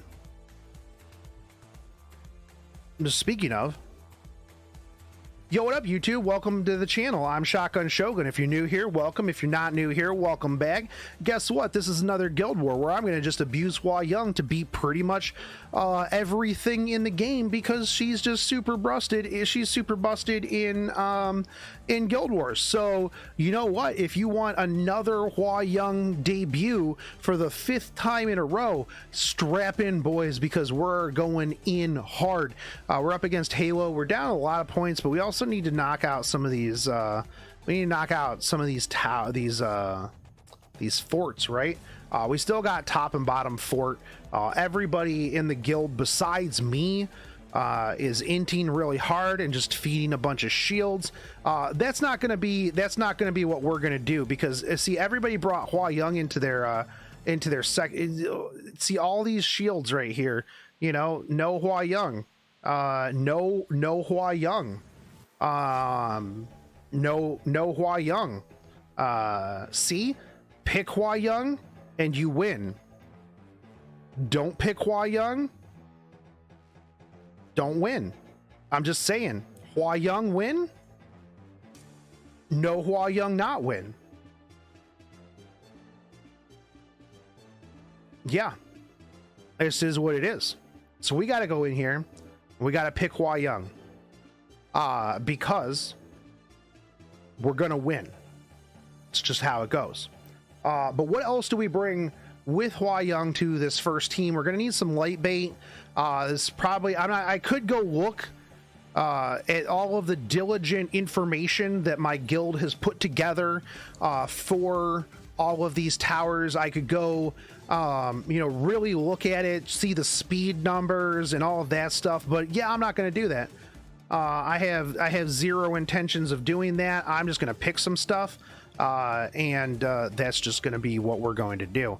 Now maybe we outspeed their Sea Lilius with our Sea Lilius. Maybe we'll find out. Probably not. But you know, it is what it is. What else do we bring here? We've got, they're gonna go here. What do we do? You know what, we're gonna bring let's just bring Amelia as well. Now Amelia's not going to be faster than our Hua Young, so we're not going to get an attack buff, but we can easily potentially we take out the Rylet, right? We'll just kill the Rylet, deal with the Lion afterwards. Actually, which one is worse? Which one is worse here with Sea Lilius? I need dark bait for Sea Lilius, but yeah, I don't have any dark healers, and I'm not bringing Blood Moon Haste. Actually, maybe I do bring Blood Moon Haste. Hold on. I'll bring Blood Moon Haste because Blood Moon Haste has Idol's Cheer on. And that would just cycle our Hua Young ridiculously fast. I mean, she's already going to be super fast. And Vigor will be enough to one-shot the Rylet through miss. And then we just work on the Sea Lilius afterwards. The Belian will just push even further, even faster. And then we do have some spot heals after we take care of the Rylet. Now on the second team here, we gotta take care of the Rimuru, and we gotta take care of this Apoc Ravi, right? So we're gonna bring. What are we gonna bring here? We'll bring our LQC, right? We'll bring LQC. We'll bring Sea Armin. Do we bring Sea Armin? I don't think we bring Sea Armin. Hold on. Pieria, we're gonna bring. I haven't brought my Violet in a while. We're gonna bring Violet. We'll bring LQC. And we'll bring Hand Guy.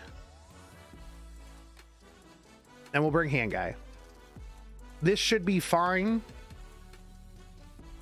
Maybe. Rimuru's probably going to bone us.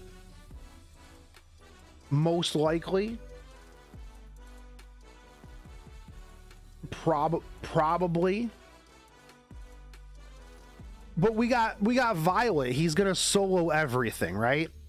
So it really doesn't matter. Violet will just solo this bottom team. That's what we're gonna go in with. We'll be faster than. We'll end up having to deal with Rimuru for sure. Most likely. But we'll get it sorted. We'll get it sorted, right? We're gonna die. Second team's dead. Second team's definitely dead. Yeah, we'll figure it out. All right, so we outspeed. That's kind of what I expected. That's fine. Who do we push back? We'll push back Sea Lilius, actually, because I also don't want her to do anything. Yeah, we'll get the redirected provoke. We kill the Rylet here through miss. Doesn't matter. He's dead. Yeah, that's dead. Yep, goes into ML haste. There's the double Idol's Cheer. Let's get rid of. Okay, we don't get rid of the defense buff, which is a little on the sad side, but you know, it's okay. All right.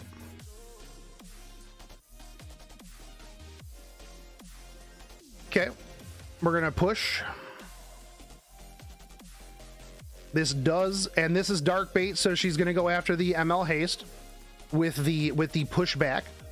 Now at this point, this does kind of suck because we don't have the extra attack.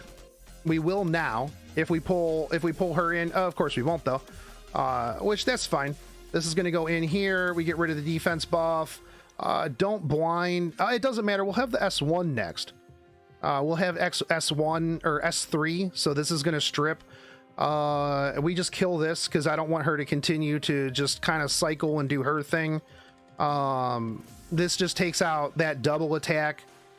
And then we can just go into this, and she's got Elbrus. She's on revenge, or not revenge, injury. So yeah, it doesn't matter. We're going to just lap and clap here. We'll just rip the S3 for the extra defense ignoring damage. And the big heal. The Idol's Cheer pushing that Hua Young forward is pretty big too. Oh man, she's got like 1 hit point left. All right, there we go. Easy first team.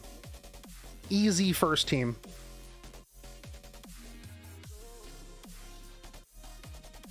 Okay. Oh, they're really slow. Oof, that's a lot of damage. Okay. Of course it hits Violet. Yeah, of course. Yeah, 100%. That's what I expected. Here's a big attack. Who's this going into? Violet? Is it going to hit? No, it misses. All right, sweet. That means he also doesn't get any extra damage. That is actually big. Big miss. Thank you, Violet. For 1, not dying, and 2, actually evading. Really, really big right there, honestly. This Aravi's not going to do enough damage to kill my LQC, so we're going to soften her up so the LQC can finish the job. I'll push her forward, and then this will push LQC forward. That was a lot of damage, actually. 8-stack Hellcutter. This should kill, and then the splash should finish everything else up. Yeah. See, 100%, dude. I had no reserves about this. I knew that we were easily going to finish this one out. It was the easiest fight of my life, actually. Yeah, 100%. Thank you, Violet, for actually dodging the second one. Bless. See? Pick Hua Young and you win. Don't pick Hua Young. Don't win. Now, how do we deal with Hua Young? That's a good question. That's a really good question, actually. What did we bring here? Opsig and Luna. A lot of people that wouldn't have done anything against Hua Young. What did we bring here? Okay, Kisei. My Kisei's bad though. Bring my own Hua Young. Yo, that's actually really, really smart. Yo, okay, it's hot Hua Young on Hua Young action right here. All right, yeah, no, that's actually really good. Yeah, 100%. Okay, sweet. That's what we'll do. Second team here, we're gonna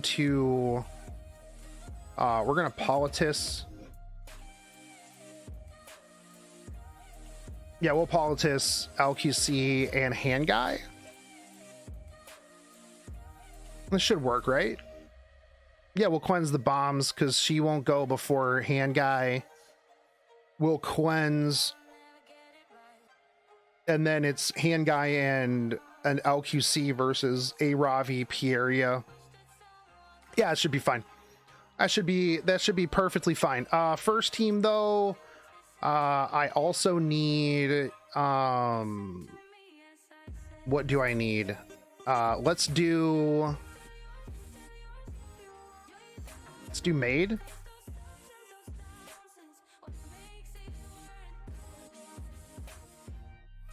Yeah, we're gonna do some hot Hua Young on Hua Young action. Yeah, because I doubt this is 261 speed. Or actually, let's do this. We're gonna go full aggro, boys.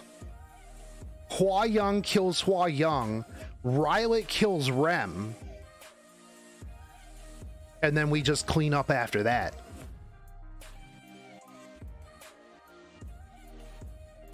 Yeah, this is what we're gonna do. Yeah, we're going full damage. All right, yep, outsped. Full on hot Hua Young on Hua Young damage here. Push you back. Hoggies.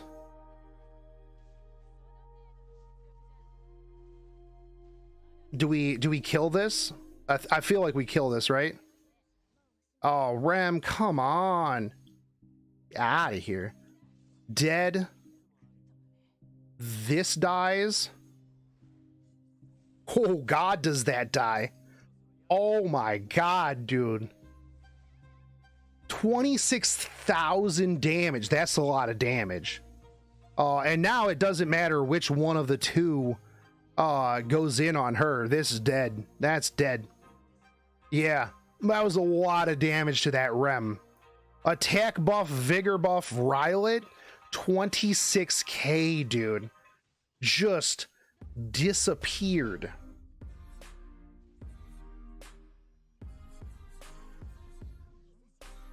Do we get the big stun? We didn't get the big stun on the Caesarea, unfortunately.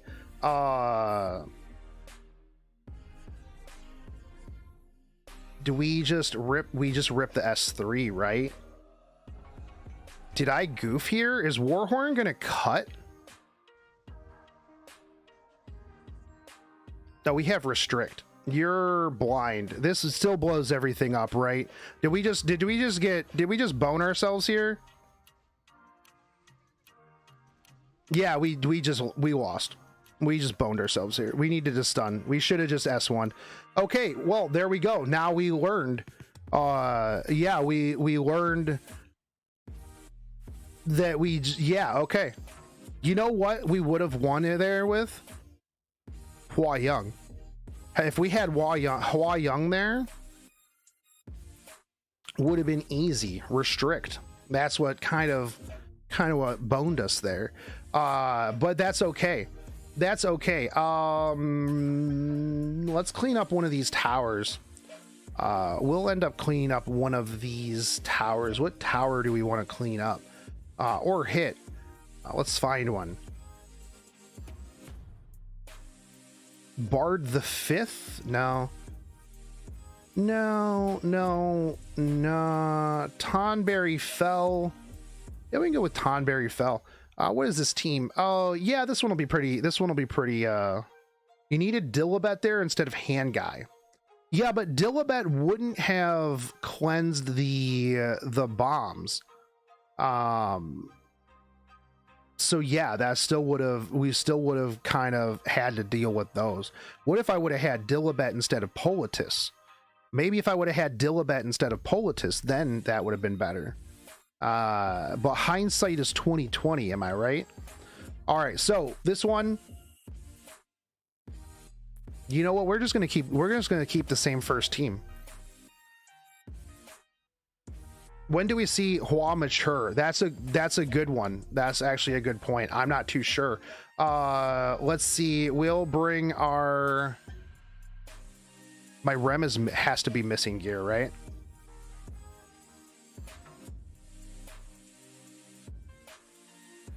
No, she's not. That's a really weird amount of, okay. Yeah, that's a really weird amount of CP there. A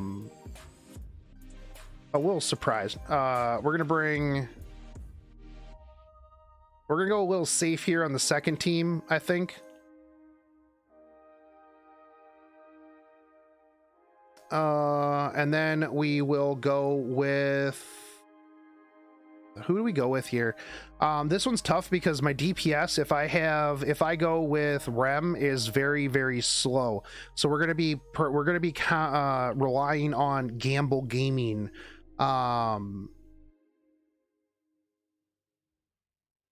Yeah, we would be relying pretty heavily on Gamble Gaming. I can't take S10E. Yeah, I don't really want to take Landy. My Seaside Bell is made for Wyvern. I don't really want to take too much in the way of Dark. What else do we go with here? I think, yeah, we'll just play it safe and we'll just go Gamble Gaming with Amelia. Amelia can push Rem around a bunch. This one's going to be really boring, so I would heavily suggest just, you know, flipping through to the end. Actually, hold on, let me make sure that this C Armin has gear on. Oh, see, we almost just goofed, chat. We almost just goofed by not checking this C Armin. that would have been terrible. I think this is what we had on there. Yeah, that seems reasonable. Seems like what we probably had on here. Good thing I checked that. Good thing we checked. So the second team is just going to be Gamble Gaming. It'll be pretty safe.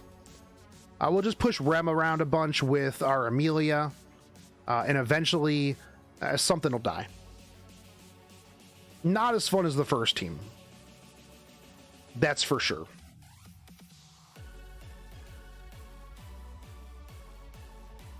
All right, let's see how much damage. Do we go in on the A Ravi first? I think we probably do. We can easily double team this if she doesn't die right here. But she's going to. Okay. And then do we try to kill this Bolian? I think we try to kill this Bolian right out the gate. Let's see if we can one tap this. This is going to be close. Okay. There we go. That was gross.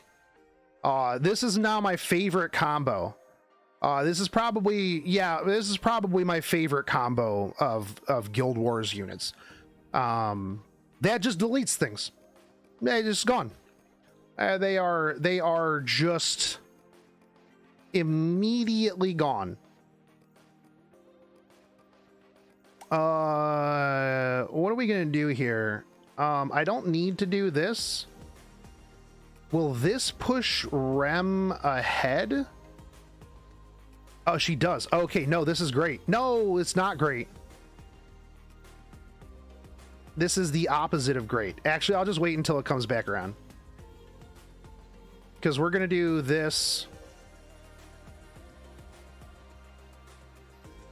I wanted attack, and then I wanted Rem to go first so that I could just attack into this. And then I could, of course, that's going to hit Rem. And then I could S3 with my Sea Armament. Okay, that doesn't kill her. Good. All right. Fantastic.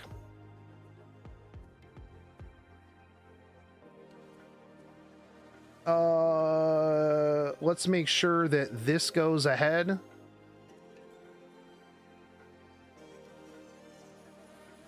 We're going to put this up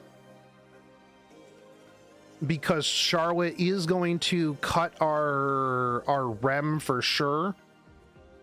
Oh, she doesn't have a buff. Oh, rip. Okay, so we're just going to end up hitting...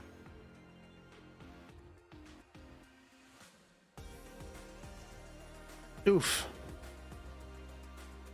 Oof times 2.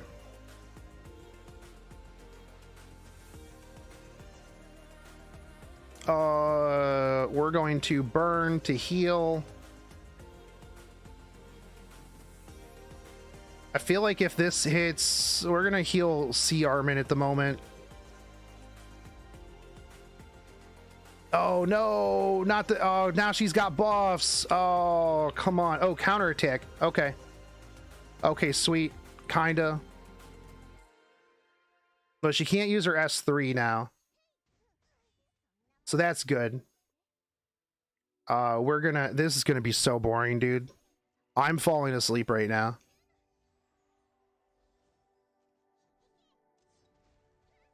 Okay.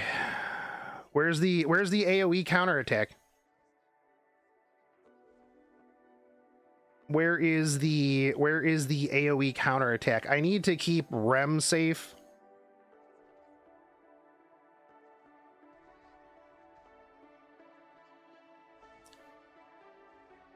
All right. We'll hit this. We guys kind of...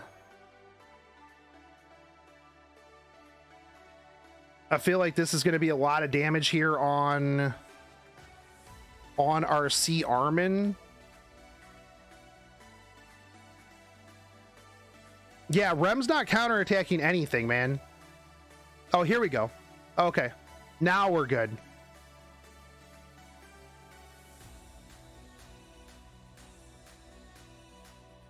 Burn.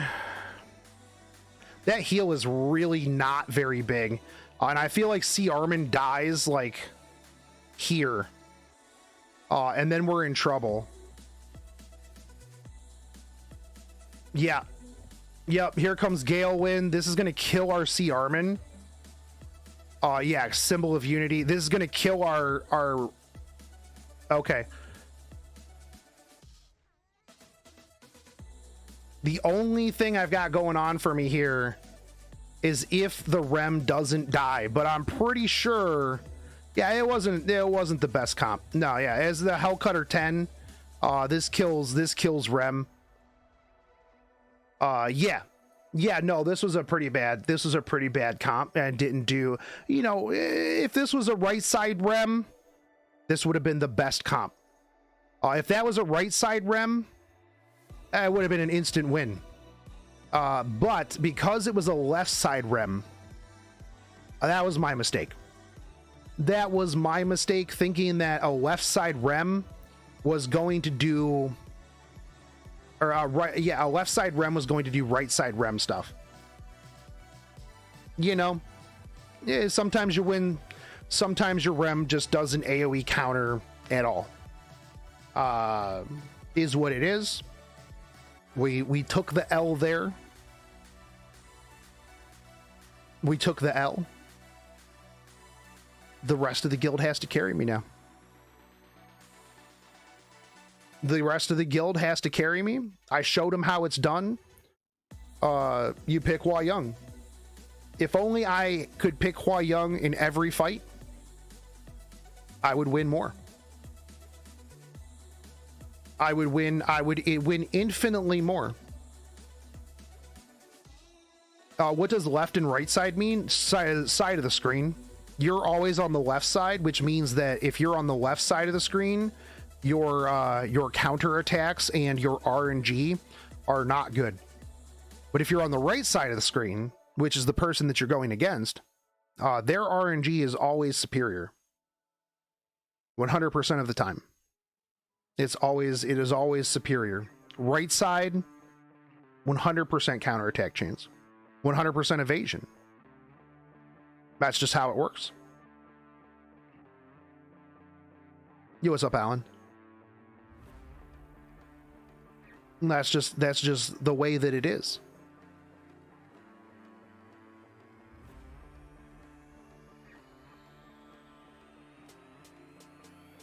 That is just the way that it works.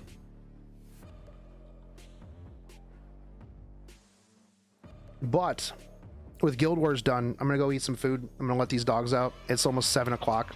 I hate Derpy Mountain. Thanks for the follow. I hate time change because it's almost 7 o'clock and it's still really bright outside. Like it's really messing with me because I mean 7 o'clock came around previously and it was dark, like 7 o'clock should be. I actually thought that it was like, you know, still middle of the afternoon because, well, it's still light outside. But I'm gonna go let the dogs out. I'm gonna eat some food.